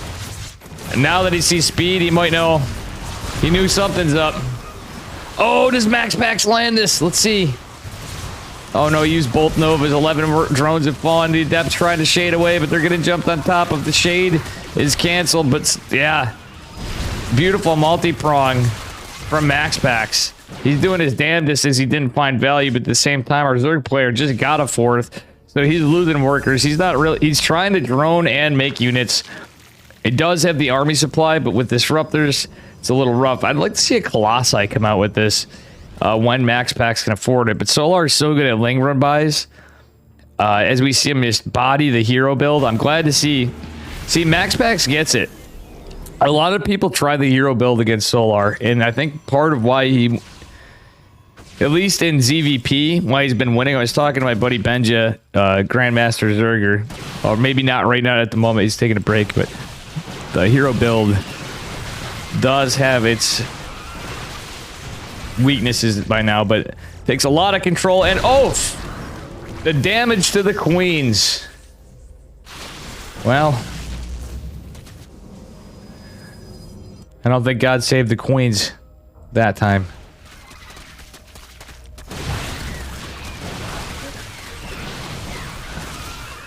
Oh, no, Max Pax. Oh, my God. Both these guys with these moments of not paying attention. Maybe it's ping. It's also goddamn late for Max Pax right now, guys.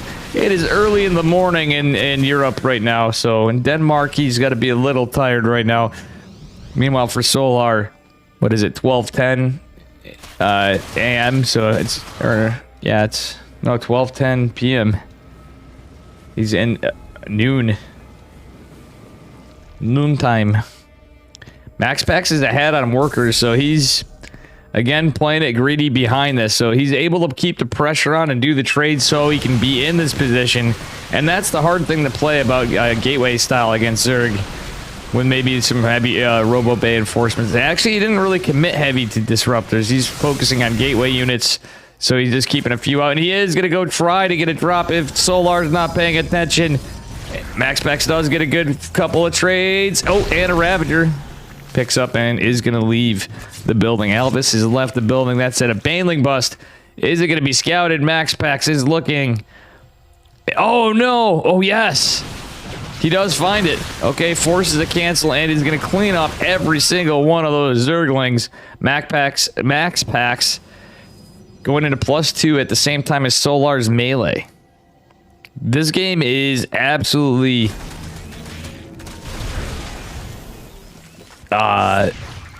delayed. I don't know. It got like delayed and then in this weird spot where it seemed like MaxPax was in a shit ton of trouble for a bit, but he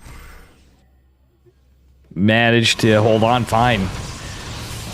But this Bane bust over here may find some good damage. There's only a shield battery and a photon cannon. No wallage and no reaction with the probes. Oh, there is at the last second. Guess what? London Banes are falling down, my friends.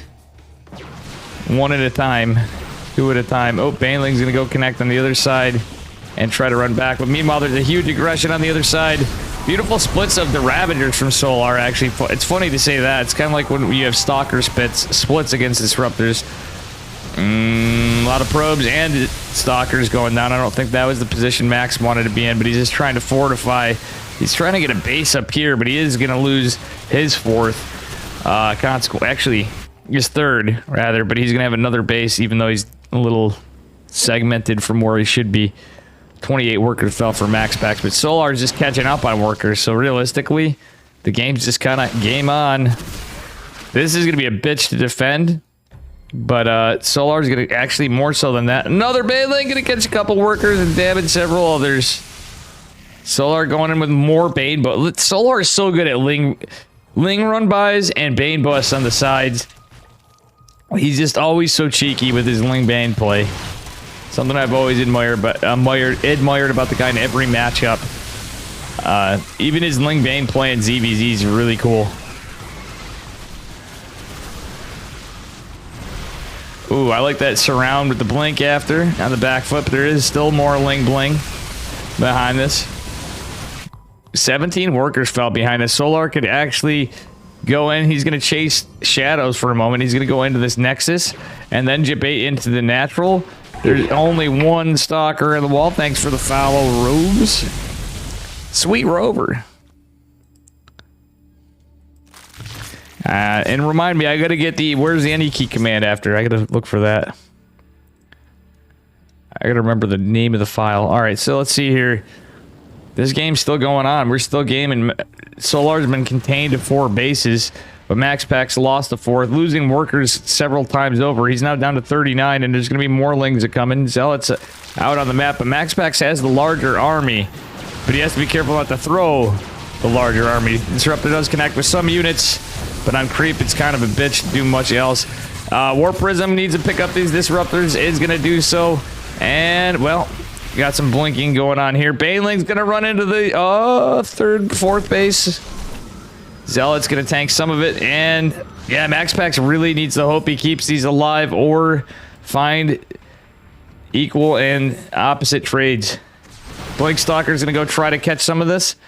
We do have some defensively in each location, but yeah, MaxPax is gonna have to try his damnedest to hold this. There's no static in the what would be 5th base, but became his 4th base, and now MaxPax is down to 37 to 56 workers. What a scrappy game! And actually, these queens, if MaxPax goes on here, he could actually catch the queens. Is gonna land a disruptor, killing one of the queens and a Ravager as well as another one.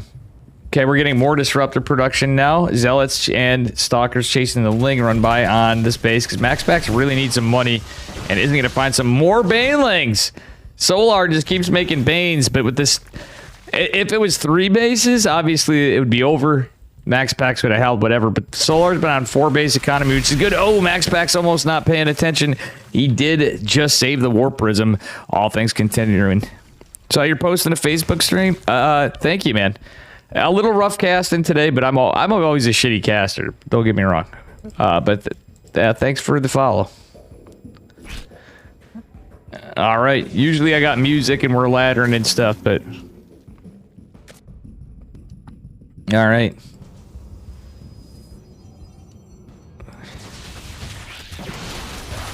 And exactly. Exactly. Fisherman knows this guy just came into the stream from the Facebook group of StarCraft 2. Ooh, Solar getting a 5th base is scary for Max Packs, but he's not leading the army anymore. He's going into High Templar for Archons. And that's the thing. Archons are actually really helpful against Banelings as far as tanking potential for a bit with batteries, but on their own they can a bit too, but it's nothing like an Immortal, of course, which can tank like 100 million Banelings. Kappa. Ooh, beautiful Bane bust. Again.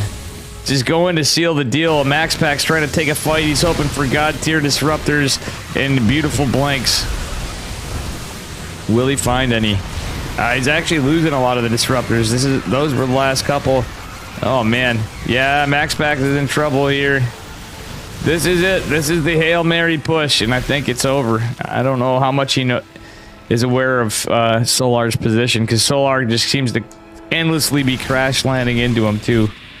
He did tech a bit, but not really. He's kind of committed too, because his Max Packs at least kept Solar's back to the wall a little bit in this game. So he broke out of 4 bases like, I don't know, around what, 14, 15 minutes into the game.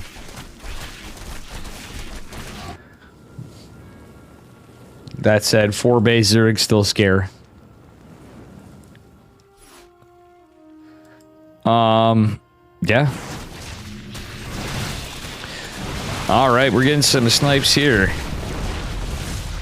Little zappity zap from the Archon Disruptor catching 2 lings. That's just kind of funny. But Max Pax looks in mega dead. GG. Solar taking a point for Onside Gaming. And himself. And it's going to be, this one is going to be not a pushover, I don't think.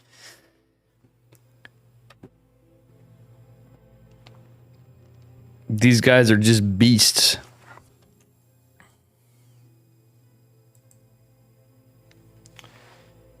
Beautiful resonating glaive defense and scouting and everything from Solar. Max Pack's kind of caught off guard a bit.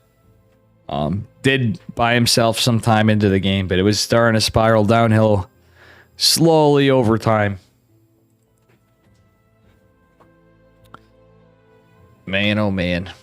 As much as I love doing this, I've been full-time streaming and I've been kind of losing some grind. We're going to Atlanta on Thursday. So hope to see some of you guys and gals there. Goddamn, I really screwed the pooch on the smoke situation, man. Alright guys, I'm going to follow a camera for a second because I'm going to shark around here for a minute. I've been doing enough casting for a bit. You guys will be fine with the camera or something for a minute. It's pretty sloppy of me, but this is coming from a guy that you know, has a ripped elbow on his shirt today. And it just kind of, you know, we didn't even button up.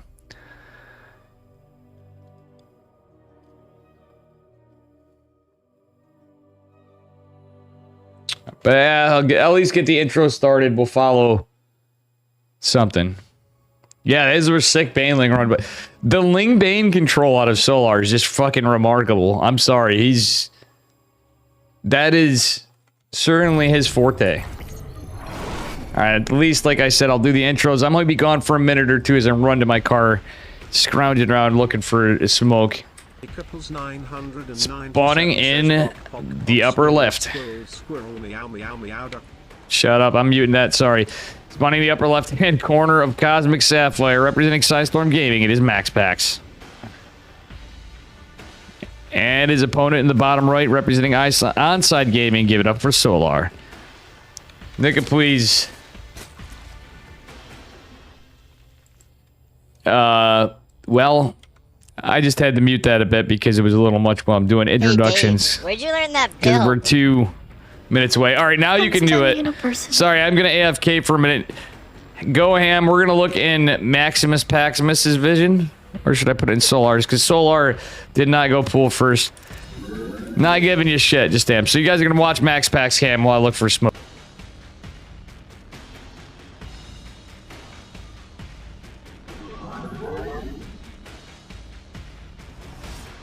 Your probes are under attack.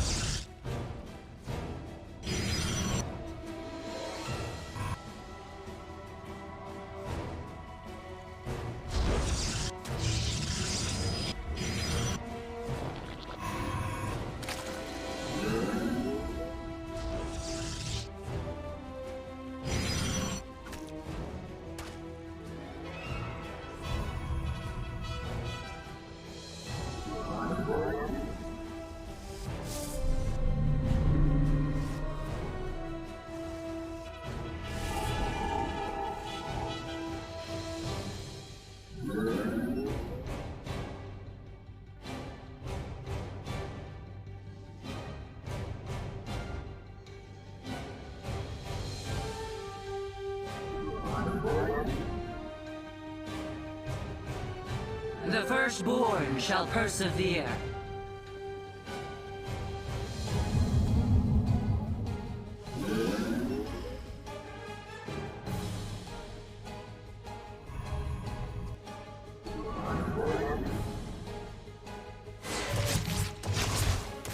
Glory to the Daylong.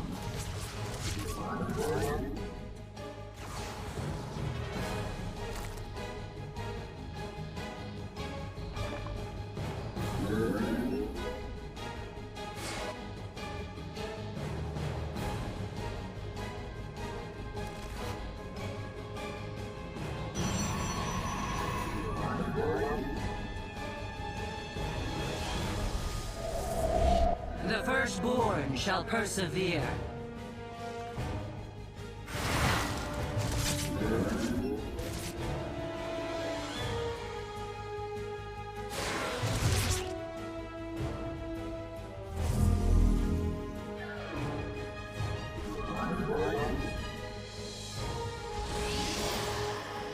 Yep.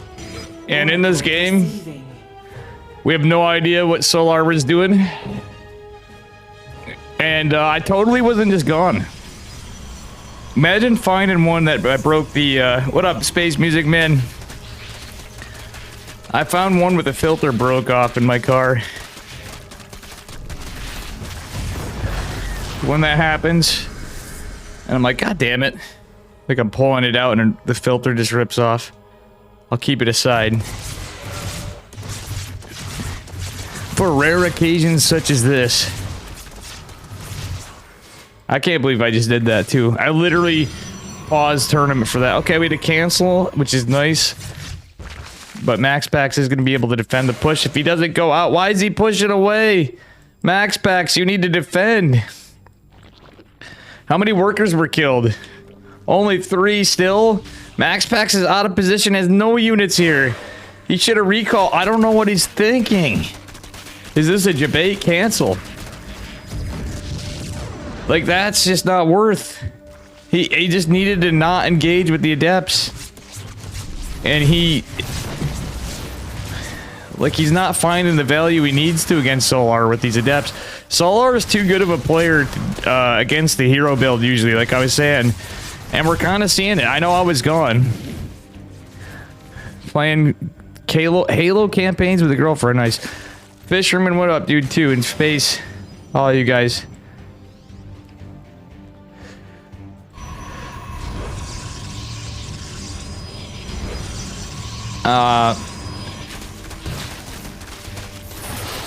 Alright, we are getting some a force field or two off to segment off some damage to the Nexus, because MaxPax is still ultimately going to need a Nexus with this. But the Oracles are going to come back clutch, and the Sentries, though expensive to use right now, are going to pay for themselves in saving the third.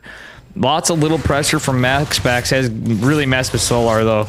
And he's invested a lot in Lings, which he's going to be using anyway in this battle. He's going into that fast +1 melee. Roach Warren going down this game, actually.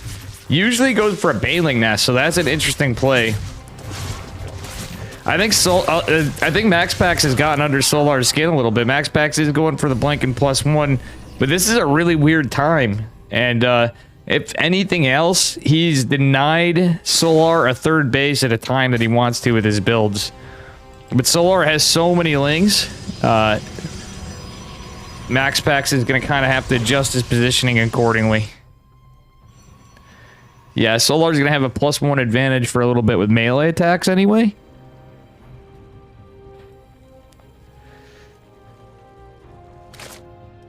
He used to smoke with no filter. I've had them at times, but nah. Yeah, I'm not the biggest fan. Alright, Changeling is shot down. We do have Blink on its way, but it's not done for quite a while. Well, it's going to be in plenty of time by the time MaxPax really goes out there. He doesn't want to push without Blink, and we're going to see more Ling run bys from Solar. This time he's just now getting his Baneling Nest. He usually gets a Baneling Nest and Lair, but this time it's a little off because of all the push and harass from MaxPax. So he is going to have a little later centrifugal hooks, but MaxPax had such a delayed third, it's all going to even out. It's actually 66 to 66 workers. MaxPax is trying to get a fourth as well. Oracles are chasing down the Lings. There's just a couple Stalkers here. Oh no, Solar can get the surround, and this is the problem of the hero build against very fast melee. Well, Oracles are going to help kill some of these Lings. If you can pick apart a lot of the Lings, they can certainly do something. Actually, these couple Lings trying to run by over here are going to be assaulted by the Stalkers. It sounds so dirty, like I was saying earlier. And we are going to have a Warp Prism. MaxPax actually changed up because of this situation. He got a Robo behind it, which I do like because he's going to have a Warp Prism. Depth's not going to be able to find any value. Just basically get a few Lings before they die, so not really worth. Now we're going to start seeing some Stasis Wards. I really wouldn't have hated Max going into a couple, like another Oracle or two after, just because Stasis Wards. Now we're finally starting to see it. Okay, now he's gonna blink. He's gonna... Oh, gets a halfway decent catch on that. Decent Stasis Ward does save. The slow Zealots are gonna tank. And that is... Oh, God, that's a lot of money. Let's take a look here. Yeah, that was 8 Zealots for 2 Banelings. Nothing we could have done better there, folks. I mean, they were slow Zealots. What's up, Boy Scouts? Boy Scout, you're like, what? This is where chat's gonna be confused. Alright, we are gonna have a Warp Prism, and it is low Zealots. No chargy, boys. A little Roach push coming into the third base. Stasis Ward is going to be active in the front. We do have some defense on the fourth as well from MaxPax. MaxPax is going to go aggress the fifth or make it seem like it, but realistically he's going for a Bane. Well, a Bane. I see Banes. He's going for a Zealot and run by. Not going to be able to secure it. Solar is going to have this fifth base, and MaxPax has to deal with this Zerg stuffs. Oh, look at that. Stasis Ward coming in clutch against the 4 Banes. And oh my god, this is a lot of Banelings. MaxPax went into a Robo Bay, but realistically, Colossi, Disruptors, whatever, aren't going to be out in time. Well, I'm on upgrades. We don't actually see. Let's take a look at the units. 2 Disruptors are out. MaxPax probably could use them on the other side. Oh no, he's eating the Banelings with... Okay, gets a couple Ravagers. Oh, beautiful connect with the Disruptor. He actually saved the day. A little bit, but there's still so much Zerg here. Look at even more Banelings. Just non-stop Banes, it feels like. It's the Bane train, Pain train. And oh my god, more went over to the side. Where the hell did those come from? There were some in the southwest side here that I didn't catch. That was incredible. What beautiful connections from Solar, who killed 15 workers, now taking a worker lead. and has a base lead on Max Pax. Usually that wouldn't be surprising in the past, but you can tell Max Pax has been itching to take a 5th from the style he's been playing, and he's unable to do so. Army Supply is looking pretty close. Solar is really pumping out on the production, though. Let's see what happens here. Man, Max Pax has got to try to get a base or something, but he's forgetting charge. I think he's just putting his gas elsewhere, but ultimately, you're going to want charge lots. Oh, no. Everything's going to count here in this defense. Solar's actually pushing into one position, which is unlike how he did. Nope, never, just kidding. He's going for a Bane bus. Archon needs to come back if he sees this, but realistically, he's going to try to save this. This is the bigger fight with more damage, but still, it's a shit ton of damage. Oh, it's a bloodbath for probes. Do we get a blink in here? Oh, Stalker's warped in at the last second. And decisions have to be made quickly as Max Pax is losing more workers. He's still keeping into upgrades. He's amassing an army. And I think that's just basically what he needs to do. I think he should just worry about saturating these bases. At some point, he's going to need another one because he doesn't have enough. Well, he's going to actually run out of minerals in some locations. Against this, I really wouldn't hate Colossi. Solar going into a Hive Tech, so he's probably going to go into Lurk. We don't see a Hydra Den, though. He's going into Hive Tech. Is he going to go into Ultralisks? I'm curious if we're going to see Ultras, or what? Is he just going to get Vipers for a while? We don't see Aspire. We don't see Nada. We do see Carapace coming, though. Okay, these Archons in the front are actually going to help out a bit and as the Lings push in. And yeah, there's another Baneling. We can see in the bottom of the minimap, see how Solar's always got these Banelings ready to go. This base is certainly going to be in a heap of trouble. Sweet Rover. Oh my goodness. Yeah, he's got to cancel. Max Pax, cancel. Cancel. Cancels. All right. Does pick off some units at least, but oh no, the Baneling bus is not only goes into the 3rd, goes into the 4th, or rather 4th, it goes into the natural as well. So Max Pax is down to 46 workers. Is continually pumping units with what he has left. He does have a little bit of a bank to pump out a few units, and he's just going Archons. I really wouldn't hate more Disruptors, I guess. But now that we're going into this, it's adrenal glands, and with Carapace and the Lings, it's going to be rough. Like, realistically, this is the time where Cyanic Storm, Colossi... Oh, beautiful Stasis Ward. Gotta love it. Solar just seems so ahead, though. I don't really see Max Pax coming back from this. He could possibly time this out with a Nova, or is he just going to surround it with Archons? Yeah, he probably should have pushed the Archons up closer to it, though. Rather than the Stalkers and shit. Oh, actually, look at this. Wait, Zergling still managed to funnel out? Okay, gets a lot of Zerglings for free, but Solar is in a good position. At the same time, he's spending his money very effectively. He's mining a lot, but he doesn't have a bank. So it's not like Solar's been in this position for free all game. He's been spending his money quite a bit. In fact, it's the first time we've seen him float this much in a minute. Because he's already maxed out. So this fight's going on, but meanwhile, Solar is going for a huge run by Archons. Battery overcharge would be clutch right now. It is going to get activated. As Max Pax retreats a little and regroups, but his army supply is getting massive. He needs a hit before greater tech comes, and we are going to see the Lurker Den coming. It did pop somewhere. I have no idea what location it's in, but let's take a look. No, it didn't. I'm hallucinating. Just kidding. There is no Lurker Den. I swore I saw one drop, but we don't even have a Hydralisk Den. We just see a Lingbane, Roach Ravager versus Stalker. Slow Zealot, Archon, Disruptor. This is a wacky one for sure. Disruptor's gonna get some good value, and you know what? Max Pax has this massive army, but the Stalkers are getting beat up. He's losing this. Yeah, it's his last Disruptor. GG. Max Pax somehow claws his way back to victory.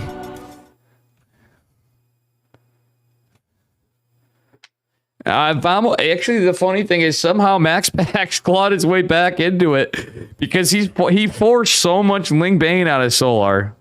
And it's so hard to control that style of Zerg, too. Like, in fairness, how Max Pax plays, too, is not exactly...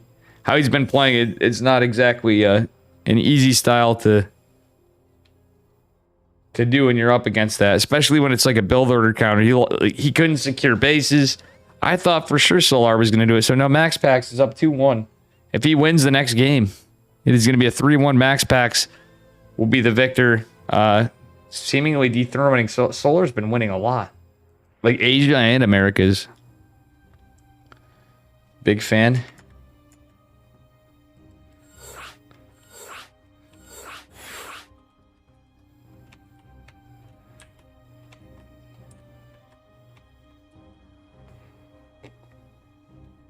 Oof.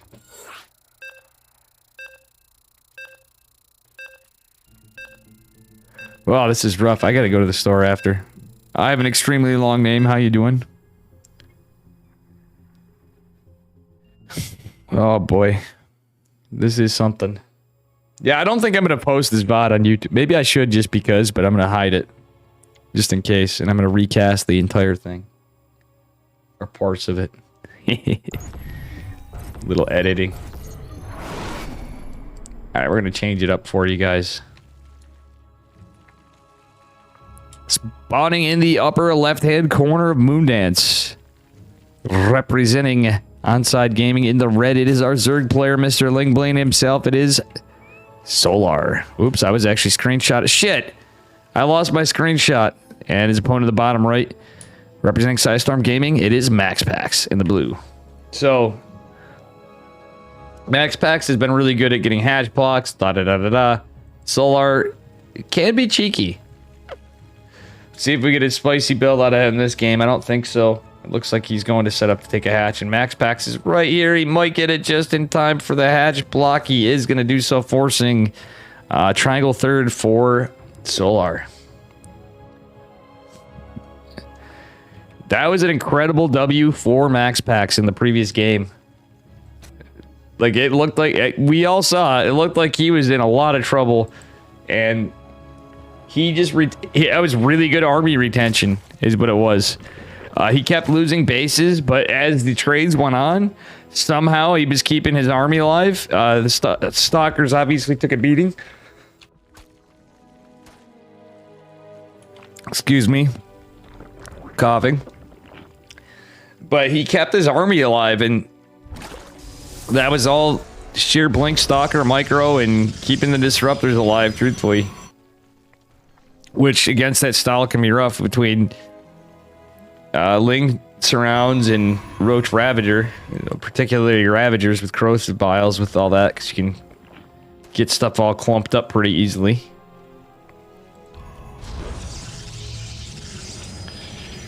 Alright.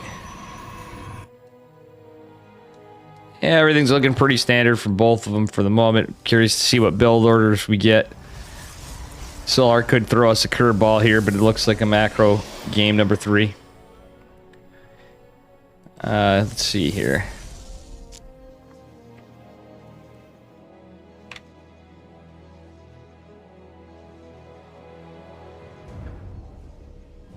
Well. Probe is going to make its way back home. Solar is just going to take his natural. Max Pax already knows that. He's going to send out an adept anyway to find out what's going on, regardless.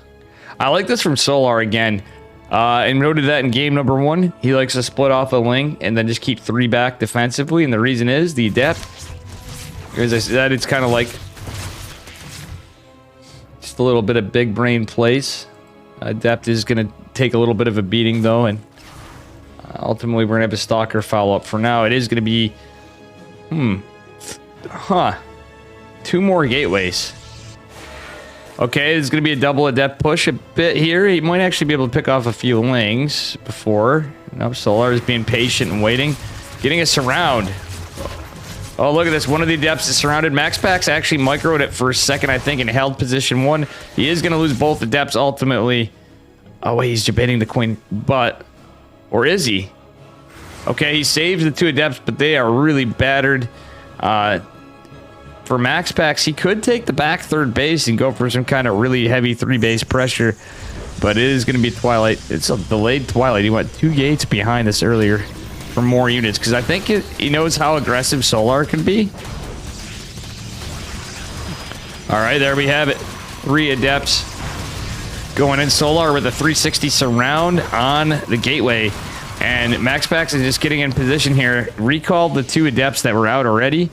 And is going to go for a push. GG, MaxPax takes it. There you have it. Solar just committed. And he saw that. He knew what was up. MaxPax is just too good at defense.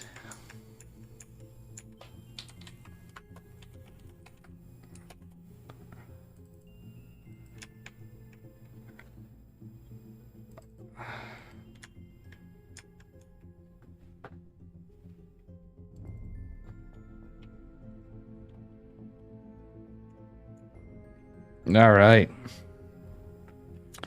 Very good stuff, guys. So I am going to run to the store. It is 11:42. I should probably do some other stuff and let this catch up. And thank you all for hanging. Roviz, I might fire up my stream again. Or I might just shake the... I did stream a little earlier, too. Some stuff happened. Couple followers, Fiat rated in an earlier stream. We had to delay. Mighty streamed. Majdi rated as well. Drino. Lapino. Nika, please. With the resub. Ida Poppy. Sugarbach. Roves, thanks for the follow. 47 is for the 300 biddies. I don't know. Don't want to ruin it, but we will see. I'm gonna definitely have to run to the store quick. This sucks though. Totally should have went earlier.